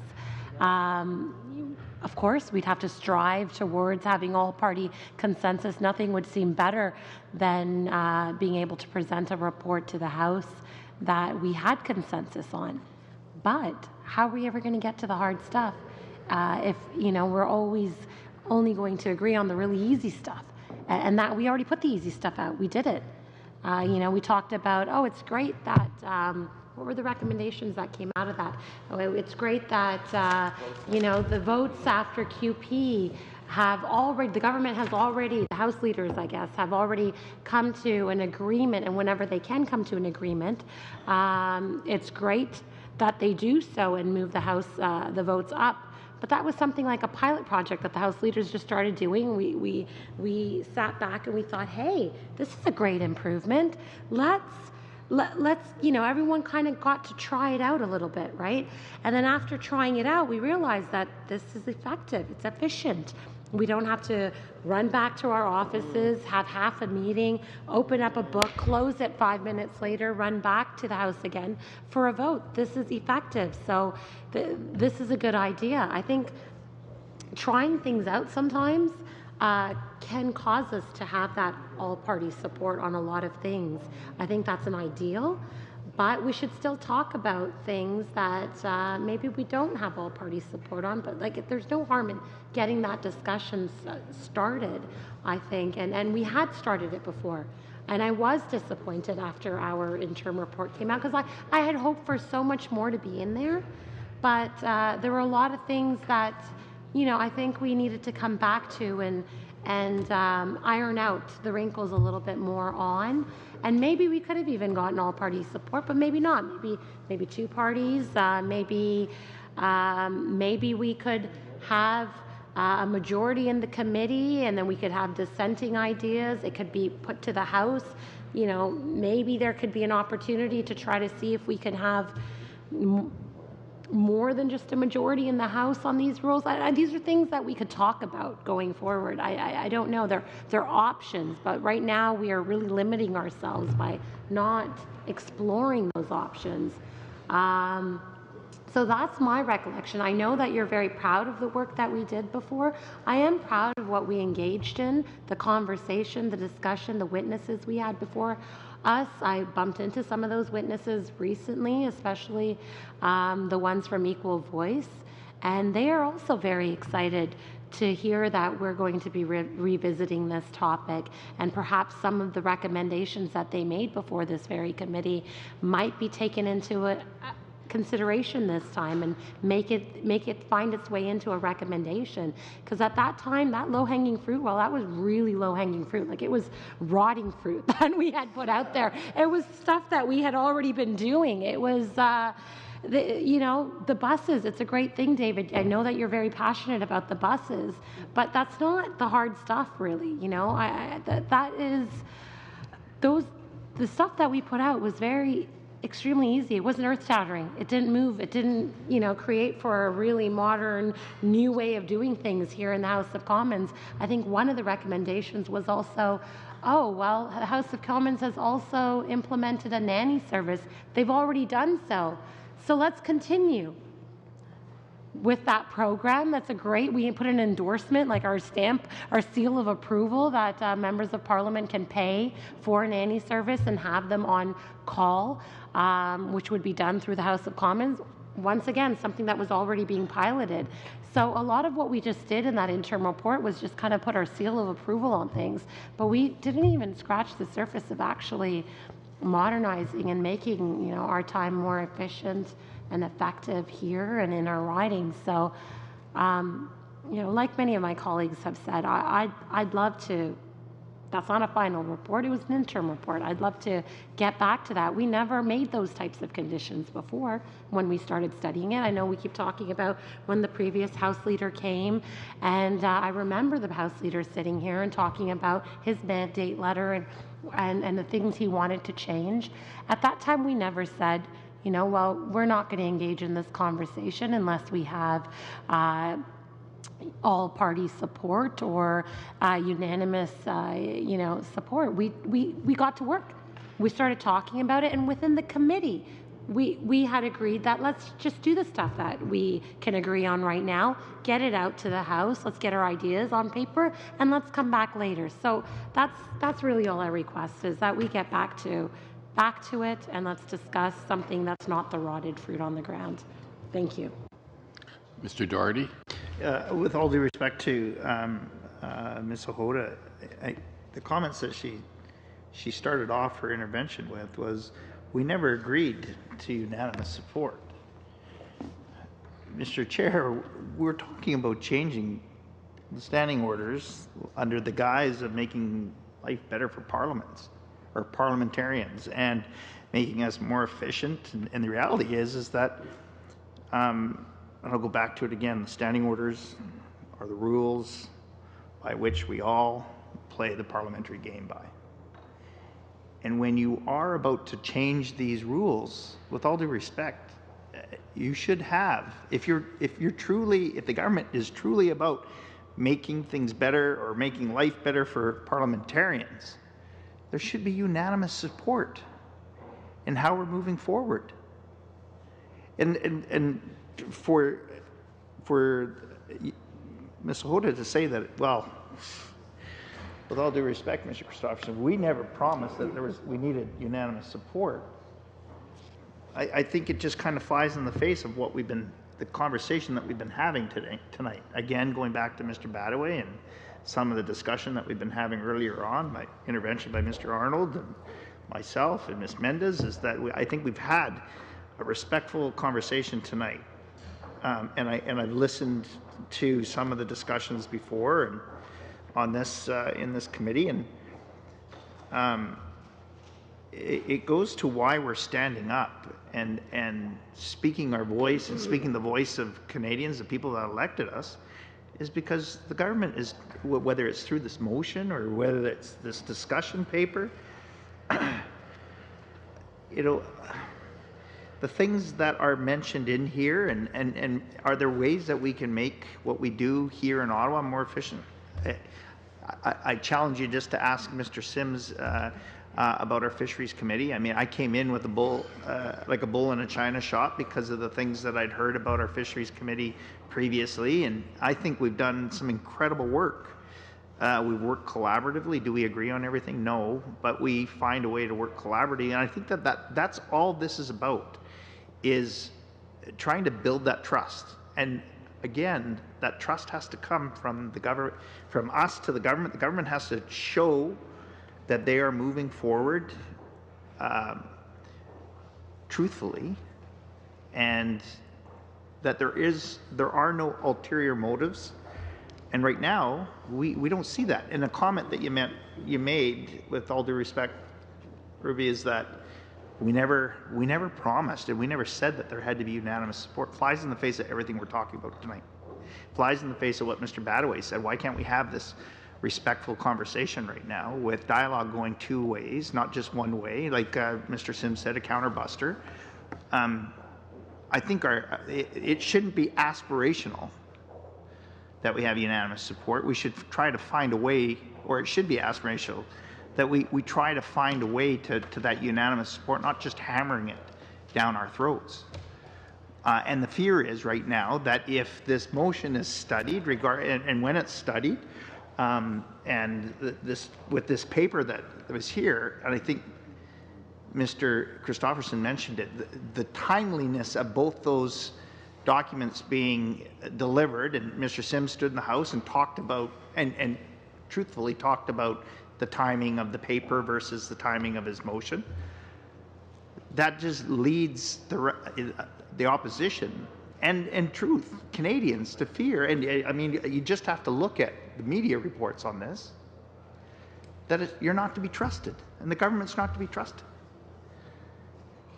Respond Absolutely. to that? I think trust is, I know that it's Mr. Christopherson's floor, the host, but he's busy. That word that you just used, Mr. Doherty, I think that's an excellent word, trust, but trust goes both ways. And maybe that's why, it's taking us a while to get anywhere, because I also feel a lack of trust. Having gone through that first study as well, there were many comments made by opposition members, online, offline, about wanting some of these changes, but not putting that, not having the ability to actually put that comment on the record, and internally wanting it, but because of the politics of it, not wanting to admit to wanting these changes. And so that there's a lack of trust that now I have with certain people, because I have heard, some things offline and other things online. So trust is important to coming to any kind of resolution and negotiation, and I think that trust is lost on both sides. So it doesn't just go one way. I know the government has to be trusted, and I understand, I agree with what you're saying, but there's a lack of trust, and I can speak for myself, maybe not my colleagues on this side, for me as well, because I feel that although you may want certain changes if we were to get to that process of the study, that you would not allow those changes, you would not go on the record and stating that you want those changes just because of, to be obstructionist. And that's just how I feel, so I'm putting it out there. I mean, and very quickly, Mr. Chair, you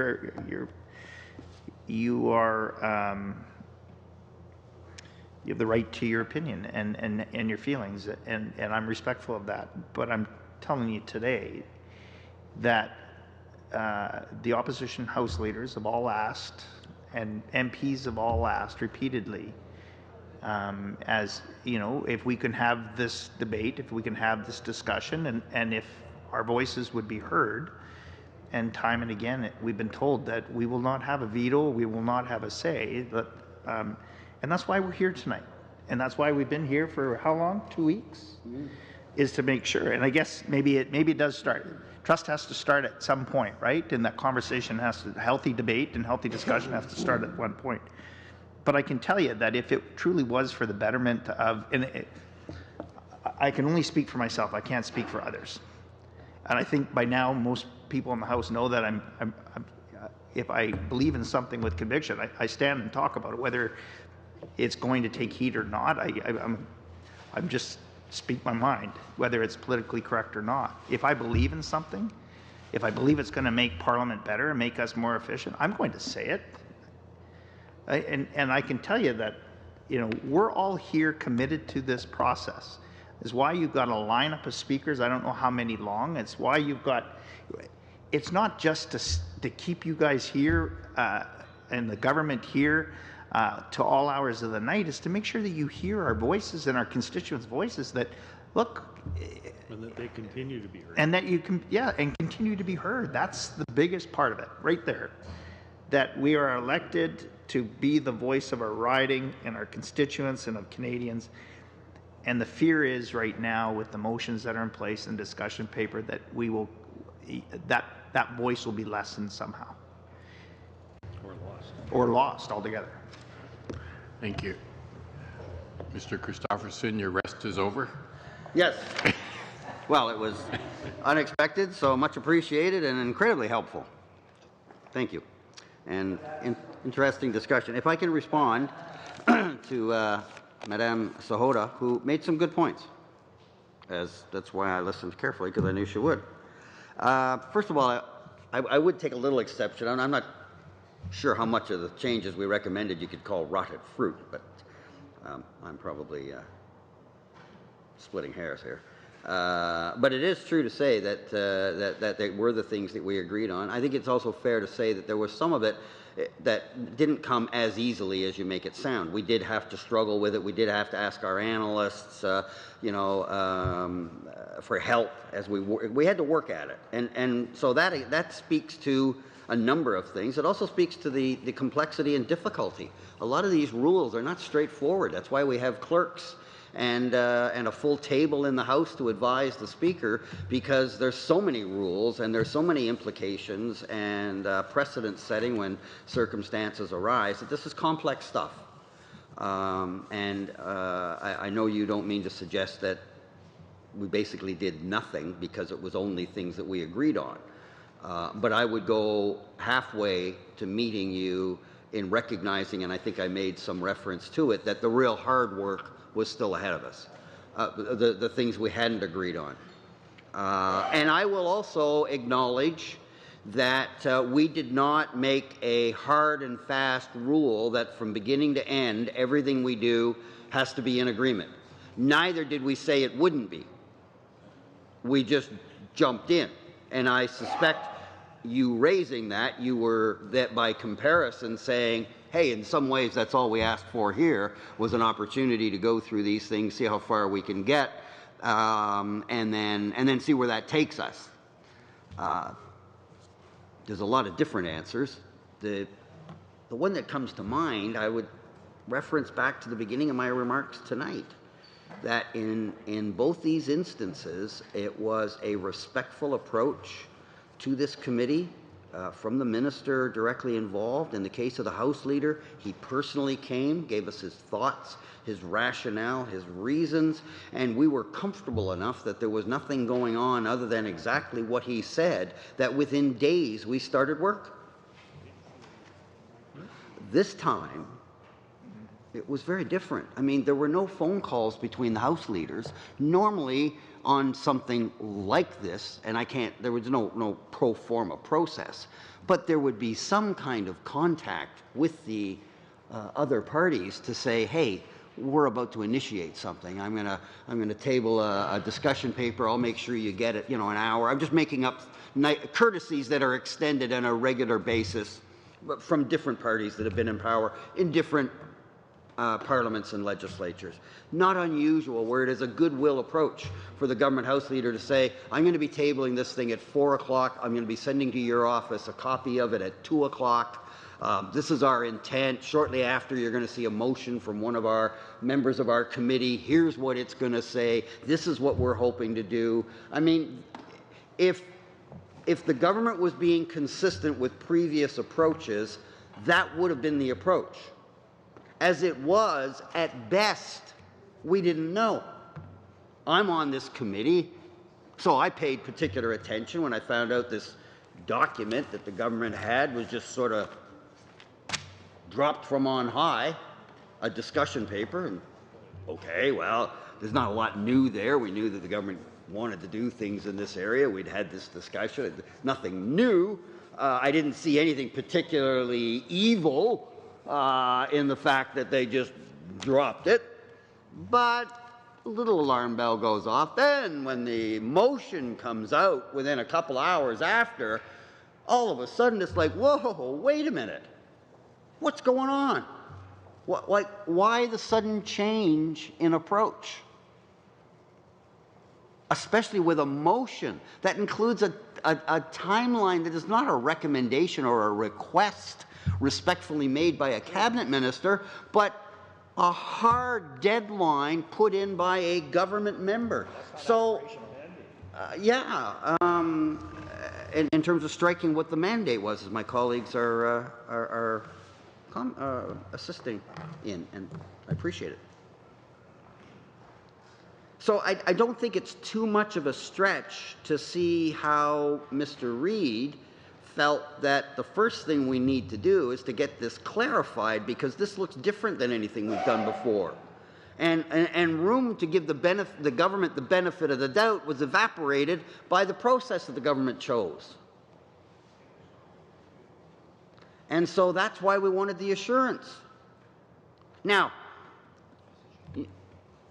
through you, Chair, Madame Sahota had mentioned some interesting things. You had talked about sunset clauses. Well, if we actually got into a further discussion, because the first round around the Friday was sort of, you wanted it, we didn't. I mean, it was kind of a big discussion, lopping off big chunks of it that left us clearly miles apart, or kilometers apart. You try, you try. But, so maybe if we took a second run at it, that the key component, and this is the beauty of these kind of give and take, and I think it's the sort of thing that Mr. Badaway was like, whoa, that was a fun discussion. I enjoyed that. It was stimulating.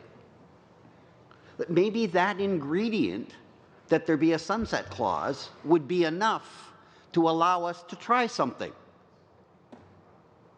Or something else imaginative. You mentioned pilot, which is kind of sunset, same sort of thing. Well, maybe that, I'm not saying it is, and I'm not offering up any negotiation.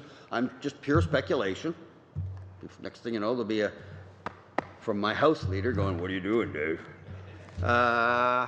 So I'm not negotiating in the final agreement. But what I am saying is that it is entirely possible that as people of goodwill, we get closer and closer. It might be that a pilot, and it might be that it's not the pilot you're thinking. We might convince you that there's one aspect that you want that we can live with, and we're going to throw a couple other aspects in and ask you to accept the fact that we'll do it as a pilot and review at the end. I don't know.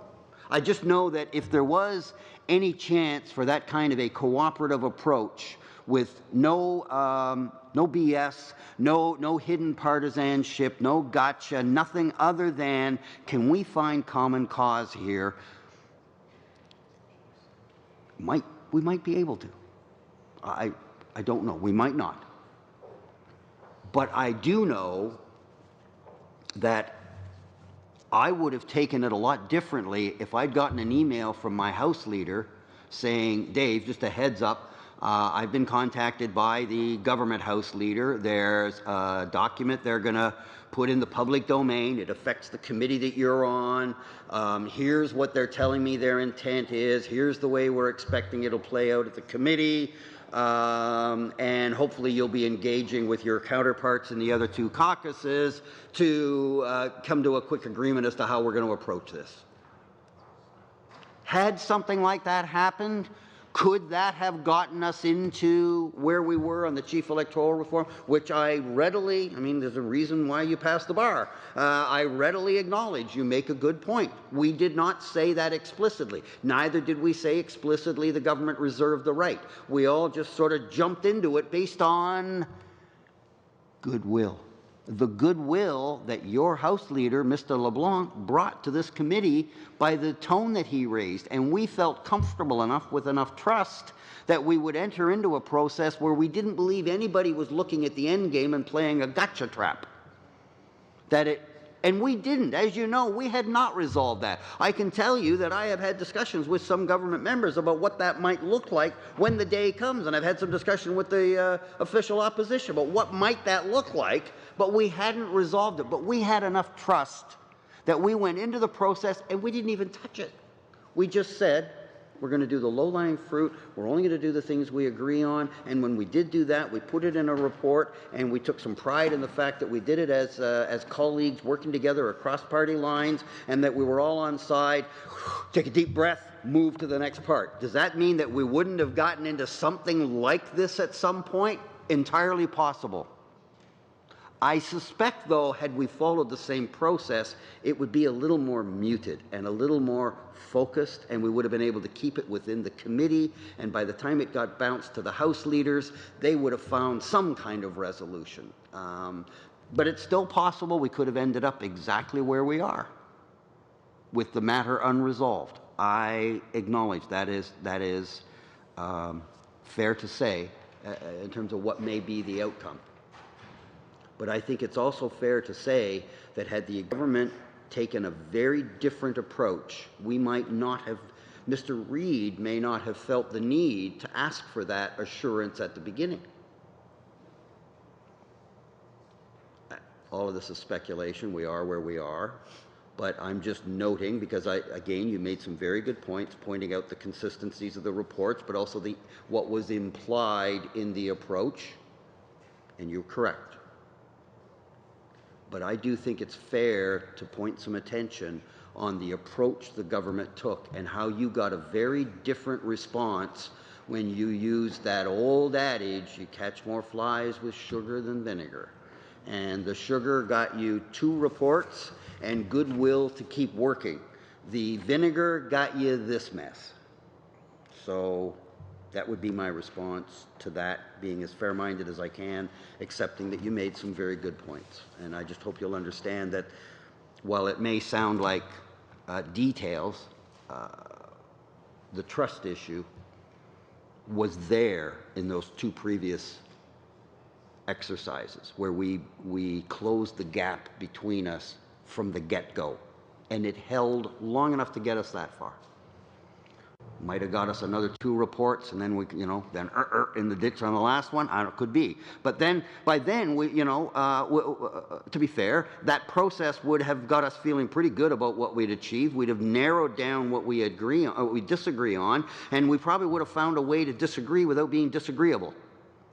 Unlike now, where we not only disagree, but the process is disagreeable.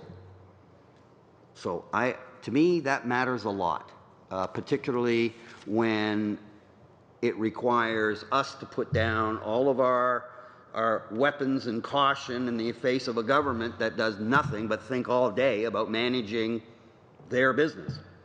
That's quite an achievement, really, that we had enough trust that we didn't ask for this kind of motion in the beginning because we didn't feel threatened.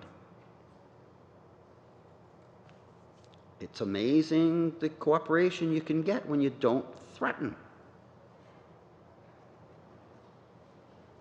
So, I thank you for your intervention. Yeah, please. May I say one more thing? Yeah, sure. So, presenting a discussion paper and laying, let's say, some cards out there and putting ideas on the table, is that's perceived as a threat, or is that being maybe upfront and more transparent as to some of the ideas that might be, in the House leader's mind, and then Mr. Sims' motion, some ideas that he shares in.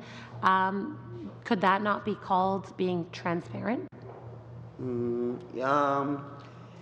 Yeah, I think I did say to you that things sort of really went a little different when the motion came out a couple hours later, again, in the absence of any discussion. Remember how we got here? I've said this much publicly because it's as far as I can go. I can't go any further. But when we were in camera doing the work of the Chief Electoral Officer and Mr. Sims' motion was there in front of us, and the government said, I want to move a motion that we go public, we were in camera, and I said, can you give us a heads up as to what's going on? No. Well, so now we're going out in public. We know this motion's there. All of a sudden, we figure it out that it does look like this is some kind of an attack. And sure enough, the motion's coming just like that.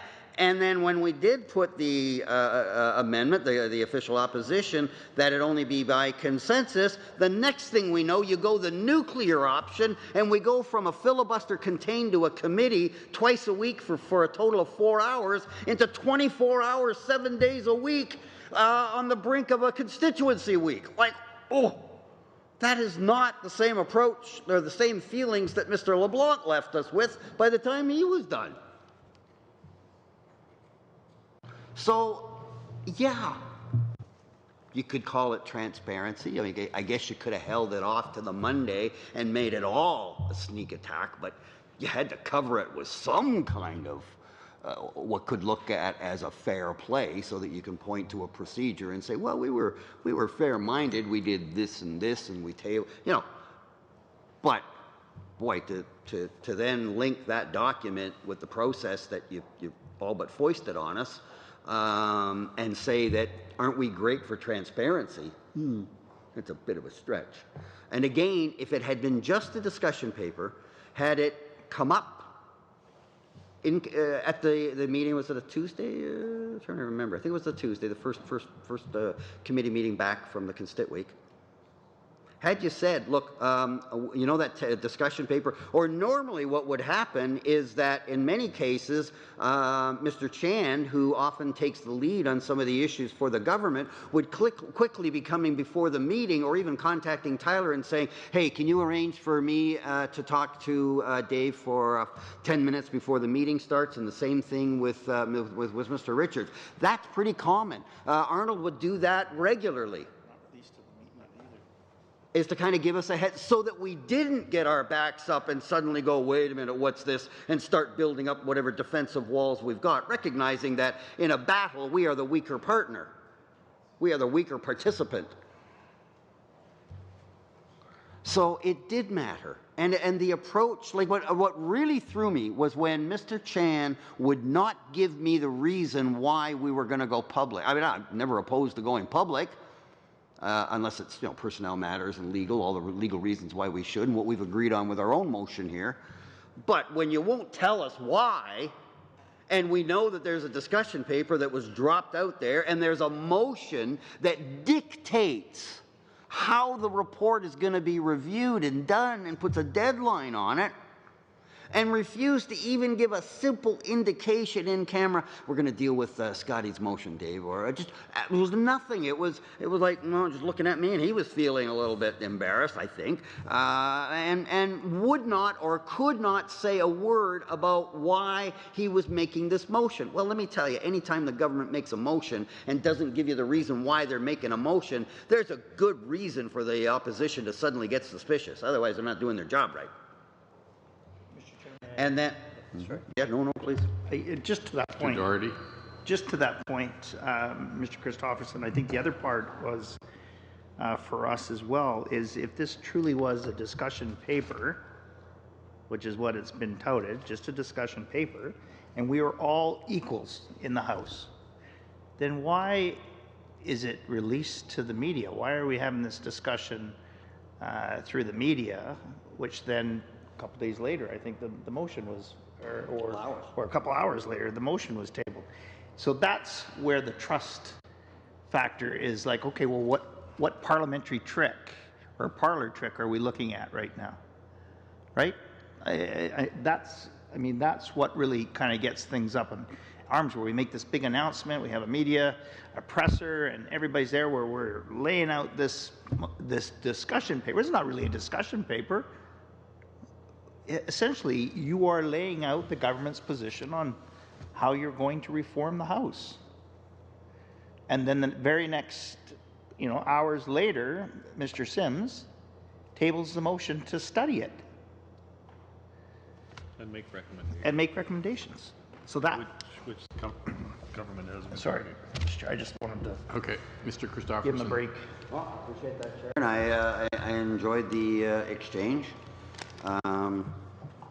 But I do hope it makes it a little easier for the member to understand where we're coming from and the process that sort of led us to this point, and then the overreaction on the part of the government. It was when they refused to adjourn. Like, I hadn't seen that since C-23 with Harper, when we thought I was going to do like a 2-hour filibuster and adjourn and then come back the next day, and I thought, you're not leaving. And suddenly, not only was I in a filibuster, I was in a filibuster I wasn't even prepared for.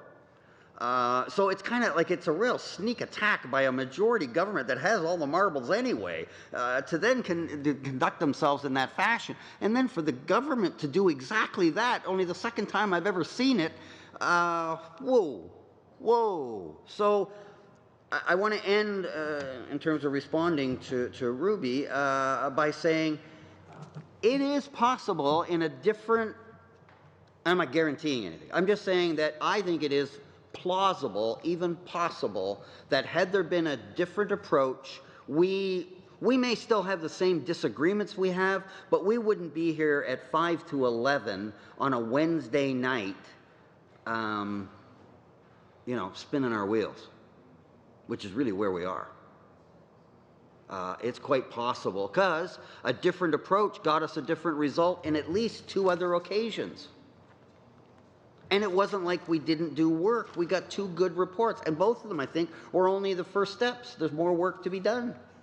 And again, when you take in the context what previous parliaments had said about this very issue, that, hey, we couldn't get everything through we wanted to either, but everything we did put in, everyone agreed to, and it made Parliament work better, and we urge you to follow that same sort of model. When you add it all up, not black and white, but add all that up, I don't think it's too difficult to understand how the opposition benches found ourselves where we are now. And I would remind the honourable member on my last comment on this before I return to my my prepared remarks.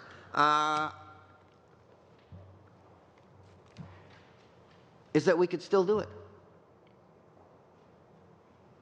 The letter that I spent, I don't know, a couple hours on maybe, is another attempt by the opposition to offer the government an exit strategy from their own mess. And the only reason we're bothering is that we care about these things. If it was a piece of legislation where you were going in a direction that, whether you ran on it or not, that we didn't agree with, we'd just leave you there twisting. Like, that's your problem, not ours. We don't agree with you ideologically, and we're not about to change. Cut, dried, done, over. But here we are making a suggestion. It's not a suggestion loaded in favor of the opposition. It's the process that Mr. Chrétien followed when he wanted to change the rules. I won't go into the details, Chair, that wouldn't be right, but Mr. Richards and I have had numerous offline private discussions with Mr. Sims where I think it's fair to say, for the most part, we were the ones making recommendations, and Mr. Sims was considering it, and we'd have a little back and forth, and at an appropriate time, he would just say, okay, I hear what's being said, and then he would have to go and talk to the folks that he would have to talk to, just like Mr. Richards would have to do the same thing, and so would I, before we could conclude a final absolute agreement. So it's hard to make us out as the ones who are being the most difficult. I'm not saying I'm not being difficult. I am being difficult. I am deliberately. as opposed to my usual natural character. With no choice. But we'd like to get back on track. And I would offer again, on behalf of my caucus, on behalf of my House Leader and Leader, I have certain latitudes here. I am prepared to enter into discussions with the government, as is my House Leader, at any time the government would like, to try to find a resolve. We don't want a win, really. We'd rather have a resolve, because a resolve is a win for all of us. It gets us back to where we were. So I leave that as a standing request. And again, like how unfair are we being when the letter that both our House Leaders signed this afternoon and issued to your government House Leader was a proposal to get us out of this mess that Mr. Chrétien had used. Like, how much more bending over backwards do you want us to do here when we didn't create the problem? We're still trying to be friendly, but it is maddening. It's maddening when I can't figure out the politics of it, because the original politics of get it through, they start to run out of steam after a few days, media turns on them, they're obstructionists. By the time we come back from Constit Week, it should be over, we'll get what we want, and we'll forget about all this. And then that gives us the power to be as ready as we feel we need to be for the October 2019 general election. That might make sense if it worked, but once it didn't work, you'd think somebody would have called it and said, that didn't work. In fact, things are pretty bad right now. What are we going to do? And again, that's what I thought you were going to do during the Constit Week. You had a whole week. We were ready. We were ready to go 24/7. We had our rosters lined up, still are, had our volunteers lined up, had our staffing lined up, had our speaking notes lined up. We were ready to go. Ready to go. I won't say happy about it, but we were ready. And we were ready to give up our constituency time to do it, which is a heck of a price. And I don't know what they did, but they sure didn't think. They had nothing to offer. We rolled around Monday, was it Monday at noon? Monday at noon. We reconvened. Again, I took my deep breath, ready to start. You took a deeper breath and went quicker and suspended the meeting, gave us till Wednesday, 4 o'clock, building in time for a deal to be, negotiations to happen, a deal to be reached, go to our respective caucuses, come back here for 4 o'clock and have it all sewn up and done. And the very next day, at 11 o'clock on Thursday, which would be tomorrow, we could have been underway. We had one meeting. So, I mean, it took a whole week, did nothing, prepared nothing, thought through nothing, suspended the committee so you could do something, met with the House leaders once, it went south fast, and here we be. That's what's maddening. I don't get the politics. I do not understand how the government thinks that this serves them well, especially when it's a file. Oh, Jack would just, I tell you, Jack would be like, they got such a big circle around that stain. It's unbelievable they're doing this. And it's true. That's what he used to say. He say, you know, you don't do anything that reflects on something you've done badly, because he called it like circling the stain.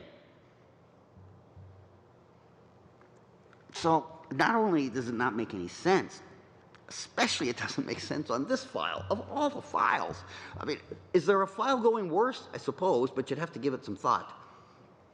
And at best, they might be a tie, because this is acute politics. And there's more, believe it or not, there are more and more people who, when they become aware of this, start to watch and start to follow it because they're curious. This matters. They know this matters. And so how can that be helpful to the government? Because when we return tomorrow, in another hour, I'm going to start bringing to the attention of government members how well this is playing and how well it's being received and what is being said. And that's not going to be helpful. Not one bit. I don't know. Anyway, that's my response to those interjections. So, I believe that I was still working my way through this document. Yes, because I was talking about the chambers.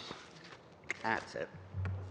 And again, to refresh all our memories, our report said, at this time, the committee, that's us, does not have any recommendations to make regarding implementing a parallel debating chamber for the House. It may revisit this topic in a future study. Now, again, this was an interesting lesson in parliamentary democracy, because this was something the mothership uses in London that I just had no idea, and I don't think very many other members did until it actually came up at the committee, and it was like, huh. First of all, it was surprising. Whoever heard of two chambers? Because chamber is sacrosanct. There's only one chamber. Then you have lots of other things, but only one chamber. Turns out they got two. And it runs parallel. And what's it for? Debate. Efficiency. So that more things can be done. And in particular, Chair, they focused a lot. I stand to be corrected. We didn't do a lot of study on it, and I did no independent study further because we weren't going any further. But the concept was still fascinating. To the best of my knowledge, a lot of the work they do there is around private members' business. And because I mentioned earlier how difficult it is to find time in the House, was on the House Management Committee and the whole thing. Well, in order to accommodate that, because they got all those members. I mean, they got that tiny little house. They can't even all go in there. There's not even standing room for all the members. And if I remember correctly, when we got that tour, Alexandra, wasn't it Churchill? They wanted to build a bigger one. He said, "No, I want it replicated like the old one was. It'll be the old ways." And so you go there, and it's pretty small. It's a pretty small chamber. They got like 600 some odd members. They don't all fit even when they stand. So what is it? And they can Thank only, you. And they can only sit 280. There we go. She's got the numbers right at her fingertips. Beautiful. I pay it. Yes, you do. I know. That's why you're dangerous. Keep an eye on you, you know. No, so what they did was they identified that they had this growing problem that not only could they not physically fit in the House, but that obviously if they have time constraints like ours, they didn't have enough time for members. And so they said to themselves, hey, what can we do to change things that we can all agree on that would give, say, backbenchers more of an opportunity to talk about the issues or to present things to the House or speak longer? How can we do that? And they came up with this novel idea of a parallel House. Now, it has much reduced powers of the House. It's only a shadow of the powers. But it is recognized as the chamber, and debate that happens there is considered as formal and as important as anything that happens in the House of Commons. And we sort of played with that a bit to see where it got us. But for a whole bunch of reasons, it was clear that we weren't, especially since it was a whole new concept, what it would have done. I suspect we probably could have come up with one or two suggestions in that area to be looked at. Probably lay the framework, further discussions for the House leaders to talk about. We would have been very careful about creating a second chamber. We would have been very cautious, erred on the side of caution. But we probably could have found a framework that we could have agreed on. We could have launched it from our dock and sent it off to possibly have life as it was looked at further. And we still might.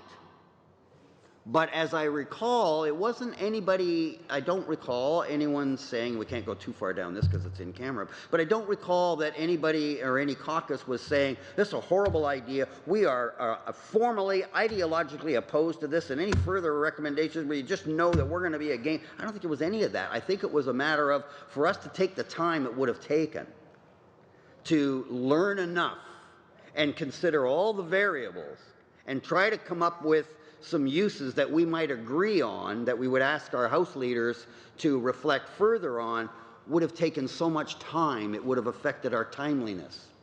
Because remember, at the time, we were being very respectful of the government's time frame. I know that sounds shocking, that the opposition, especially the likes of me, would be respectful of what the government wanted. But we were. Because that's what this committee does. That's the kind of work we do. And any approach different from that, in my experience, is not worthy of anyone who has the privilege of taking one of these seats. And it wasn't a big discussion. It's not like the opposition wanted a whole lot of thanks for being so open-minded, or that we were, running. We just, this was a matter of course. That there's lots of work here. There's more than anybody's been around for a while. There's more than enough politics. You want your headline, your clip-ons. You're going to get your chance. Just wait long enough. It'll come. It's like public accounts. You don't need to go searching for stuff. There's enough legitimate work there that you're holding someone to account. That part of it's going to be taken care of. I mean, that was not a factor. It was such a different world to where we are now. And so we said, again, and that's reflected, if this report was only the government, you wouldn't dare say it may revisit this time. You wouldn't use that kind of language because it wasn't a cooperative report. It would have been written very much because that's what the government wanted. I mean, there's no niceties involved anymore. If the government is using their majority to ram a report through this committee, then it's going to be pretty sterile, and it's probably going to say very starkly exactly what the government means and very clearly what they don't mean, and it's going to go boom, boom, boom, boom, boom, and that's it.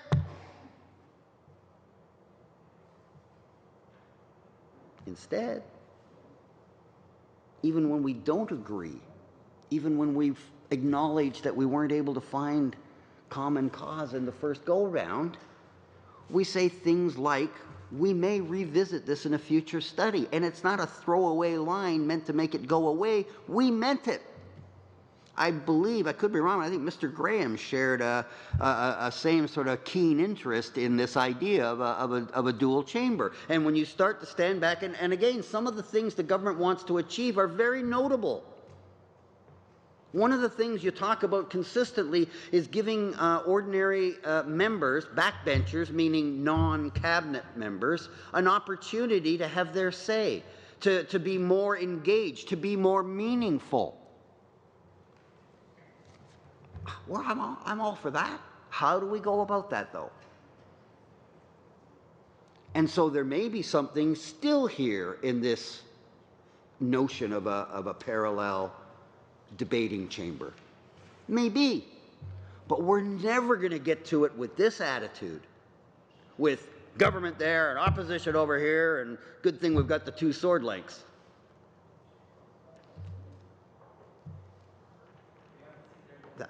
What's that? Debating chamber? Well, I don't know. Yeah. Good thing we don't have to be at bazooka lengths, or we'd have to talk at text. But you get my point. At this committee, like at public accounts, the two sword lengths just doesn't exist. It just happens to be you sit over there and I sit over here. In fact, one of the things I don't think I'm telling too many tales out of school in terms of the trip that you and I and Mr. McColman went on to London to see how they did things. The mothership came to raise some great ideas, gave them a great idea, something they didn't know. There's a great approach in that committee room. And anybody who comes in, kind of, if they haven't been there, they're like, wow. I haven't been in a room where everybody sort of respects each other. There's no games. They're all nice. They're all get a chance to have their say. They try to they compliment one another. They build on each other's ideas. It goes across. Really, talk to people who drop into public accounts, the current public accounts, and leave, and they're like, wow, why can't all the committees be like that? Ours is very similar. Ours is more difficult even at PROC because at least in public accounts, you're all focused on the report of the Auditor General, and that's pretty much the business and ancillary issues. Here, we get everything, like virtually everything. And every time the Speaker has a problem, a dilemma, a concern, a question, is unsure, boom, off to PROC. I'm going to send this to PROC. That's my decisive decision. I'm going to send it to PROC, and they're going to figure it out. It's a heavy responsibility. All the matters of us, I'm trying to think of the language, it's starting to get late, but any wrongdoing, matters like that, like matters of confidence, questions of confidence that might affect. We've had people who, were alleged to have broken confidences in camera stuff and things, and the Speaker, if the Speaker of the day finds that there's a bona fide on the basis of it, it looks at facie, what am I reaching for? Prima facie, thank you. A prima facie case that it looks like there's enough evidence, there may be something here, it comes to us. And again, whatever we've been working on, we got to shift gears because now we're dealing with a colleague. And we always think, don't we, that could be me.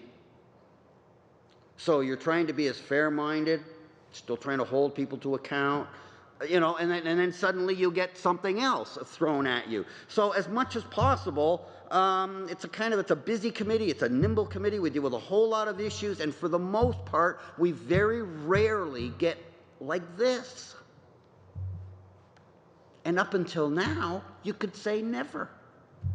That everything that has been thrown at us, no matter how many gears we had to shift, how many times we've been asked to do 2 or 3 things at once, we always accepted it as, you know what, that's collectively our responsibility, and let's get at her.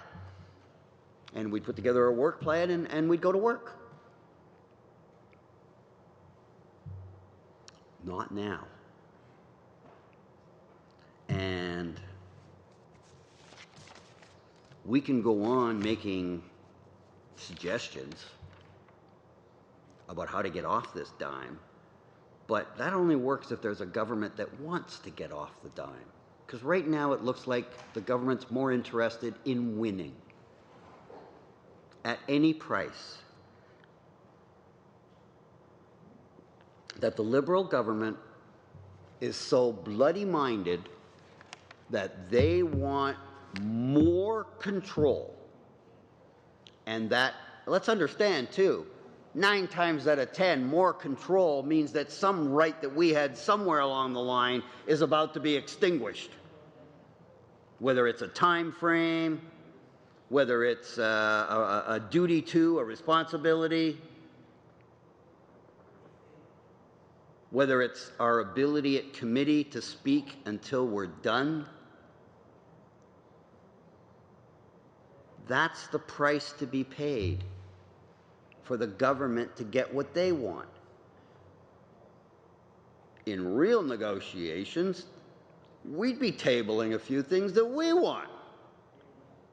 So rather than this nonsense that somehow we should be grateful that maybe the government's only going to take half a loaf from us in terms of the rights that we now have, and we should be happy for that rather than the whole loaf, we would rather look at it and say, well, if you want to take half a loaf away from us, then we want to have another half a loaf added. And you give up some rights. I think they call that give and take. I think that's give and take. That's what that means. You give a little, we give a little. You've got an objective that and we've got an objective, and both of us don't like those objectives, and we can't come to agreement, but put them together, and maybe we can find a way that we can live with what you want by doing it this way, and you can live with what we want by doing it that way, and lo and behold, we work together, and we get a report we can all agree on. And you know what hasn't been mentioned and needs to? That's what Canadians want more than anything. And we all know how difficult that is in a system designed to be adversarial. Why can't you all work together? Well, our process, our whole system is structured around us and them. Them, the government that have the power, and us over here that don't. So to work together only happens when we sincerely want it to happen. And there's always room. I come back to where Ruby was.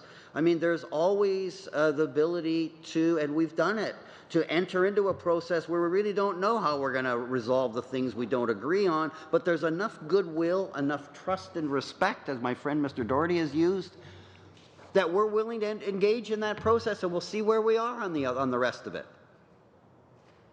But that ship has sailed on this one. And now we seem to be the only ones, we the opposition, seem to be the only ones that are trying to find a resolution rather than a victory. Because as long as the government indicates that they are going to vote against Mr. Reid's motion, that means that from the get-go, the government believes and will reserve the right to use their majority to create a report that only they support. That's what that means.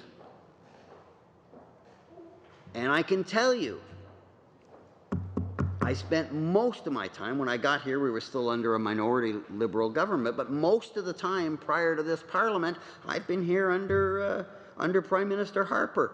And this feels like, as opposed to something extraordinary and unusual and what's going on with this government and you know, sunny ways and transparency and respect, where did all that go? Instead, this just feels like a regular Wednesday in the last regime.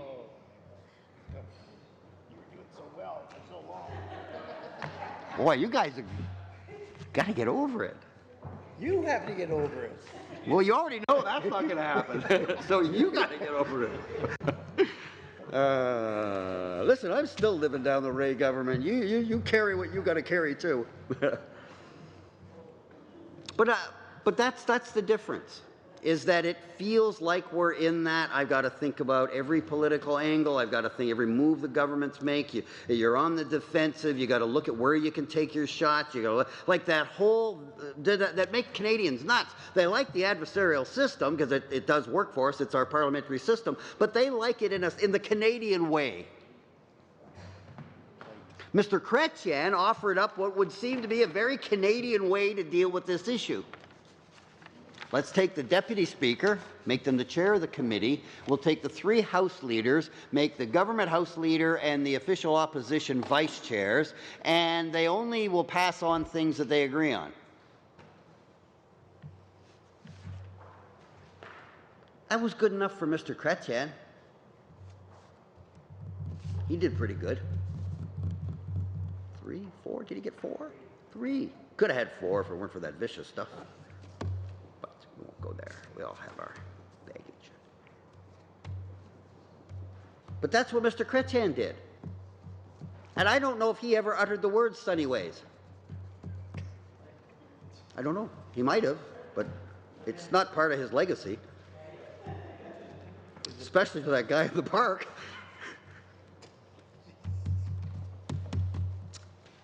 But Mr. Chrétien's way of doing things is not good enough. The government wants more control than a 3-time majority prime minister, former government Liberal, believed that he was entitled to by way of controlling the House by the throat. Because if necessary, that option is always available to Mr. Chrétien, as we know. So one would, the Shawinigan handshake, yes, little guy from Shawinigan. We were once here on a tour when I was on city council, and Terry Cook and I at the time we told the driver, you got, no matter what, even if everybody else goes back to the hotel, you got to take us. We want to drive by and see where Chrétien lives. It's a little guy from Shawinigan. Yeah, he was that successful. I mean, when you're first starting out, someone like him is in power. You sort of pay attention to it. Anyway, I think it says a lot that Mr. Chrétien thought that was a fair process to deal with this, and yet Mr. Respect and Sunny Ways, he feels that that's not good enough, that the government should retain the right to ram through the changes, but Mr. Chrétien did not see it that way. So you have to acknowledge that we have at least a good case, even if you don't want to admit it's the winning case. And I feel sad and disappointed that I'm even talking that way in terms of winning and losing. Especially when we're talking about the rules. There shouldn't be any losers on the rules. There just shouldn't be. And so it's that deep, really, it's that deep sense of commitment to Parliament and a desire, because a lot of this stuff we want to do. I make no bones about it. A lot of the changes the government wants to make in the election laws, I favor. And a lot of the stuff they want to remove from C-23, I can't get that out of there fast enough. And I've made no bones about it. I don't want to see this Parliament go by and that stuff's not taken out. We've got a majority government with a third party, at the very least, if not the opposition, but certainly the third party, who are very supportive of doing real modernization, of paying real respect to the Chief Electoral Officer's reports. You realize when they brought in C-23, they didn't even consult with the Chief Electoral Officer? That's how bad it was. And so I want to get off this dime. It's wrecking all my other stuff. I'm missing public accounts. When I was staffing Scott, you were chairing public accounts. Yeah, we were briefly on that, and I have to compliment you as being the only chair I've ever seen filibustering his own committee. So. No. I think the Friendly did that a few years ago. Yeah, thank you, Mr. Graham. Yeah, that's right. So I'm just going to continue. 'Cause that's the only thing to do. Carry on, exactly. So my point then, before I move on, to summarize, is that we are not only engaged in a battle to the political death, in a war that the government picked and started, and yet at the end of the day, my priority, and I suspect that of the official opposition, but I'll let them speak for themselves, my priority is to get us past this and get back to work. This is screwing up everybody's schedule. It's costing, I don't know how much money to keep this place going so that we can have this debate.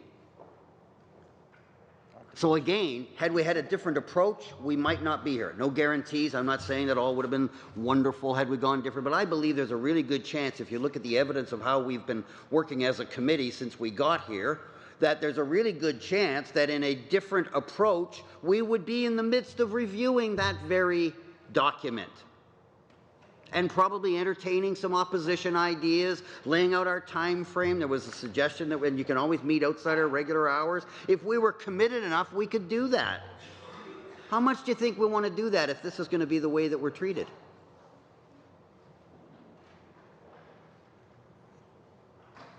So we could have had the government approach this in a similar way to similar projects and undertakings. There is every possibility, I only say a possibility, but a distinct possibility we'd be in a very different place. And the proof is that we've already done it. But we'll never know. The government, the Liberal government, never gave that a chance. They just straight for the jugular.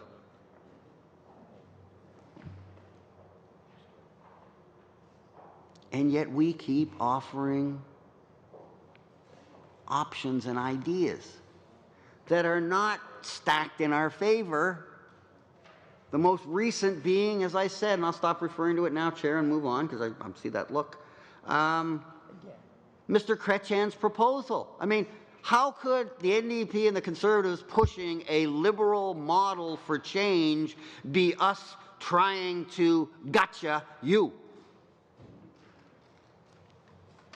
I don't know how much more fair-minded we can be than to formally put on the table between the two opposition parties a model of dealing with exactly this issue that was used by a three-time majority Liberal Prime Minister. Like, it's got to, in the eyes of the public, it's got to be getting difficult for the government to convince people that we're playing some kind of game, especially given the fact that we didn't start it. Our intent, though, if we're going to turn into that us and them, is we'll finish it. And so if this doesn't get resolved and we keep wasting money and wasting time debating 24/7 because having a filibuster inside the regular committee hours wasn't a good enough fight for this government, they wanted to have the nuclear war where you're 24/7 filibuster or nothing. The Liberal government did that, not us. But at some point, we're going to stop trying to help you get out of your own mess when you won't even stop digging. Because the first rule when you're in a deep hole is stop digging. You guys keep digging. And we keep offering you ways to get out. Eventually, that's going to evaporate. Quite frankly, we're running out of ideas since we're the only ones that are trying to be creative over here.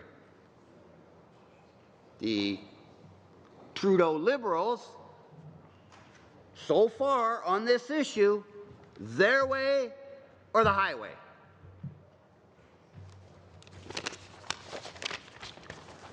So, I was talking, working my way through this document, and I had talked about how the parallel debating chamber and some of the discussions around that. But again, I was pointing out, and I'll leave this now, but I was pointing out that because of the goodwill that existed, and I remember the discussion we had about this, because again, I had a particular interest in it, we meant it when we said we may revisit this topic because it had some great ideas, and it may have some potential for giving backbenchers more of an opportunity to play a role, and every one of us agrees with that. You wouldn't get that in a government-dictated report, because it would be meaningless.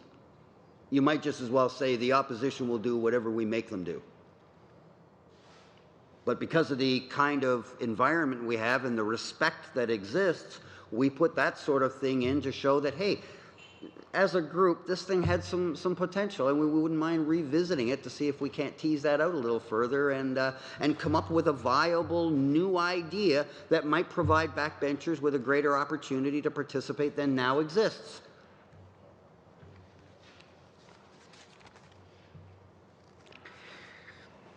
Moving on. I would draw another example from this report, Chair. The committee has no recommendations to make at this time regarding the implementation of proxy voting or electronic voting. It may revisit this topic in further study. Again, to go to where Madame Sahota was, that may have led to ultimately a big crash coming, a slow-motion train wreck, we don't know. But I can tell you, as someone who was part of this, that when we had the discussion, we exchanged some ideas on it, and we said that, well, we'll revisit this thing because there are implications beyond whether or not you just like the idea, and a lot of that has to do with back to the lessons we learned from talking about the family-friendly parliament and how some people it is a huge deal to come here just to vote because we know one of the standards, unfair as it is, that we're measured by is how often do you vote. And by the way, anybody who has a perfect voting record, they should be looking at that, because it does speak to what aren't they doing. Do they never go anywhere? Do they never do anything else? Is that the only thing that matters, so that artificial number looks good? But nonetheless, that aside, it is a real issue, and for a lot of people, they travel a long way and have some good arguments about why there ought to be some other form of voting other than them physically schlepping across the continent. Now, a lot of us can give good reasons why it's been like that and why that works, but nonetheless, there were valid points on all sides, and although we couldn't come to an agreement, we were sincere when we said we may revisit this. If we weren't, we wouldn't have put it in, because nobody was forcing anything down anybody's throat. This wasn't fragua. This is exactly what it says, that we may revisit it in the future.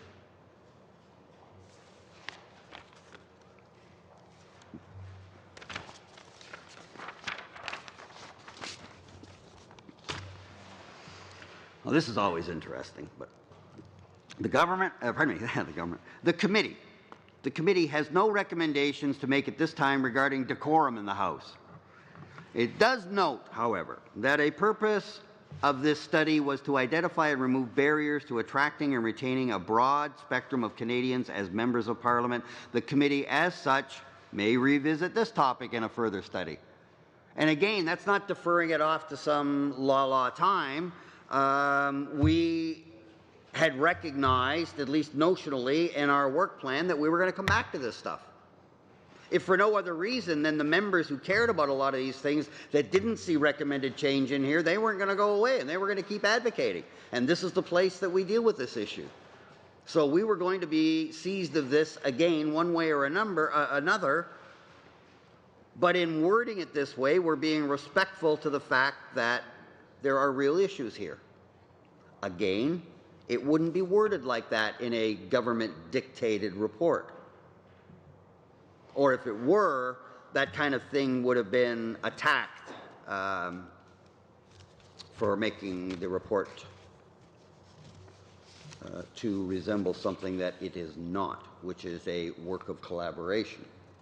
But in this case, every word in here, we're all prepared to back up. Again, Madame Sahota didn't agree with all of it, wished there were more in there, and I understand that. But at the end of the day, I think that's a good sign of the compromise, because there was stuff in there that I didn't agree with and things I'd like to have seen changed. But what really mattered was, on the matters that we did agree on, we were willing to make those recommendations. We put them in a report, and we sent it off to the House. So at least where we do agree was willing to go somewhere and be of some use, as opposed to this.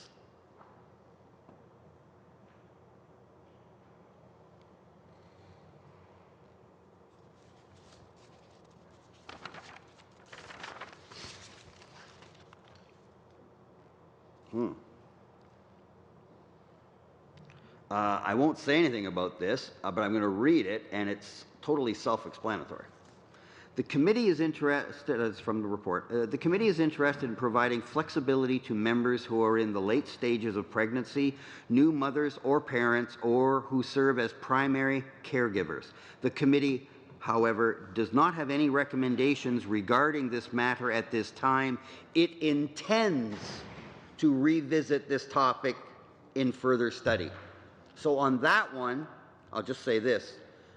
Because of the importance, and because we heard from colleagues who came in and made very sincere and heartfelt presentations to us about this, even though we couldn't come to agreement yet, we not only used the respectful language that we used earlier, that we would revisit this, we bumped it up to make this part say, it meaning the committee, intends to revisit this topic in further study.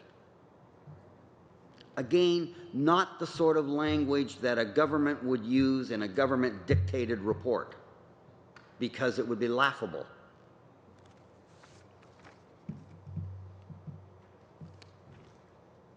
And in concluding this report, Chair, I would reference the 5th paragraph from the bottom, just above your signature. And it says this. The committee would appreciate if the Board of Internal Economy could examine possible approaches to amending the current system. This has to do with the points, the travel points system, just to give it context. So the travel points system is the reference in here. The committee would appreciate if the Board of Internal Economy could examine possible approaches to amending the current system with a view to encouraging members' spouses and children to make use of the travel points to visit their spouse or parent. The committee suggests the board consider blending the points allotted to designated travelers with those allotted to dependents. The board might also consider creating a family travel point that could be utilized by a member's whole family regardless of size. Now you might wonder what would give rise to that kind of a recommendation. Again, no names, and I won't go into any details, but again, the real world politics of where we are, the media, in their capacity of holding us all to account, report every year how much we all spend on travel. And there are some members who have bigger families and greater distance. I live in Hamilton. There's my wife Denise and I.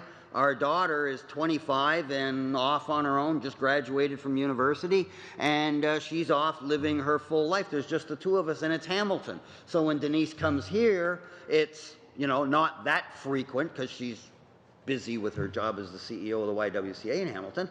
But it's not very far, it's not as costly, and there's only her. Whereas if it was a spouse and 2 or 3 kids and they were from one of the far western reaches, the same amount of visits would show a much larger dollar figure. And I will tell you this, it was the spouse of a member who made the point that they deliberately don't travel as often as they would like to be with the member, as a spouse and partner, and as a parent, because of the politics of the reporting mechanism. I never had to think about that. And up until recently, Kayla, my daughter, qualified for the travel.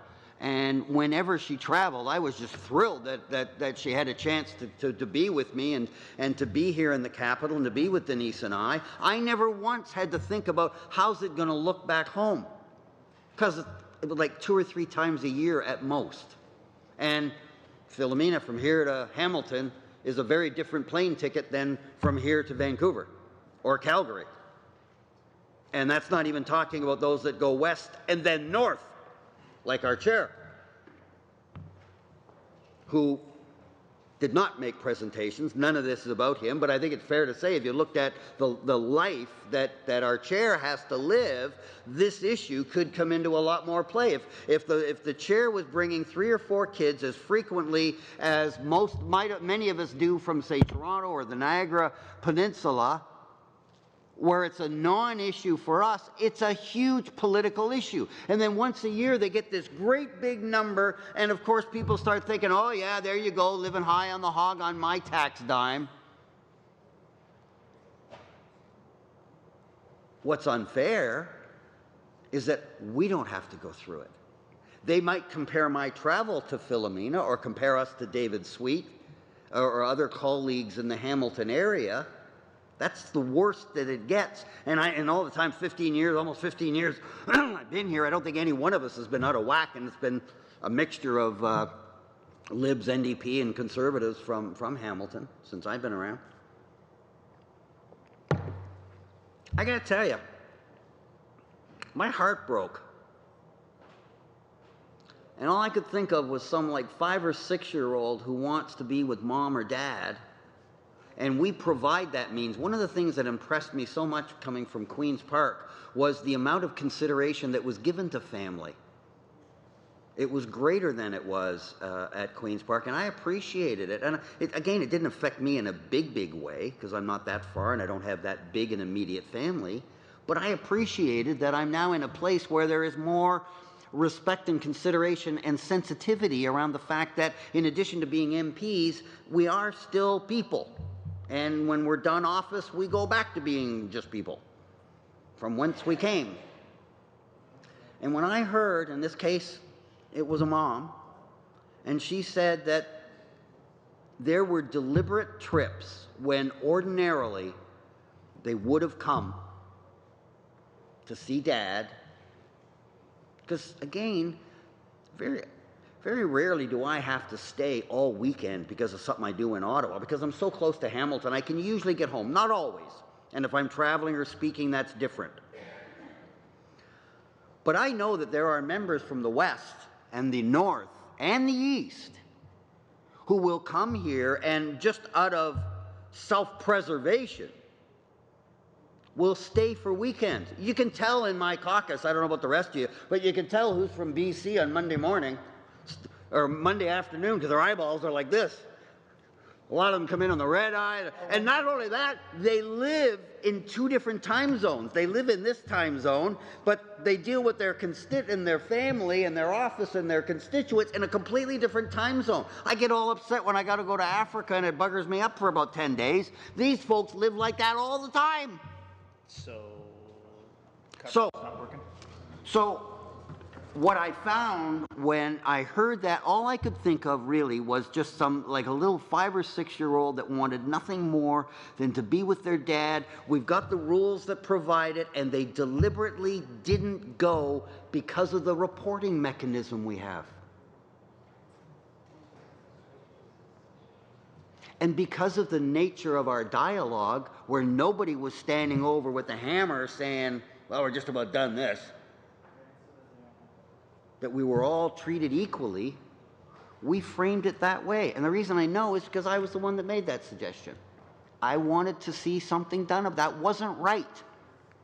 Never once did my daughter not come to Ottawa because Dad had to worry about the politics.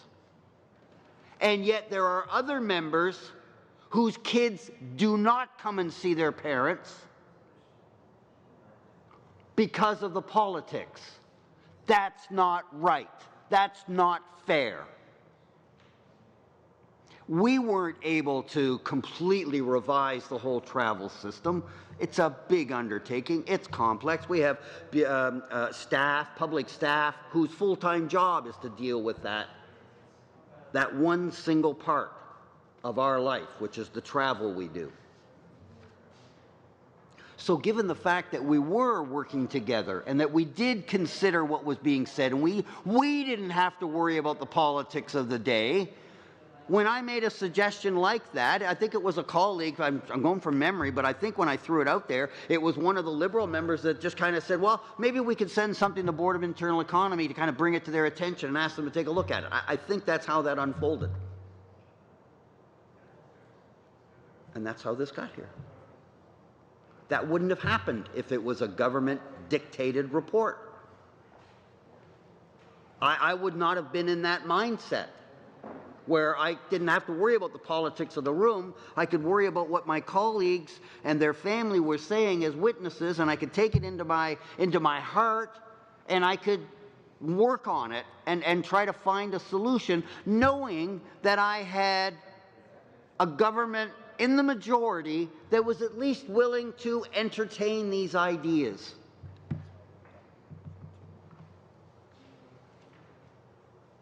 And that's why it worked.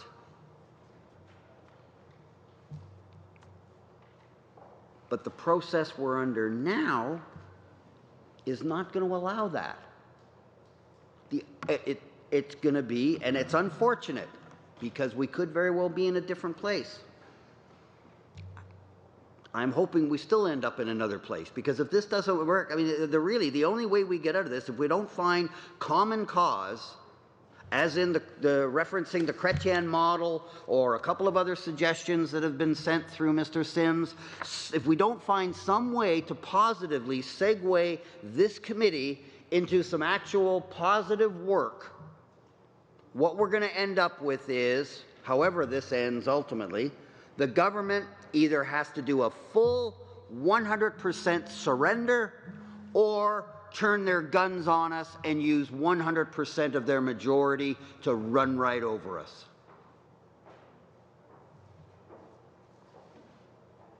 That's where we are. And our preference, as you can see by the fact that this letter was just made public today, this is not like I'm talking old politics and new stuff is taken over. It was this afternoon that this letter was drafted and signed by the Conservative House Leader and the NDP House Leader, offering the government, imagine that, we're the ones offering the government a solution out of a mess that they made. But that's what this does, and it provides a model that was good enough for Mr. Chrétien, who had his challenges getting things through the House, as every government does.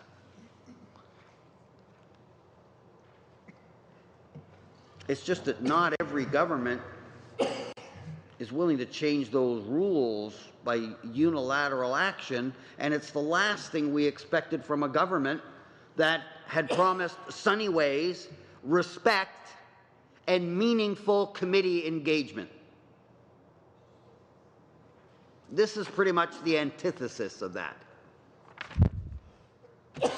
And again, what's maddening is why? I could see if there was a path where this was going to work. I mean, I could even see how you pulled together the first strategic plan. As vicious as it was, these things happen, I get it, no problem. And if that had worked, you'd be okay. But when it failed, you should have, I thought again, you know, it failed. That didn't work. By the end of the week, we were starting to get the attention of Canadians, the media and pundits, and there was a lot of support out there. And I'm going to start reflecting that when I reassume the floor tomorrow morning at 9 o'clock. But what had happened, Chair, was that when you suspended, and I'm going to leave some parts out because we just don't need to, when you suspended on Friday and said, we will reconvene a week Monday at noon, I thought, okay, the government tried their gambit. I understand that. I'm angry, vicious, what they tried to do, but at least I understand it, what they tried to do, and it failed, and they see it turning now, and now what they want to do is give themselves a week to figure out how to get off this position and get this whole thing turned around. And quite frankly, other than talking to Scotty on Wednesday, I think you and I chatted for a while, I really didn't think about this much. If anything, I was expecting maybe contact from my House Leader who would want to talk to me as we were formulating our plans moving forward. I would be part of one of those, both as a member of this committee and as chair of our Planning and Priorities Committee. I would have been consulted before anything would have been locked in. Other than maybe half expecting that I would hear from Murray,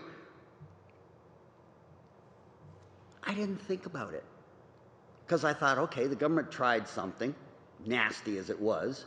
It didn't work. They know that. They were smart enough not to live through a week of criticism for no reason when they know when they come back they're going to be trying to get out of this mess. So it made every good sense to me that the adjournment happened and that the government bought themselves a week. Man, when you're in government, a week to think about something, that's a gift.